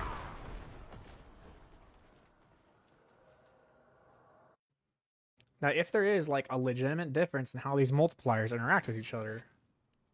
Hi, Otter. Still on affliction here. What are the ways to scale the damage up? Okay, dude. Literally, this is how you do it. You have a two-handed weapon. You put sacrificial into it. Here's what happens. I'm going to show you something that's really wild with affliction. Okay. So. This has damage to shadow. I think it does scale. I don't think it does scale. I think it scales off of... I can't remember. Is it vulnerable and shadow damage? Hold on. Let me take a look. It scales off of your crowd controlled, vulnerable, and critical strike damage bonuses. Okay. And this does have critical strike damage bonus to it. Okay. So... I have to switch this anyways, so this works out. I'm going to show you something stupid. Okay, not that. This one. Now you're gonna want sacrificial and a two-handed, but I'm gonna show you something. All right. So okay, this does not have any critical strike damage with it. Okay, none. So what I'm gonna do is I'm going to not do a sacrifice. Not do a sacrifice. Not do a sacrifice. Okay, now what we're gonna do. I'm going to take this ring off. All right. Damage is still too fucking high because of my Paragon. So let's go ahead and take off some of my nodes of my Paragon. Guarantee it's just this one right here.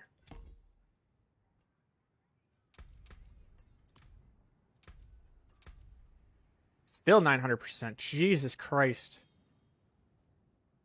Like, I don't... Okay. I actually can't help you because my stats are actually so out of control that it just maxes out. It's so easy to max this out. Look, long story short, okay?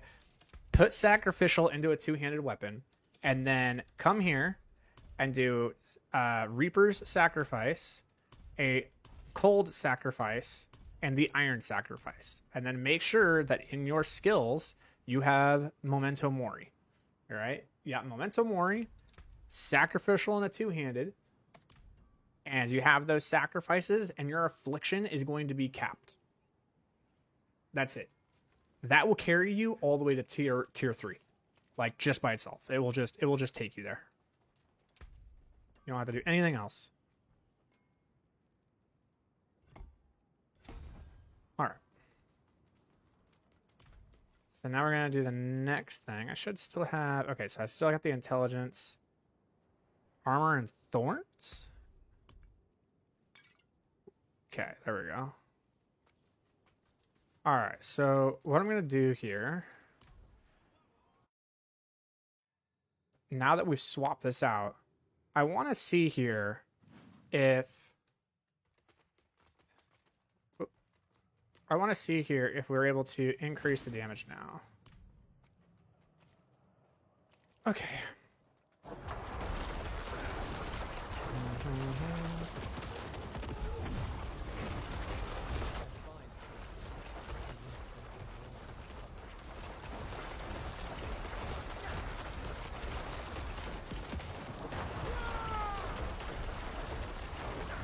I'm missing something.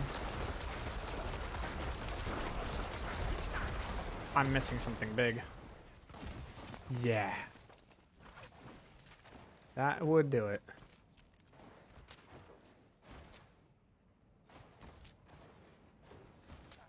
Yeah, missing that ring would definitely... Oh, and then this. Okay, there we go.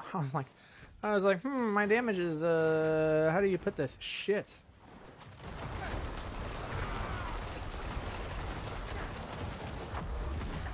Ooh.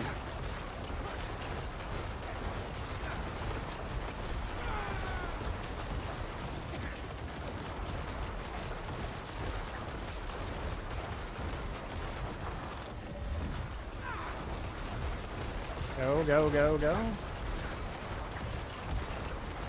Oh, dude. Decay in the weapon is, like, actually insane.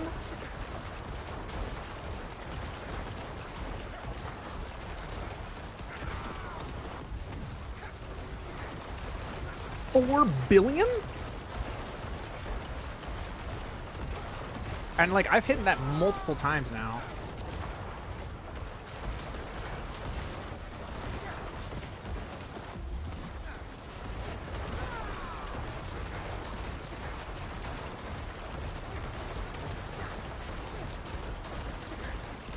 Oh.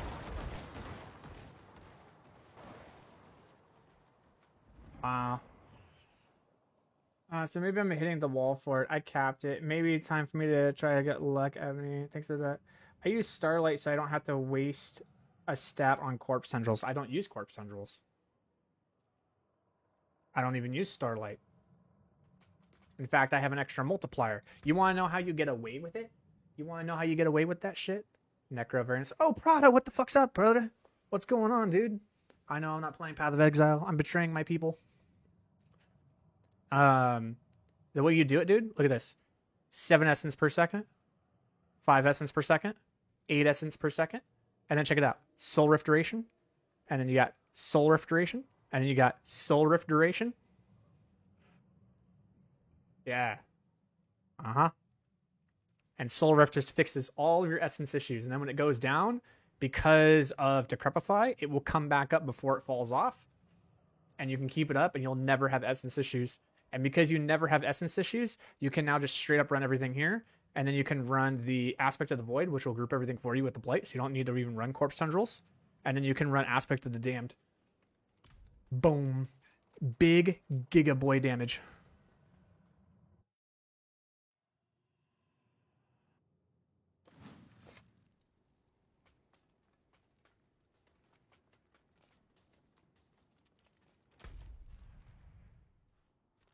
Now I need to go.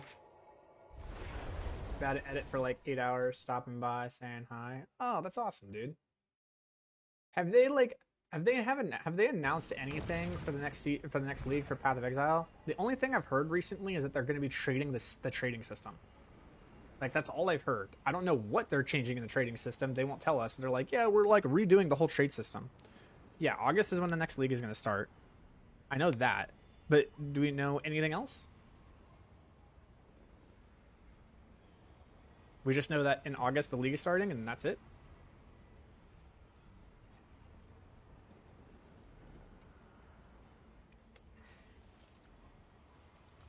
It's not a lot of information to go off of, I'm not gonna lie.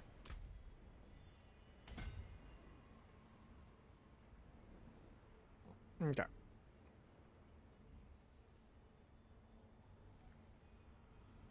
So now I think we just want to jump up and try to grab these resistances in this damage direction.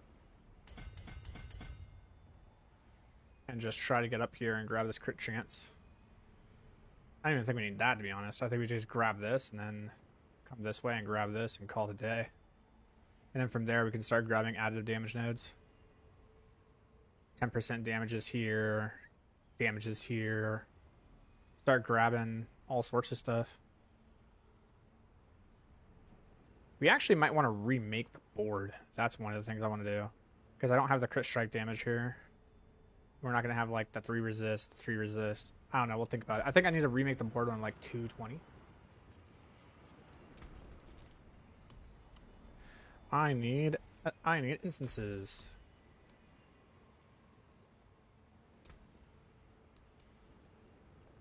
I think Spiral Warning is actually going to be better. Do I have anything that increases my armor? Yeah, all resin armor. No, that's just all resin armor. So what, my armor is enough now? I can run red beam? That's awesome. A potent quantity indeed.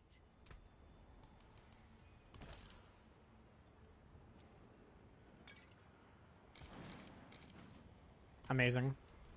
Now I can run red beam. That feels so good. Okay, here we go. I think this is a 65. I need to do a 70 with 5 minutes to spare. I'm pretty sure I can do it.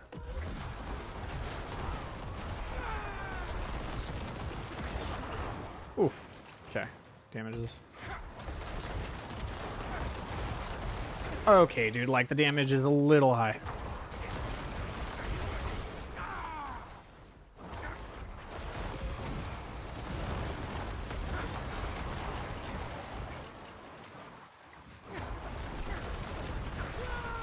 Yeah, once you have Edmund Piercer, you're good, dude. You're gonna need Edmund Piercer in a couple aspects that are like Decay, Blighted. You're gonna need Decay, Blighted, and Edmund Piercer and Sacrificial. Those are the 3 that you need. You need Decay, Blighted, Sacrificial, and Edmund Piercer. And once you have those, you're good.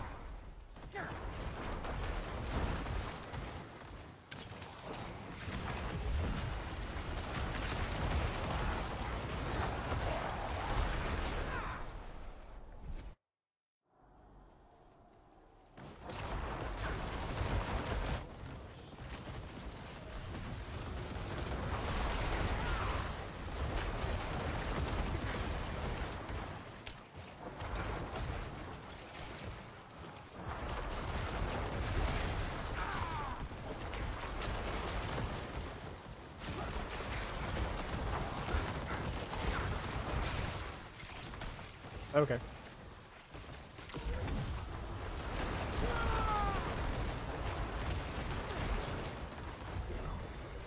Lethal is nice. I'm not crit capped. I will be, but not now. Eventually, one day. When I grow up to be big and strong, I'll be crit capped. It'll be a good time.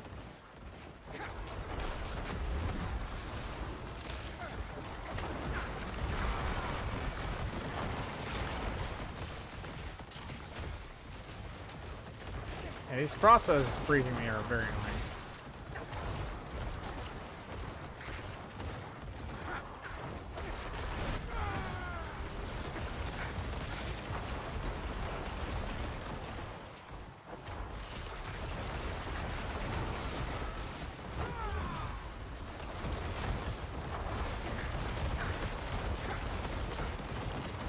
I was through the damage resistance aura.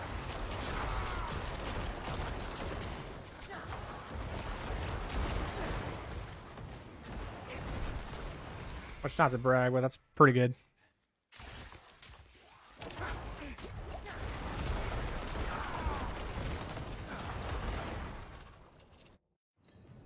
Alright, let's see what I can do.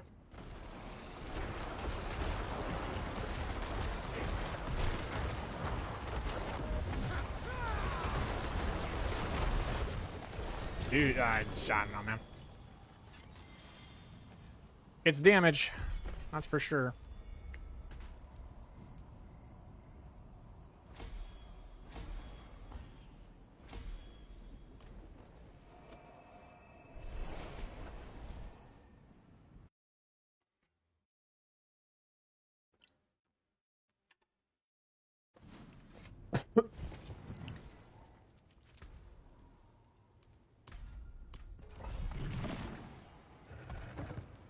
Alright, I have to be able to complete this in less than 10 minutes.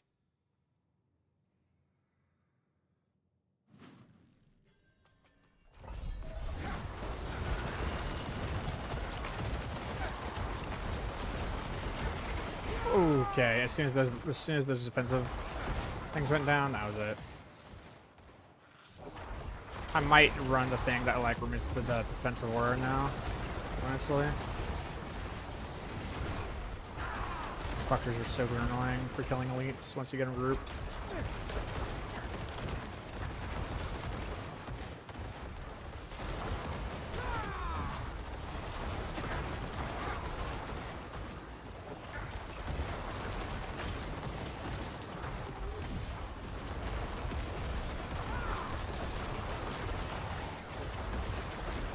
It's like casual 2.5 billion procs on day 2, dude.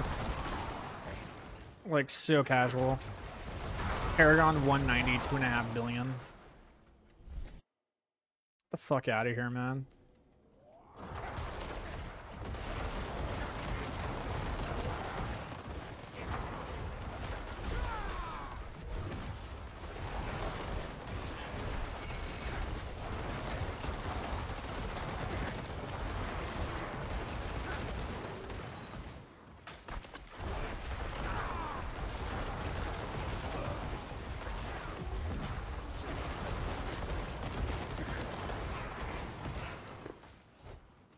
Fuck, dude, like...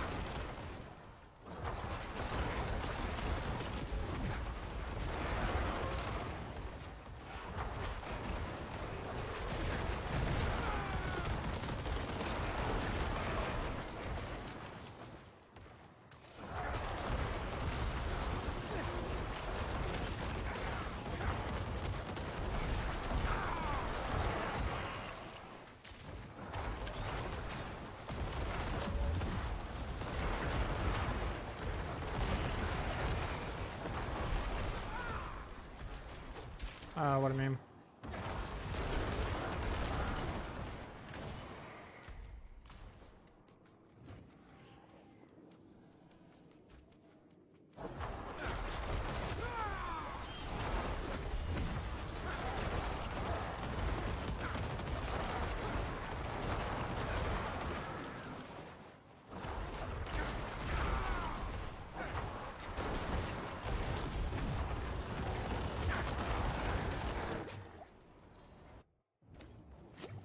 I don't really have the damage. I don't know. Let's see.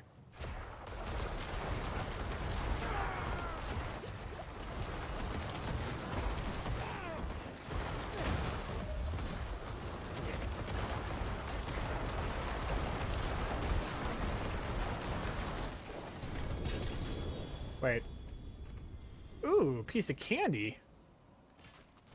That was actually really fast. Like, I'm doing 70s in like 3 minutes, dude. That's like really, really, really, really fast. Holy fuck.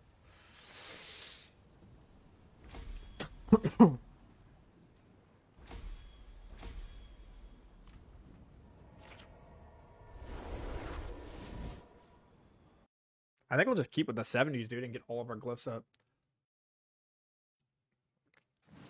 It's like a giga damage difference. Okay, what we got? Max life. I don't know if people are looking for that. I don't know. I'm gonna put it up for like 300 mil and see if anybody wants it.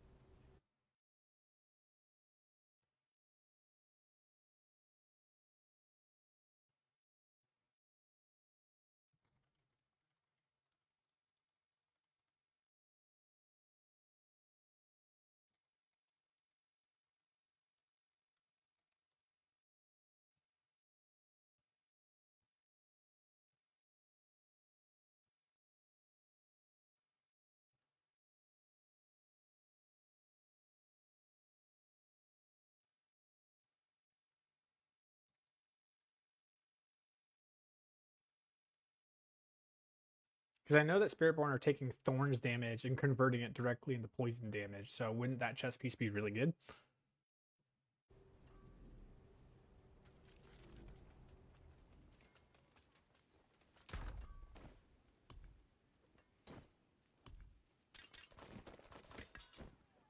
I don't know. Seems like it'd be really good. Maybe not. Maybe I'm stupid.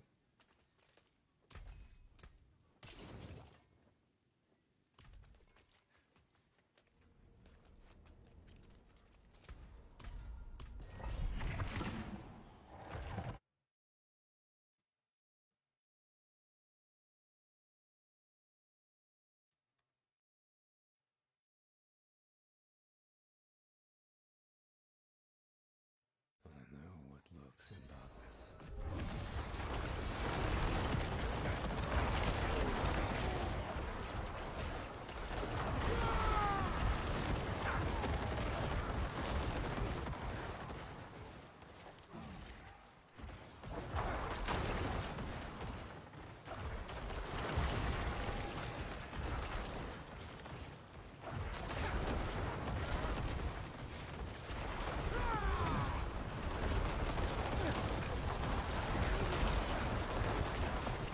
That was not the right decision. That was not the right decision. Just kill everything one at a time. Can't really group anything. This, there's no reason to. You just kill everything too quick.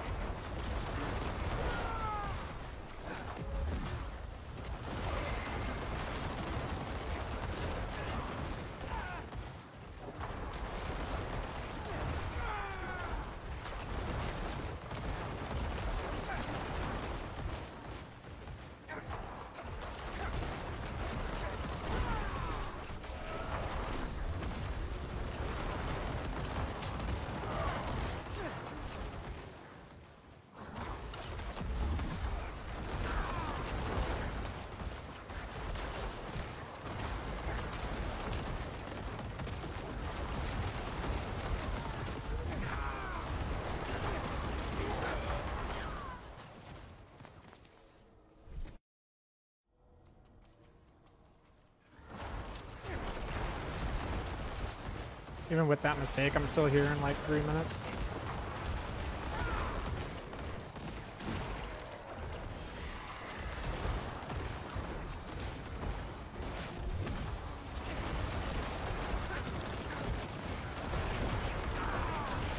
I think if it's we're trying to preach it.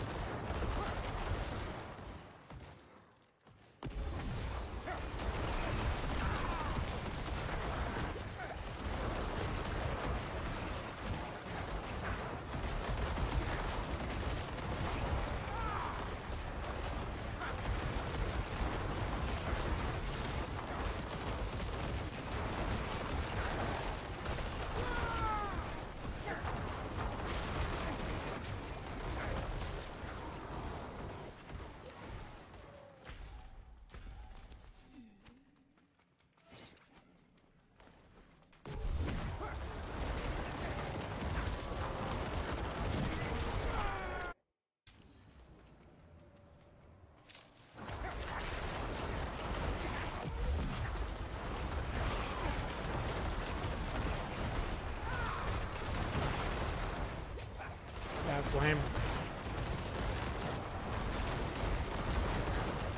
Okay. Boy ran away. Okay, that one's 61. Do that one later. You get this one up.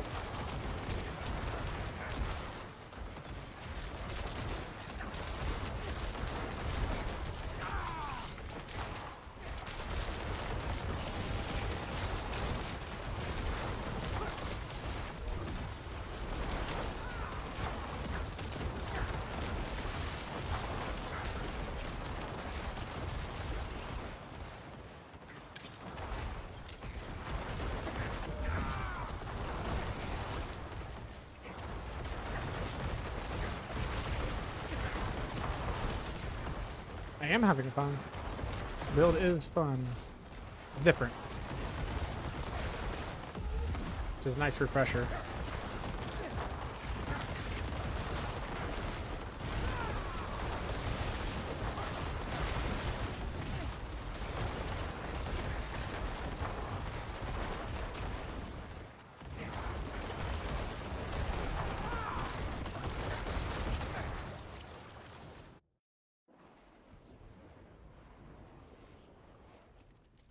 Alright.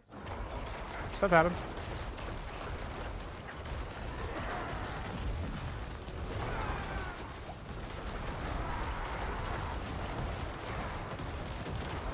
Oh! Oh! Please.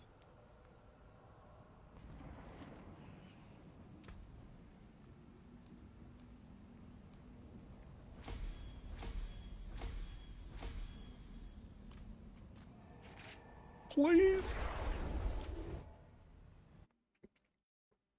Did Tony show up in the stream? And give me the gank gloves? I don't know. Maybe somebody wants them. I'm gonna put them up for trade.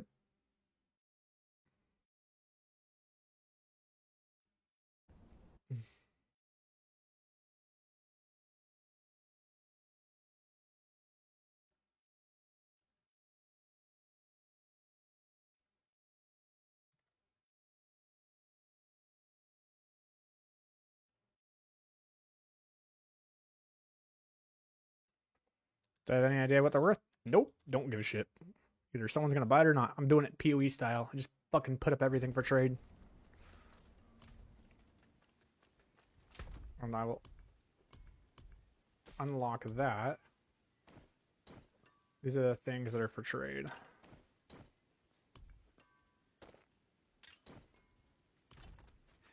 Bam.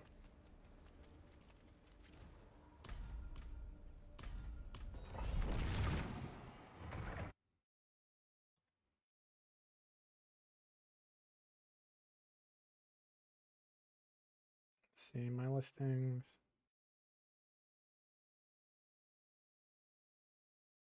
Yeah, we'll see eventually if anybody wants anything.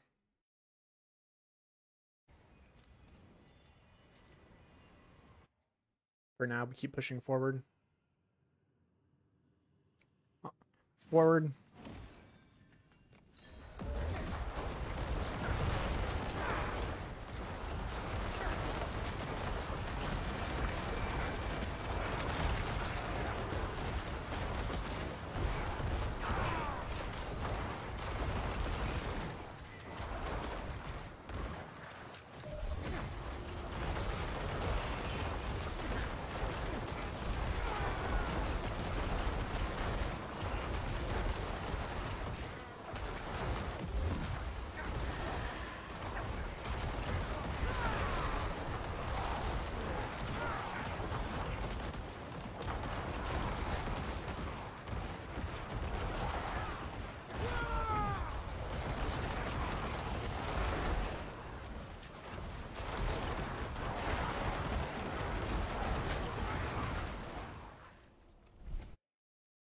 And keep these runs under 3 minutes. We are solid.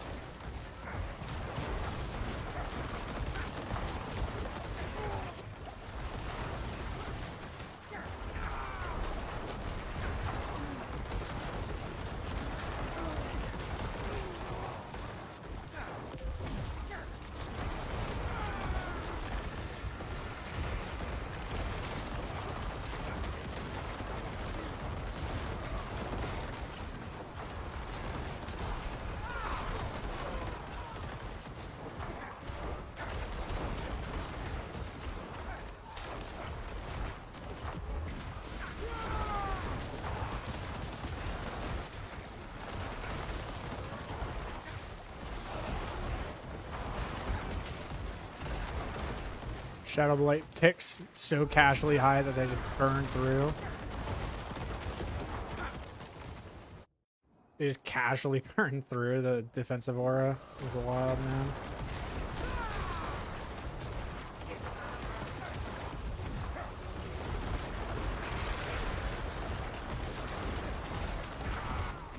Oh my god, man. These are starting to hurt, dude.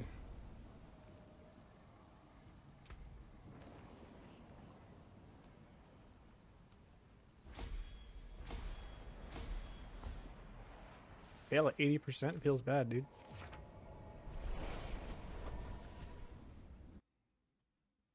I don't even have any mythics, man. If I had both my mythics and I had a GA Evan Piercer, dude, oh my fucking god. That would be a 60 times 60% multiplier plus another 50% multiplier because of what Evan Piercer does there. So, like, hold on. How much damage would I be doing? And that's not even counting, like, fully upgraded shit there. 1.6 times 1.6 times 1.5. I'll be doing 4 times more damage than I'm doing right now.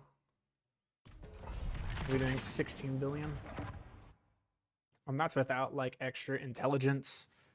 That's without extra Paragon levels, without extra anything. Oh yeah. Oh yeah, 100%. Shadow Blight's gonna be the #1 build. By a mile, dude. It's gonna destroy Poop Wave. It's gonna destroy flowing or Taco Bell diarrhea, dude. You don't need to worry about it.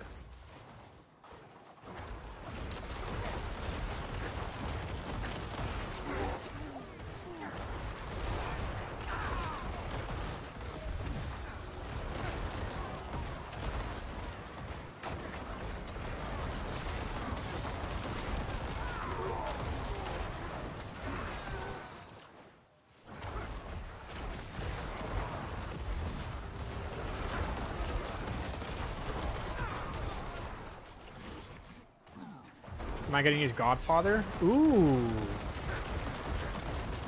Probably not.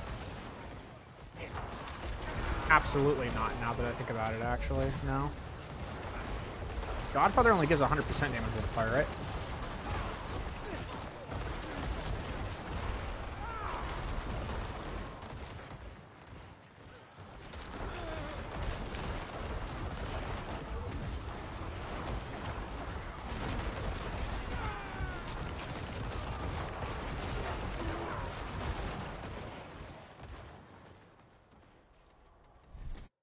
Wasn't the multiplier on Godfather only 100%?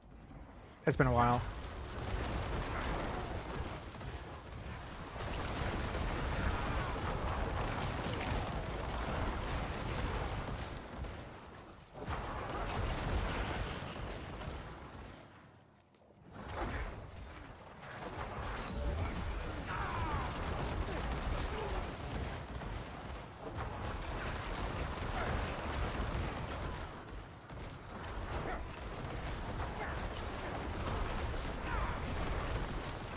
Hello, elites? There we go.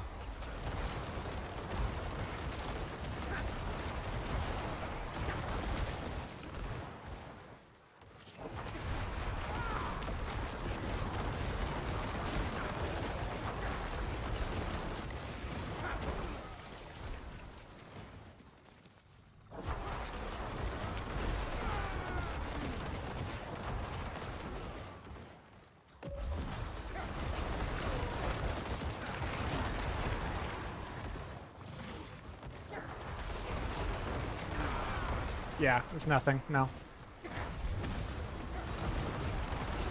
We have 2 aspects that are way more powerful than that by like miles. It's not even hilarious how like much more powerful they are than 100% damage multiplier. Plus we get the extra added stats to the actual weapon itself. No, definitely not.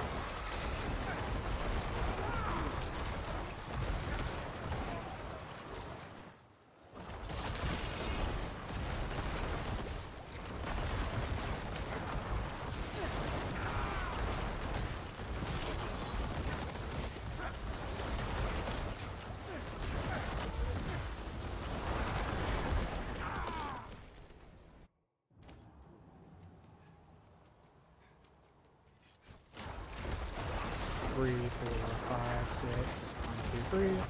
Go.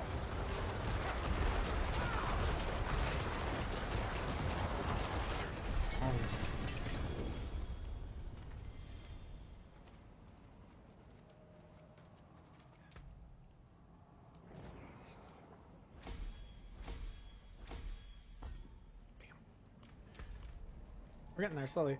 So what Uber are you planning to use? Mythic, I mean.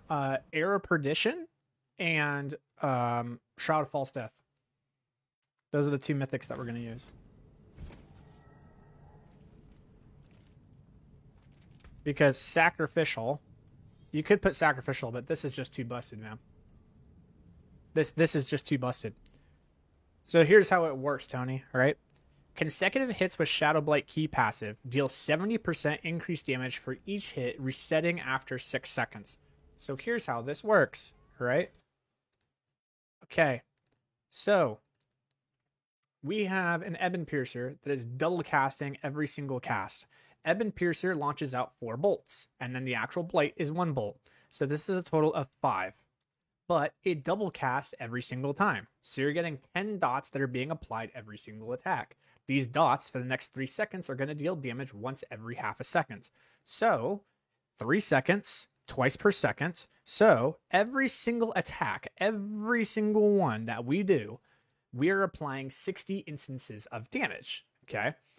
Now, we are able to attack 3 times per second.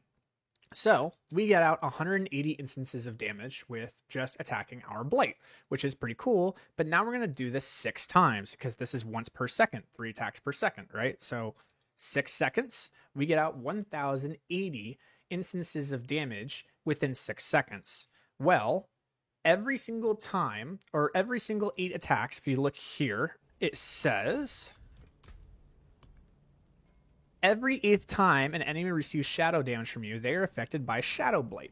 Okay, so then this says every time Shadow Blight deals damage, its next damage is increased by 70%.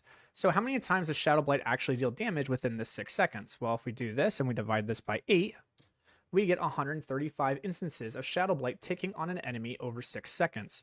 But every single time, it gets increased by 70%. So that very last hit... very last hit does 9,450% damage multiplier to Shadow Blight. The very last Shadow Blight that comes down gets modified by 9,450%. It's a little fucking stupid. They oops the math on that one.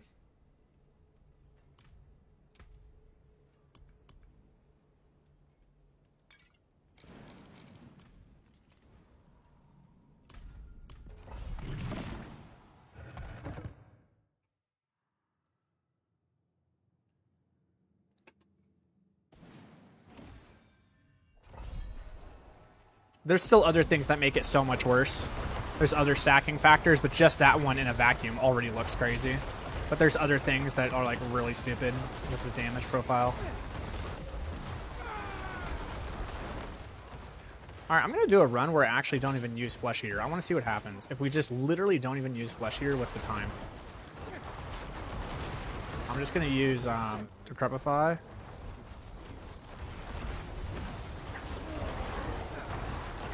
We'll see what happens.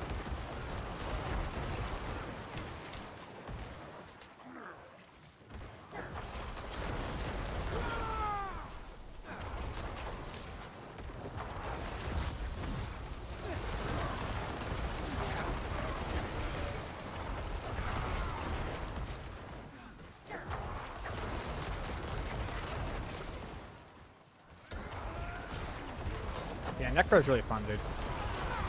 They just didn't have builds that, like, piqued my interest, that's all. Like, but previously, they just never really had builds that were... Like, I built this channel off Necro, and I quit Necro in Season 5. And since then, haven't come back. So, half my career has been on a Sorc, and half of it's been on a Necro, but I originally built this channel on Necro. So, it's good to be back.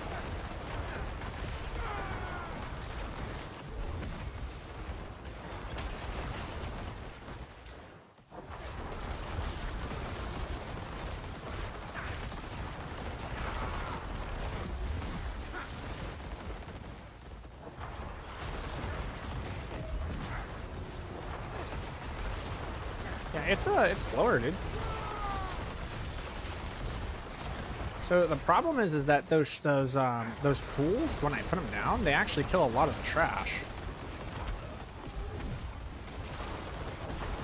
Like, watch. I put that down. Put that down.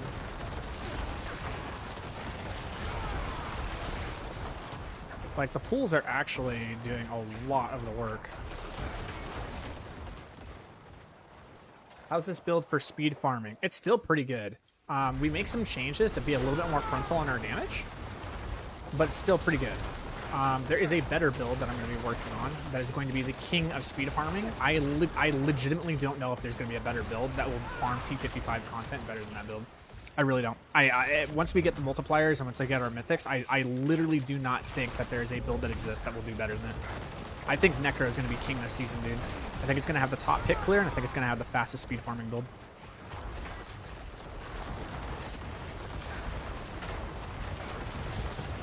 Is this Blight Wave? No. I don't know what Blight Wave is. This is just Shadow Blight. I don't know why people are calling it Blight Wave.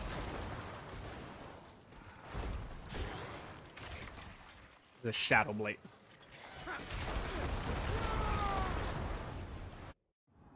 This isn't one of your T1 to T4 builds on the Google sheet, is there? No, this is not one of them. No.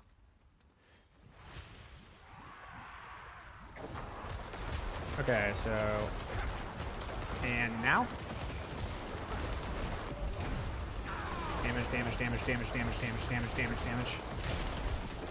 There it is. Oh, 4.5 build, dude. Oh, oh, that feels good. Oh. Fucking Paragon 190, bro. No mythics, and I'm doing 4.5 fucking billion damage, dude. Yeah, no, for sure Necros don't have it this season, man.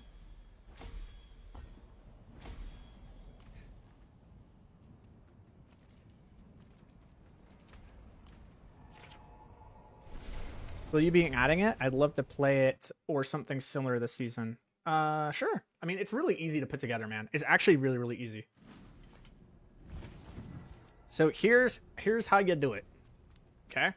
So for those of you who are paying attention, you're going to need 5 pieces of gear.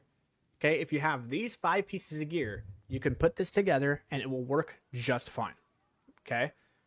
Well, I'd say like there's 6. The 6th one is kind of iffy. But anyways, look. This is how it works, okay? You need decay. All right? If you're doing pushing, like you're doing pit pushing, or you're not speeds, but you're doing like mid-tier. Like I'm not doing pushing, right? I'm doing mid-tier. Basically, if the things are surviving for more than like 2 or 3 blight casts, you're going to put decay into your weapon. If you're speed farming, and when I say speed farming, I mean you cast 1 blight and the damage is enough that on the very first shadow blight, it's going to kill the target. You're going to run sacrificial here. Okay? So for most of you, it's going to be decay here. But some of you, you might put sacrificial here. Like for me, I put sacrificial here when I do T55 content.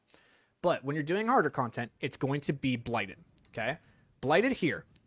Then on your gloves and one of your rings, you're going to put sacrificial and you're going to put decay. On the 3rd ring, or I should say the 2nd ring, you have to wait. There's specific things you need to get in line. But if you do not have the essence per second on your helm, the essence per second on your chest, the essence per second on your boots, and you're going to need 2 Soul Rift Duration Tempers. So you're going to need a Soul Rift Duration Temper on your boots, your gloves, or your helm. You're going to need 2 out of 3. Okay? And for essence, you're going to need 3 essence per second tempers. If you do not have either of those, you cannot run Aspect of the Damned here. If you do not have those, you are instead going to run Aspect of Long Shadow. Okay? Corrupting effects have a 35% chance to generate 3 essence. Whatever. It's not that great. It's this part. Damage from your Shadow Blight key passive always generates 2 essence. When you double cast your Blight and it hits a target, 1 cast of that will initiate a Shadow Blight to come down and hit that target. But if you are hitting, let's say, 10 targets, you will instantly refill your essence bar. If you are hitting a single target, it will just re-good. And I'll show you it in action, right? So I'm going to take this, put this in action, And then what I'm going to do is I'm actually going to take off the things that give me essence per second. Okay? So those are the pieces that give me essence per second. And I'm going to go against a single target, and you'll see what I'm talking about. I'm telling you, like, you cast a lot. Like, there's a lot of instances of that Shadow Blight going off.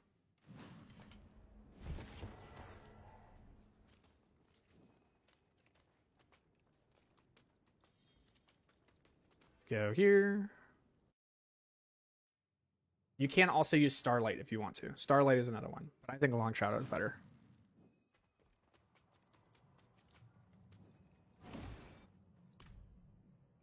Okay.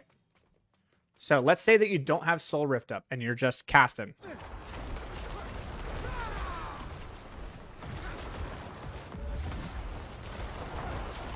Your Soul Rift needs to be up because that's what's going to allow you to stack all your stuff. Once all these things are stacked, every single time that Shadow Blight comes on, you're good. Okay. When you're against multiple targets,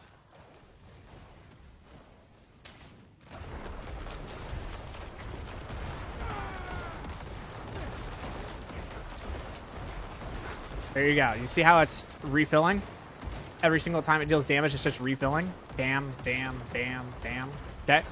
When you're against multiple targets, you'll be able to just reset every single time that does damage. And you'll be able to hold down the trigger pretty well. It's pretty mana intensive, but you'll be able to do it. Now, when you curse something and then you cast this, you really want that reset. When you're against Density, you're going to get it. Because as you can see, it just comes back up really fast. Boom, it's reset. All right?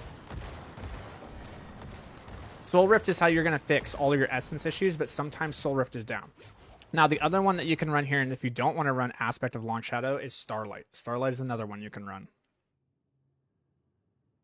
which requires you, I believe, on the healing. But those essence per second rolls are super, super, super important, because now if I put those essence per second rolls in,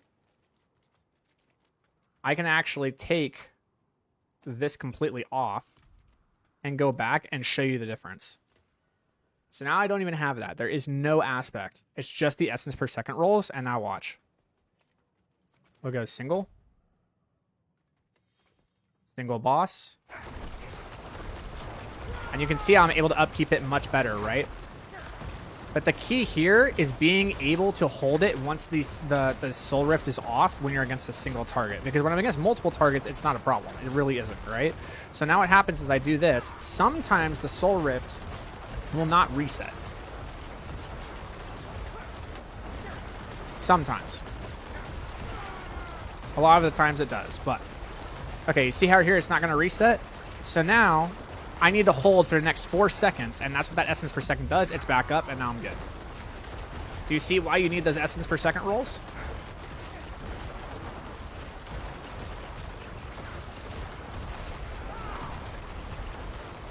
Because it's about to be reset. I need it for about 4 seconds, and okay, now I'm good. It's perfectly timed, right? 3 essence per second rolls are going to do it. You are good to go. But you need them. Otherwise, you're going to have a hard time holding Blight down against a single target. Against multiple targets, you'll always be fine. But against a single target, it's pretty rough.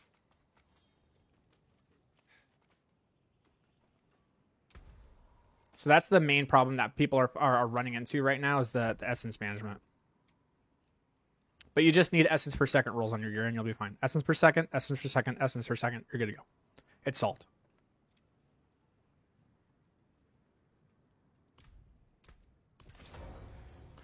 Let's see. I'm in Tournament 4, right? Yeah, let's see if I can get myself a two-handed sword, bro. Nope. Until next time. No sword.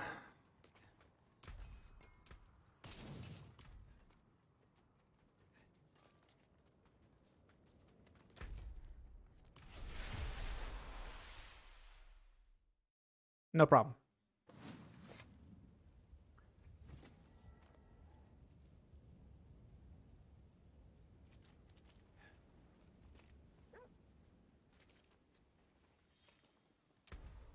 Oh, I have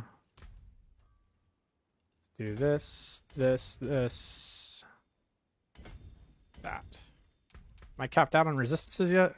Hooray! Look at that, boys. We are capped out on resistances and capped out on armor because of disobedience. Feels amazing, brother.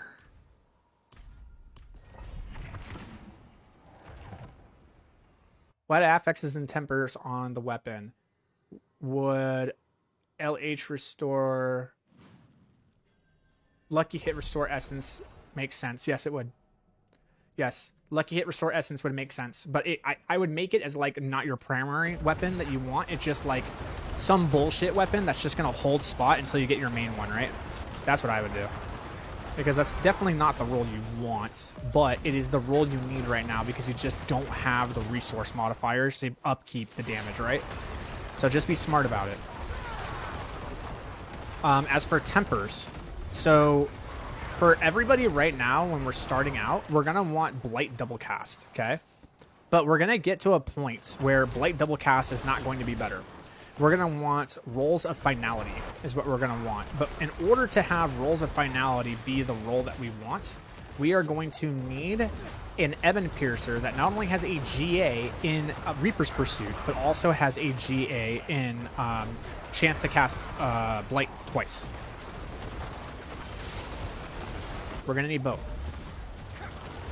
Now, if we have an Ebon Piercer that has GA cast Blight twice and Reaper's Pursuit, then we can go for that sword.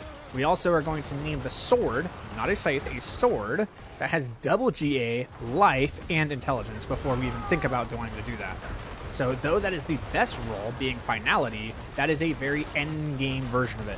For most of us right now, for the first 2 to 3 weeks, we are going to roll a chance to cast Blight twice.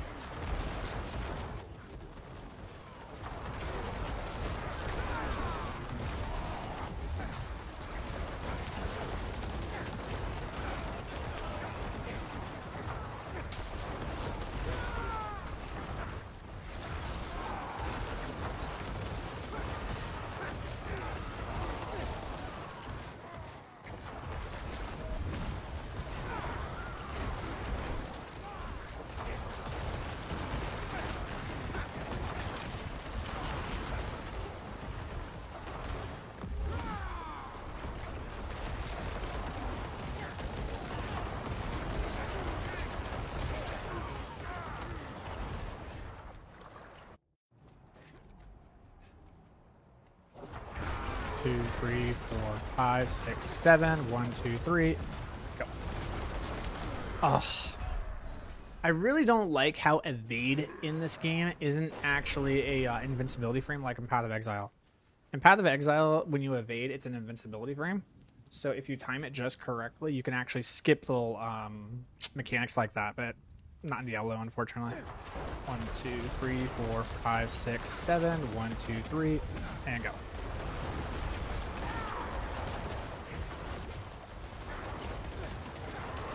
Oh, here it is. Feels good, brother.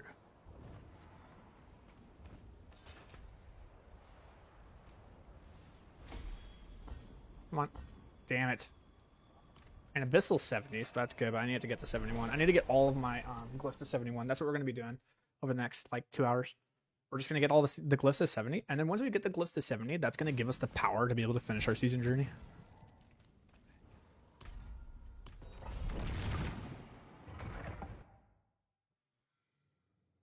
Seven blights, and I think it's going to be 8 blights, actually. I need to do the math on it. It might be like 10 blights actually. We're gonna mess with it and see if we can figure it out. I've done 7, but I don't think 7's correct. It might be like 10.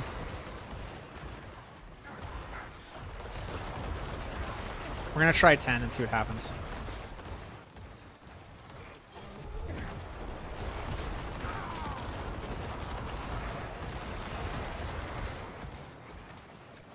Now that's for me because I have 100% attack speed. For you, it actually might be like 6 or 7.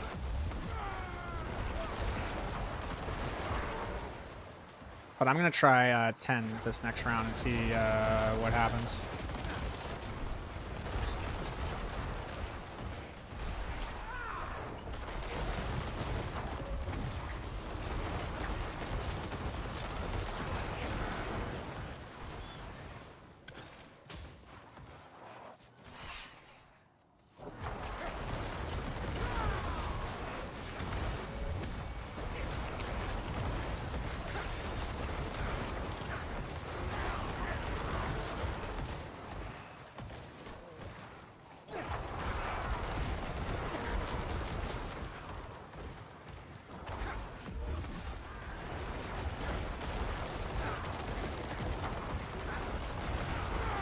Whoa.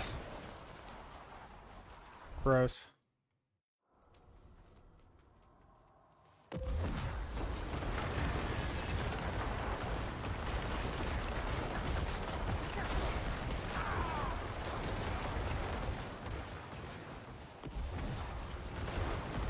Goal is nice. See if I can get everything grouped up here.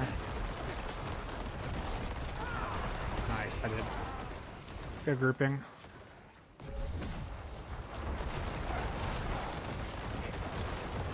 Nice.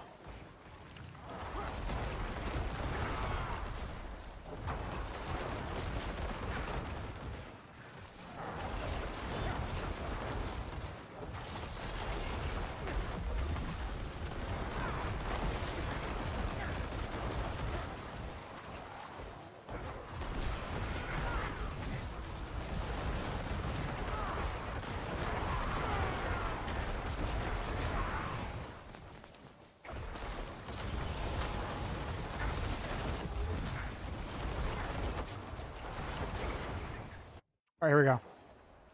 We're gonna do 10. 1, 2, 3, 4, 5, 6, 7, 8, 9, 10. 1, 2, 3, and go. It was a little off. I think it's like 8. It's like, it might be 8.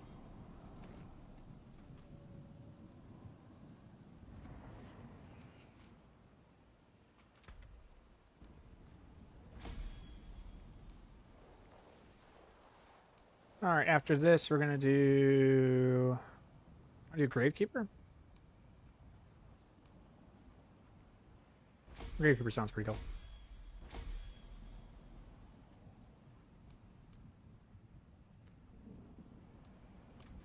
Yeah, the reason why Abyssal is so strong, dude, like, the reason why we want that is, like, look at what Abyssal is giving us.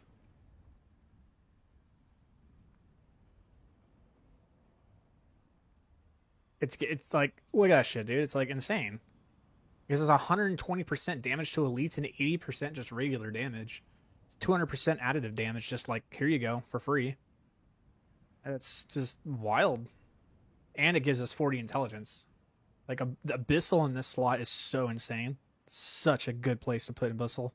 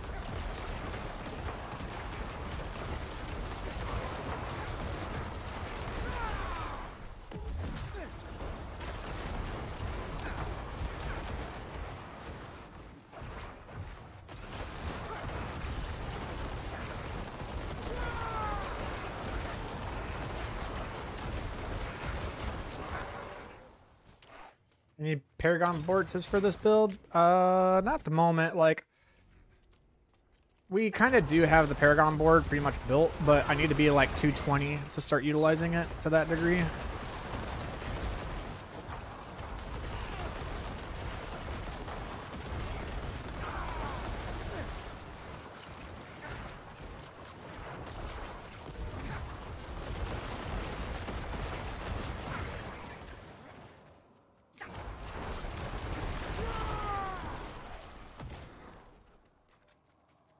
Sorry for all the questions. I'm a newer player that just started playing more seriously at the end of Season 8. There is no reason for you to be apologetic, bro. This is a learning stream. This is not other content creators playing high-level stuff and, like, leave me alone. I'm just showing, like, gameplay. This is, I actually teach people. So if you have any questions, please ask. That's the whole point. I am the anti-gatekeeper.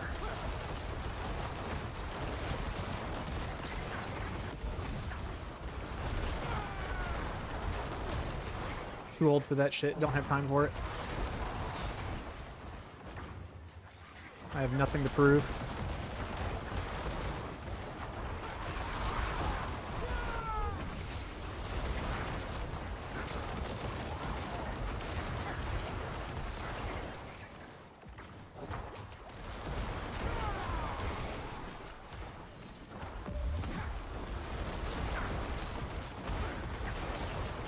No problem.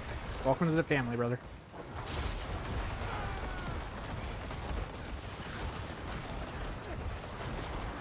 Yeah, the cool thing I love about Necro is that, like, there's no macros involved. So the thing with Sork is that it's so cooldown dependent that the entire build, in order to play it, you need to have a macro setup. If you don't have macros, you can't play a Sork. But there's not really a lot of, like, there is skill involved with the Sork, don't get me wrong. But, like, I don't know, it's just a different type of skill. Whereas with Necro, it's like you legitimately have to manually press all these buttons. All right, we're going to go for 8. 1, 2, 3, 4, 5, 6, 7, 8. 1, 2, 3, and go.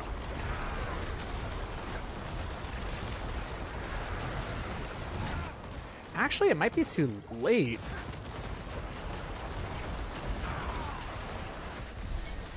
Because we're wanting to... Okay, so what's happening here is I actually am going too early. It's not late enough. So let me explain exactly the strategy that I'm trying to do here. Try to upgrade these. Cool. All right, so what's happening here, right? I need to... So my attack speed with this is 1.8. I'm able to attack 1.8 times per second, okay? Now, if we go into Excel here, if I'm able to attack 1.8 times per second and 1, then we have 2. This just equals this times this in seconds. This is how many attacks I can get off. Now we're going to go to the 5th second. Okay. 9. Okay, so I can get off 9 attacks in 5 seconds, all right, with 100% attack speed. But that's actually not how much I'm getting off if I'm at 1.7. I need to look at the Maxroll thing here. Okay, so Maxroll has this really cool thing here. This is a different build. This is a Shadow Bombardier build that I'm working on. Okay, so what we need to do here is go, not build guides, it's like crap, what is it? It's resources, mechanics, attack speed mechanics. Okay, attack speed cap, necromancer. No, right here. Necromancer, core skill, blade. Okay, here we go. Okay, so here's 0.9. Now, with 70% attack speed, which is what I need to know, that's the frame that we're at. So we know that with 100 right here, this is right here, 1.82. So this is how fast we can attack, is 1.82 times per second. We're right about here, 1.67 is how much attack speed we have, and we're at 70% naturally, which is what we have. We have 70% naturally right now. I think actually I might have a little bit more than that. I have 84.7%, so I'm actually faster than that. I'm right here. I'm at this breakpoint, 1.74. Okay, so because I'm at 1.74, Okay, so it is 9 because I'm able to get off a lot. So we get off 9 attacks. That's on the 5th second. So 5 seconds is going by, right? And this is where we're applying our blights. And then from here, I need to be able to attack. Now, the thing about it is that whatever attack speed we have being 1.74, it's doubled for corpse explosions. So it's this times 2. So this is how many corpse explosions we can get off. We're trying to get off 3, and then we need to get off that. So it's 8. It's 8 attacks. It's 8 attacks. It's 8 attacks. So what we're going to do is we're going to do 8 attacks. That's going to put us at about 4.5 seconds. Okay? Then what we're going to do is we're going to do 3 casts. That's going to put us at about 5.4 seconds. Okay? Then what we're going to do is we're going to decrepify. Decrepify is going to be whatever this, it's going to be equals 1 divided by this. That's how many attacks we're getting off. So we take this, divide this by 2. Okay, so we're at here. So this is going to be 5.7 seconds is when we get the decrep off. And then we activate our Soul Rift right here, and that'll put us right at about the 6th second. And what that does is that when decay happens, what we're trying to do is stack up as much of the damage instances, like as many like shadow damage instances on the target within that 6 seconds. That's what we're just trying to stack as many as we can, get them all stacked up on that target so that right when the 6th second happens and decay or blighted resets, because it's every 6 seconds, right? We look at decay or not decay, blighted, right? It says increased damage right here. I can't compare it. It says increased damage after 6 seconds and it resets. Okay, so on the 6th second, what we're going to do is that's when we're going to cast our Soul Rift. Now we have all of these damage instances that are happening to this target at the same time because we stacked them all within the 6 seconds. And now that next set is going to be much more powerful because on the first set, remember, right? There's 0 stacks on this target. And then by the first second, there's like 180. And then by the second, there's like multiple instances of or stacks on the target at time.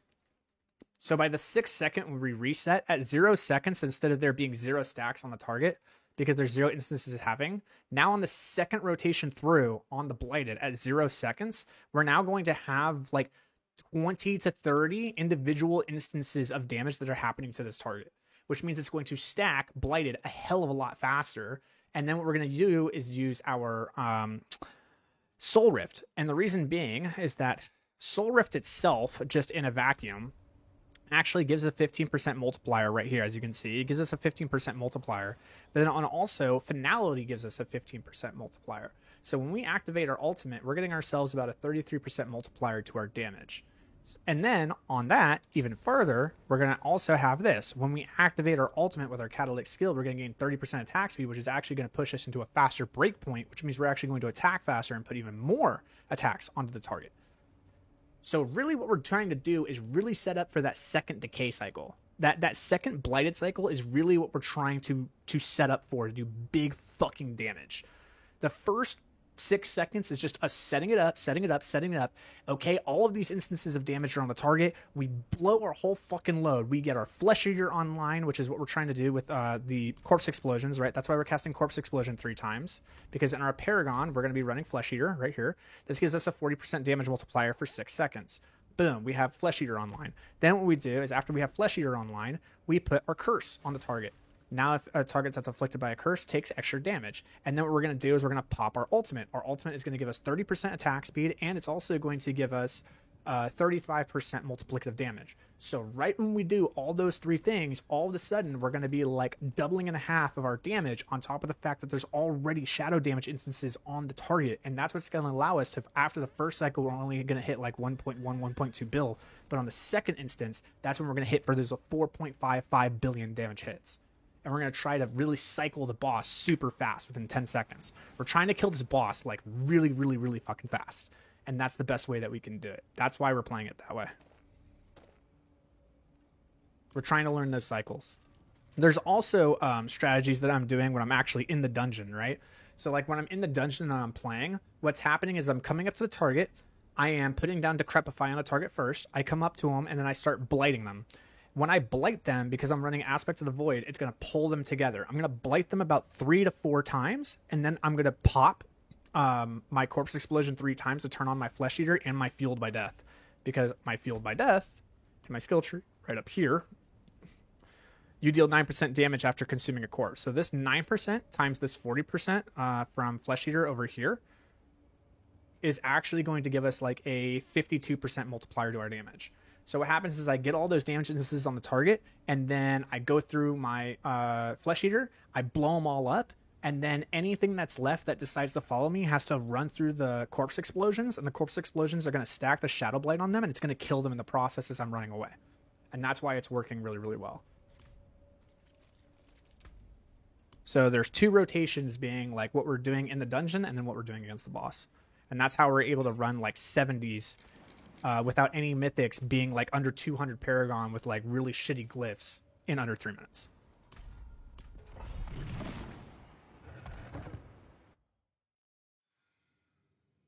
It's just a very, very good understanding of how the damage is being applied and abusing it.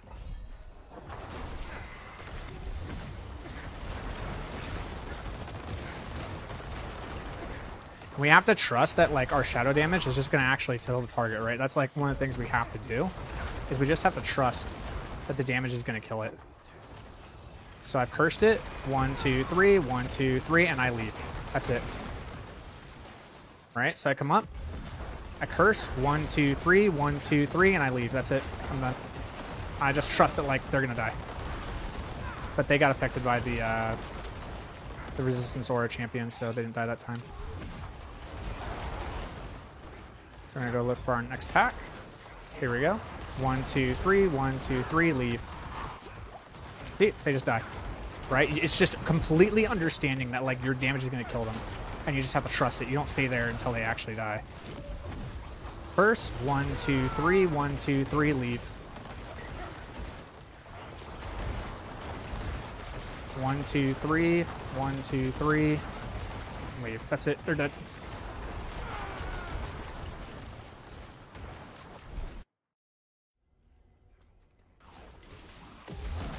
Alright. Okay, so we got a couple things. 1, 2, 3, 4, 1, 2, 3, and then I leave.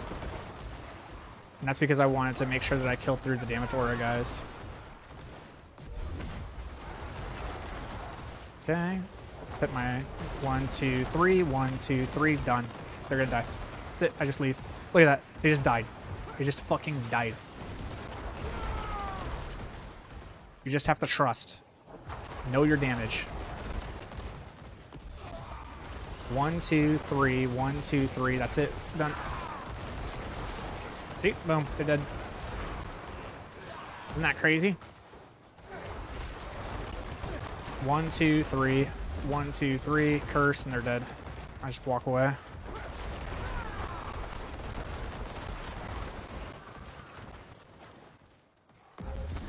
One, 2, 3. 1, 2, 3. Dead.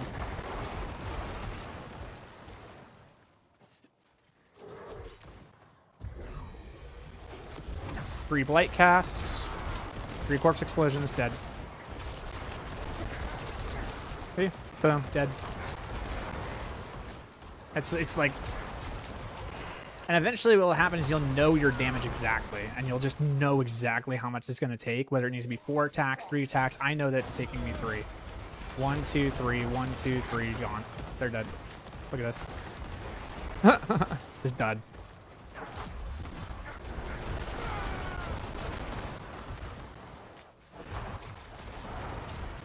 Do I have a planner for my build? I do not. This is the season start, guys. I wouldn't expect any planners for like the next 2 or 3 days while I'm like basically min-maxing this. Just kind of watch the VODs and see what happens. I talked about what you need like 30 minutes ago, so you can go back in the stream and see about it from there. And it should give you the answer that you want. I gotta go all the way back here, man. That feels so bad. All right, so we're doing 8 attacks, right? That's what I said. We're going to do 8 attacks. We're going to see if we can get the damage to equal about 4 billion on that.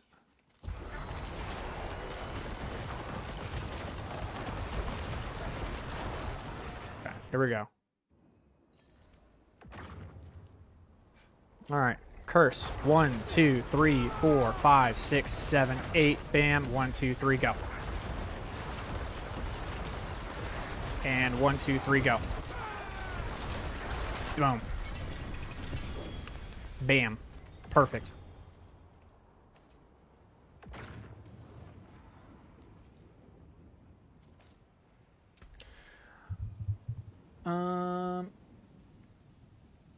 I never thought about it that way. So knowing those rotations, everything seems simplified. Yeah, yeah.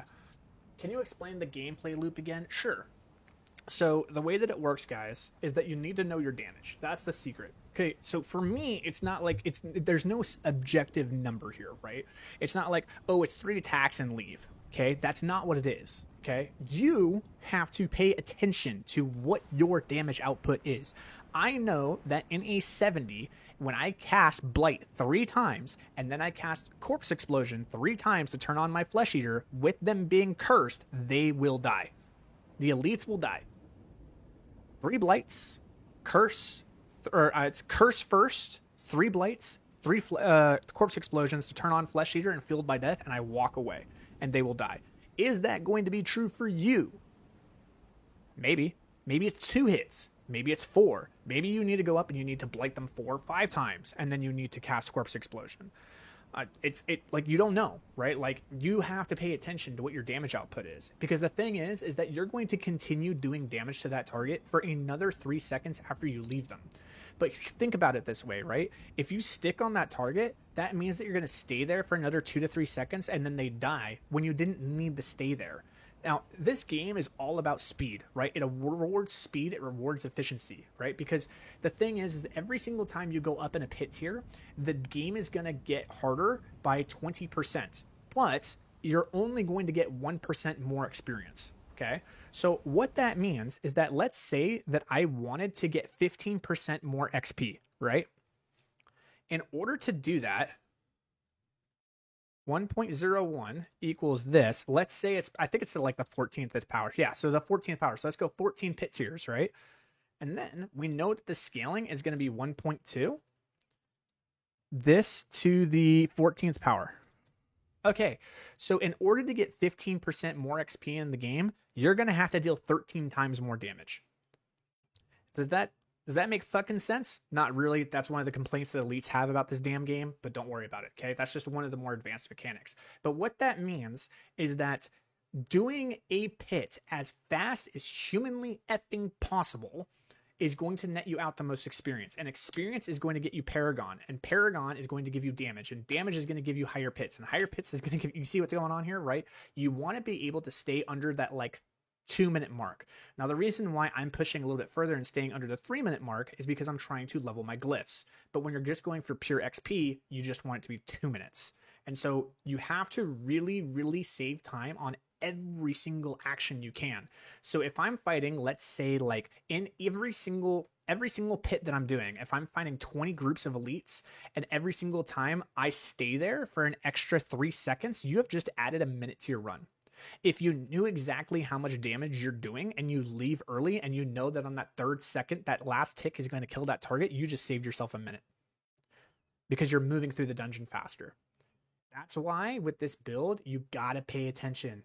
Look with your eyes and pay attention and know what your damage output is. And then from there, play it and know what your cycles are going to be. And they're going to change dynamically because you're going to get more powerful and they're going to change. And when they do change, make the adjustments.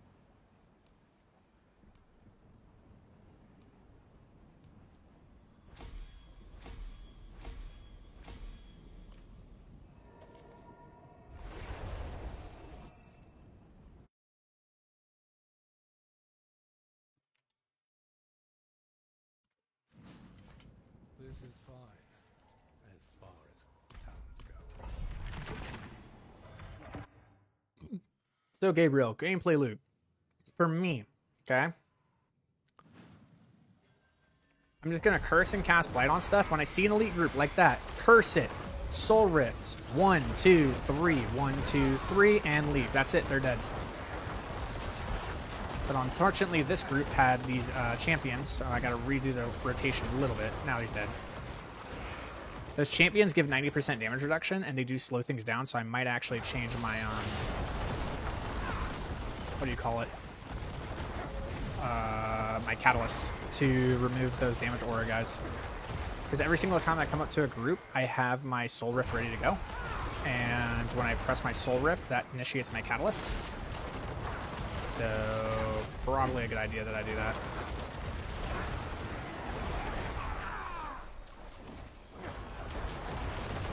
Alright, so here's an elite group. 1, 2, 3, 1, 2, 3, and they're dead. Oh, nope, he has a champion. Those damn champions. I'm telling you, dude, if I get the catalyst that, like, takes off that damage resistance aura, I'd be so much faster. Those purple dudes, so if you don't kill those, anything is going to take 90% damage reduction. 1, 2, 3, curse, they're dead. Walk away.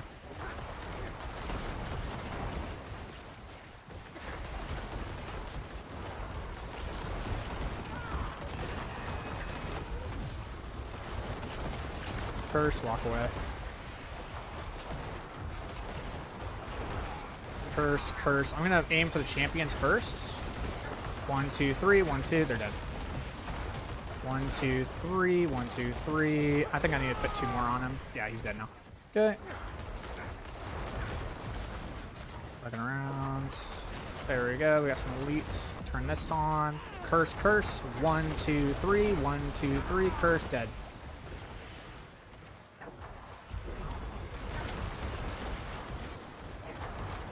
Okay, we got all the champions. I'm gonna try to get these to group, but I don't think it's gonna happen. We actually got a really big group here, so I'm gonna reset here. There we go.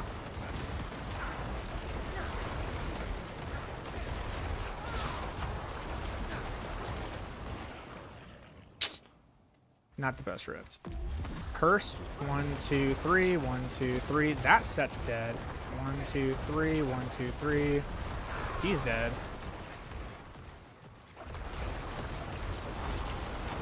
Okay. There. Cool. Alright, we're gonna go for 8 attacks. 1, 2, 3, 4, 5, 6, 7, 8. 1, 2, 3. And turn that on. Second set. 1, 2, 3. Curse. He's dead.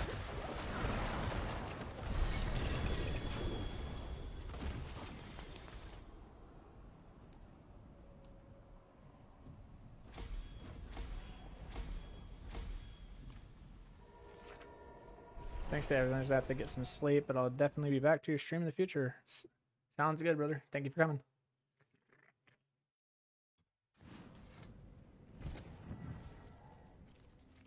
Let's go again.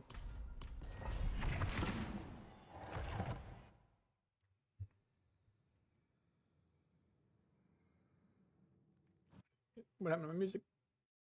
There we go.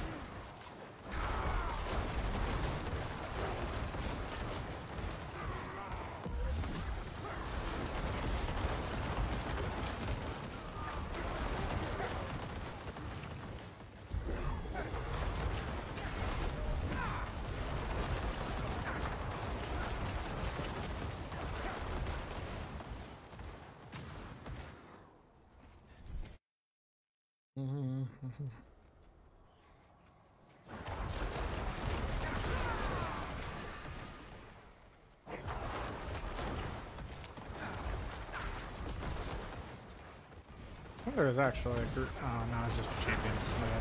I really messed that up. I really wasted a lot of time there. Doing that? Nice.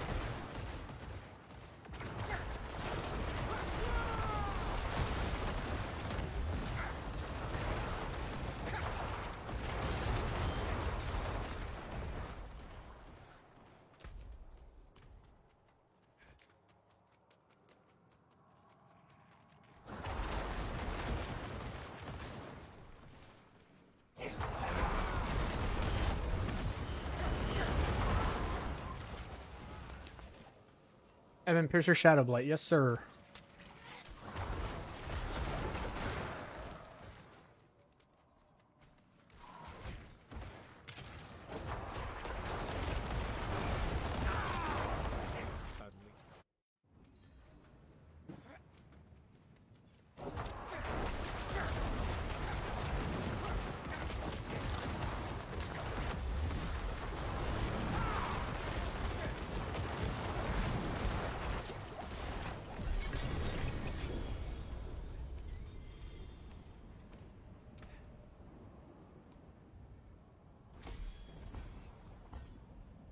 What are the chances that I fail 3% 3 times in a row at 70%? Feels bad, bro.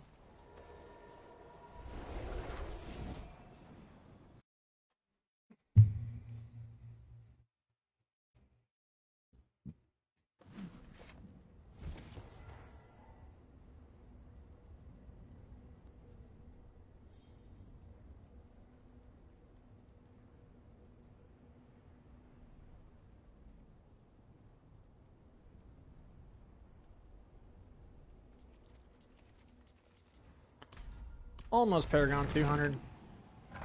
What quips do you give for Necro this season? Start with Affliction. When you're running Affliction, run Sacrificial in your two-handed weapon, and you will max out Affliction, and it will literally carry you all the way to Torment 4. You will one-shot everything. Like, no joke. You will just literally one-shot the entire screen. And then once you get to Torment 4, you need to switch to the Shadowblight, and your life will be easy. Right now, I'm doing what would be the equivalent of Torment 5.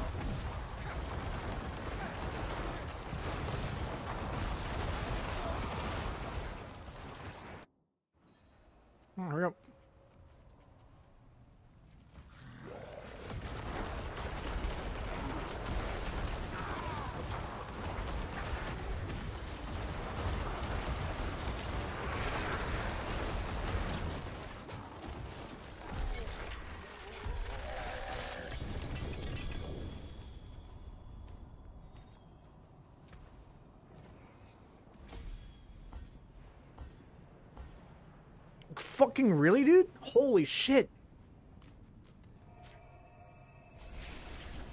Admin is still at least 1 to 60, or just a rock affliction. Affliction is sacrificial, dude. I'm telling you, dude. I'm telling you. It's like it's trust me. It's some real stupid. It's real good. The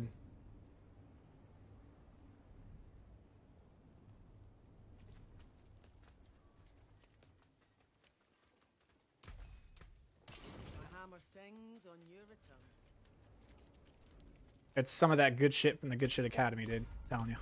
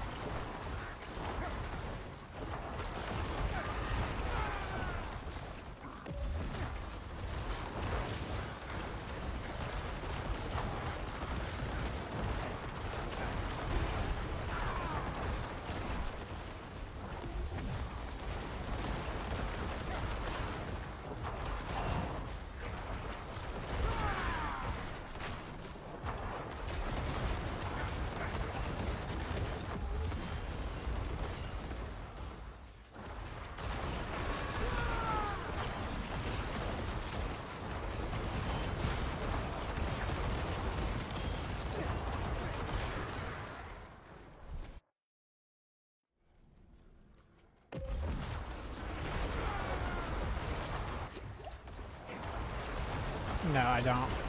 Not at the moment. Focusing on getting this geared up.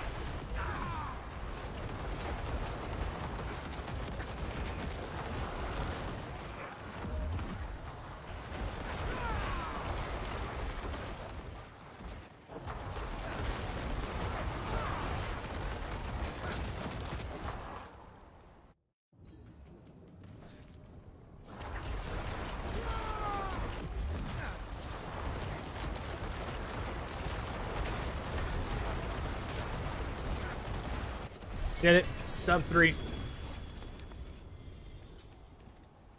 That is a sub 3 minute 70. Feels good, brother.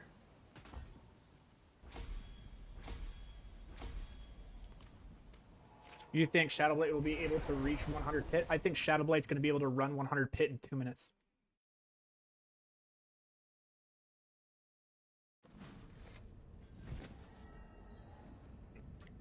You don't understand, guys. Shadowblade... Okay, look.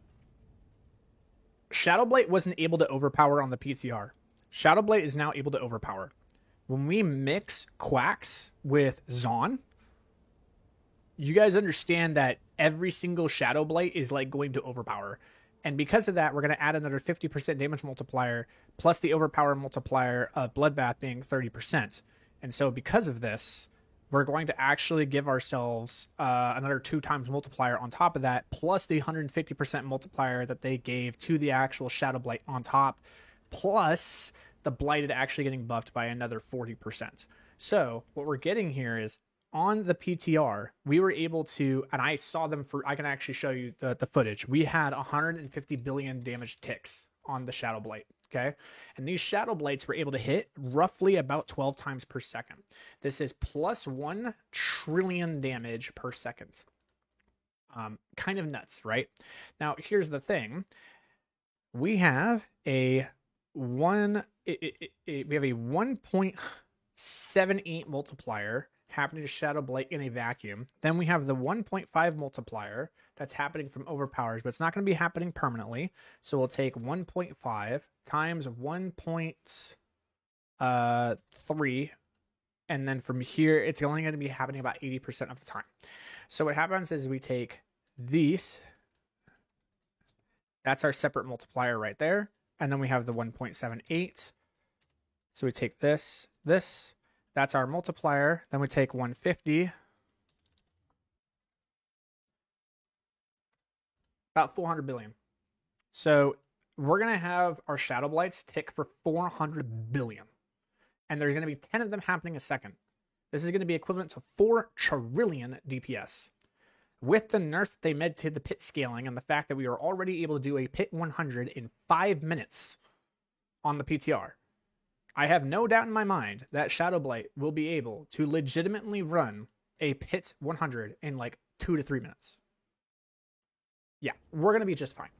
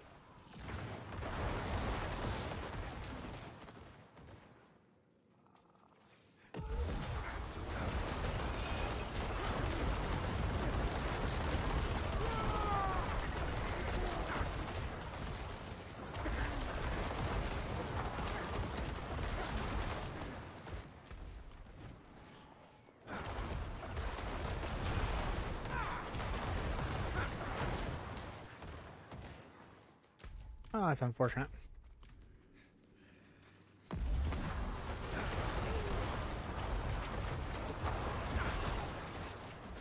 I just gotta kill random stuff.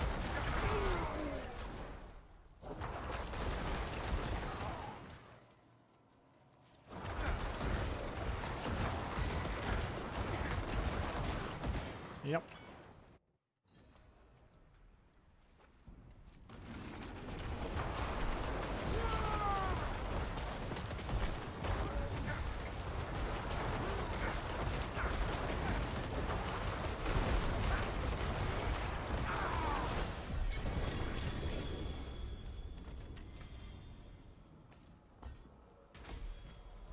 My God. All right, that one's done.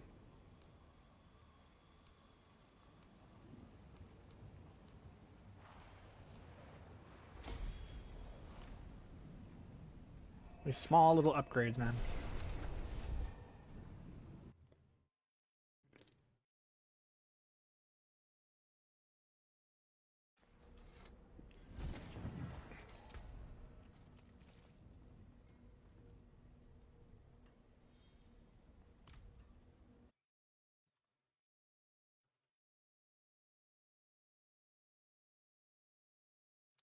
Dude, why is it like...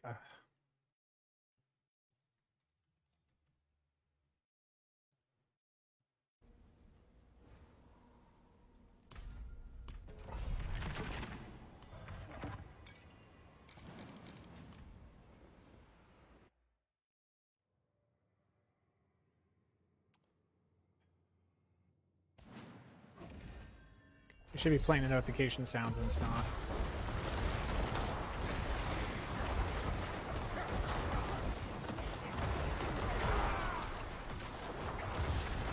It works when you can one-shot things. When you can't one-shot things anymore, it's not going to be all that great.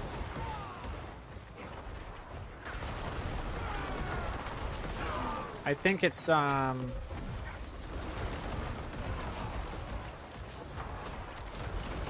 think there are better aspects to put in its spot with a better build in the future, but we'll see what happens.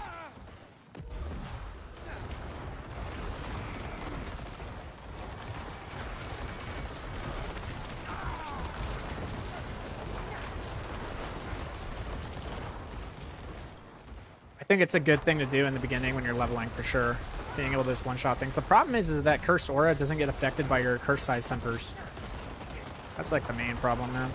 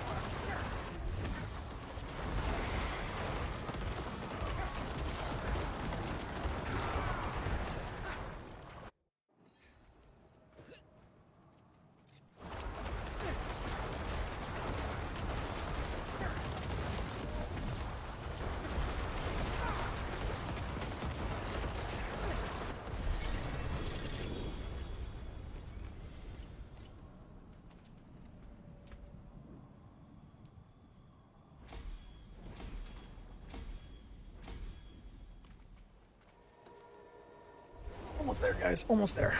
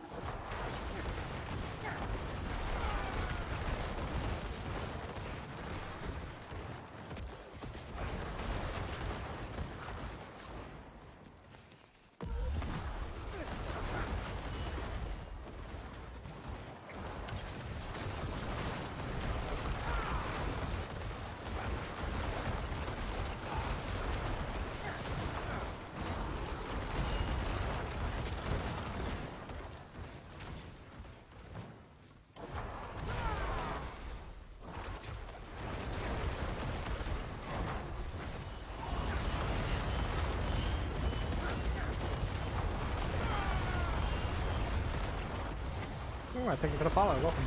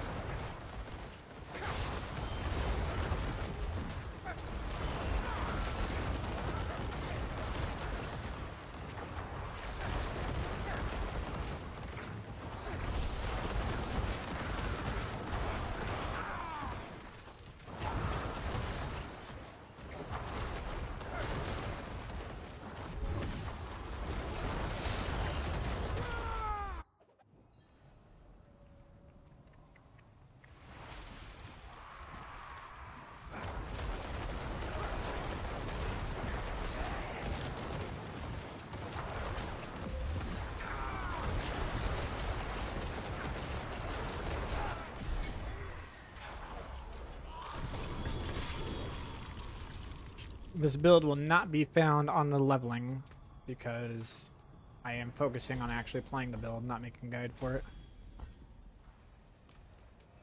it. There will be a guide, but it's not out yet.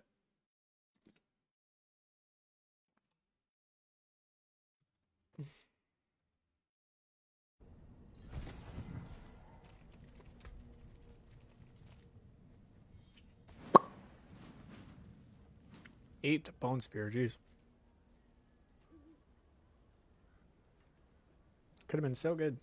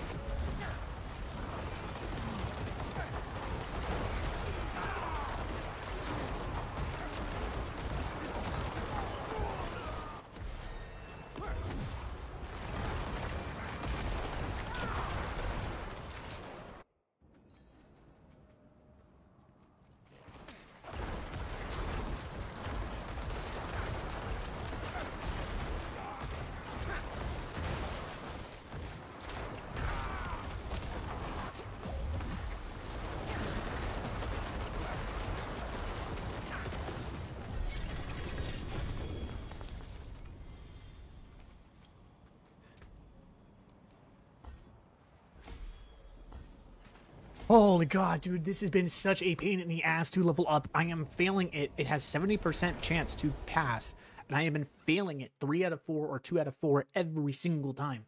I'm only upgrading this thing once or twice every single run. Like, holy shit. It's not 70%, dude. They are lying to your face. Just telling you the truth.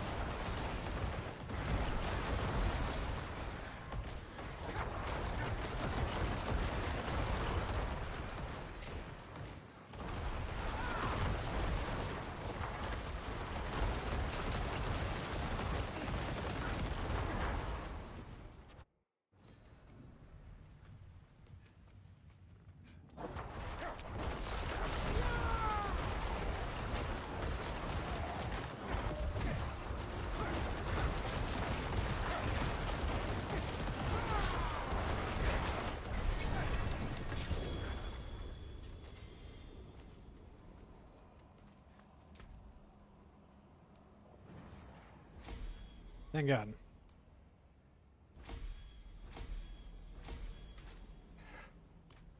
Whew.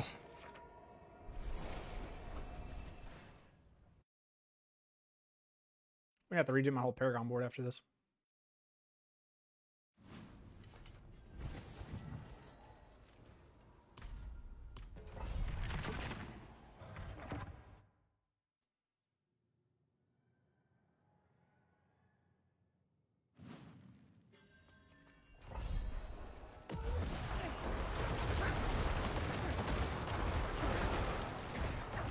How can I find this build? You can't right now. Not a lot of people have it running, and those who do have it running are working on actually perfecting the build and getting it up and running with mythics. So for the time being, you need 5 things in order for this build to work. Maybe 6. You know what? I should probably just like write it down in dirty.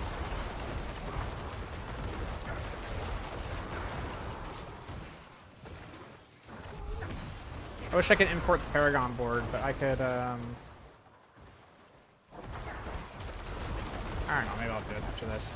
I think I can do it really quick.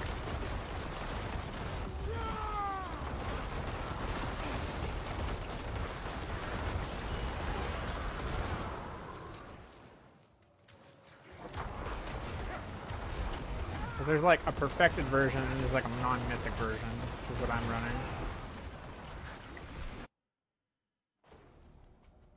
So after I get all these gems up to 71, I think I'll take like 30 minutes and just get that planner together, because I know a lot of people are asking for it. I'm gonna have to make it anyways, right? Like, might as well and shit.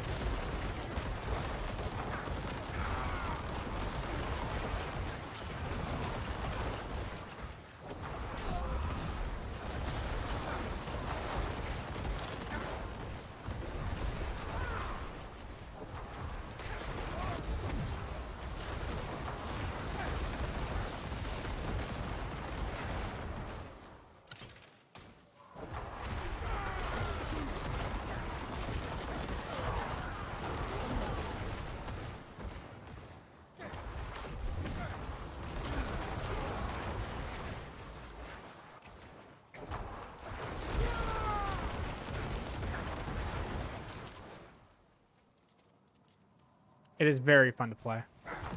I will give you that. It is very, very, very fun to play.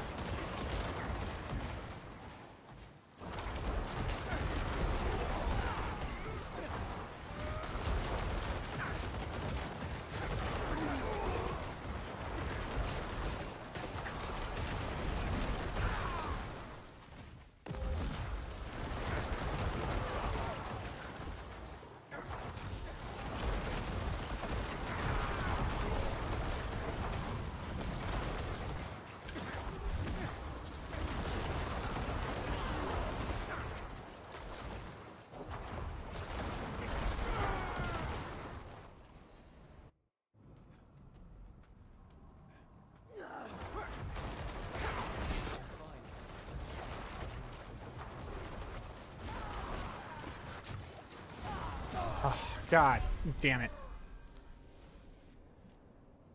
Pretty much the worst boss with the worst mechanic right there.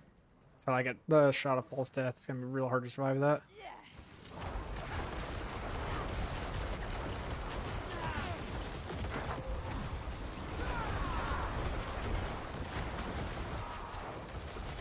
She actually just moved out? Oh my god.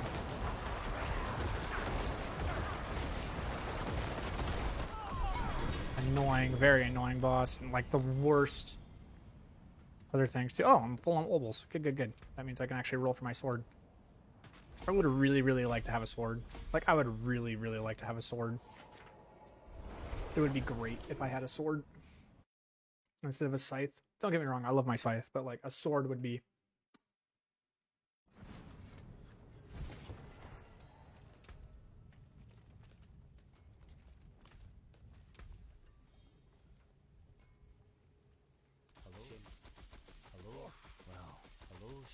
Okay, we got 4 of them. Go one more? One be good? I ain't gonna do it. Nope. Nope. Nope. Nope. Damn. 4 swords and not a single one of them is good. This one was close. The GA into intelligence, but if it needed to roll crit damage or max life, and it just whiffed it. So is what it is. We take our losses.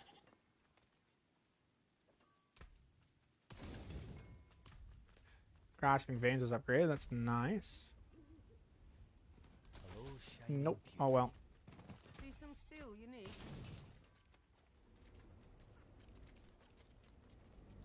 Did I upgrade? I don't remember if I upgraded or not. It looks like I did. Okay, cool. Sweet.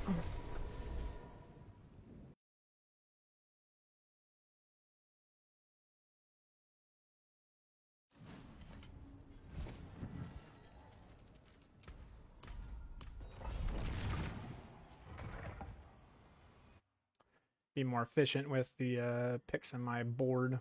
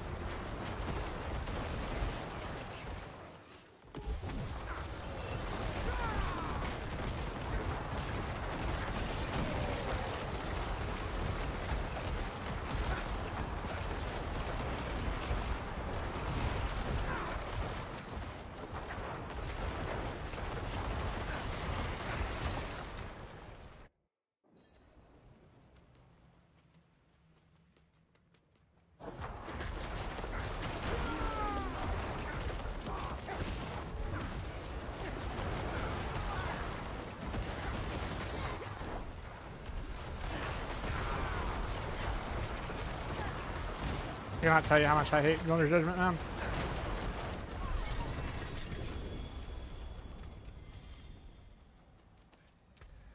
Mother's Judgment is bad, boss.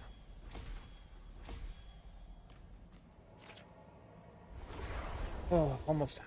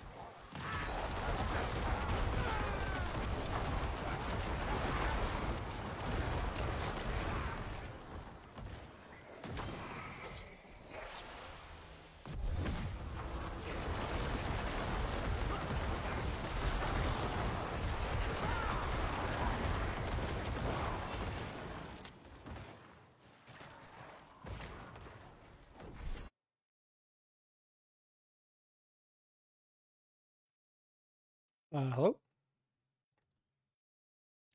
Hello? Game?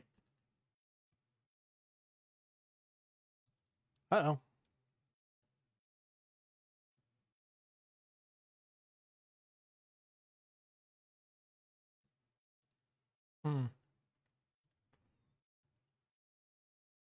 Not good.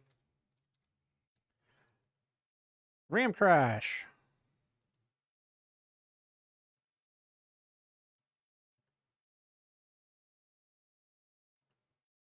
Hello? I can't even end the task? Uh-oh. Not good. There we go.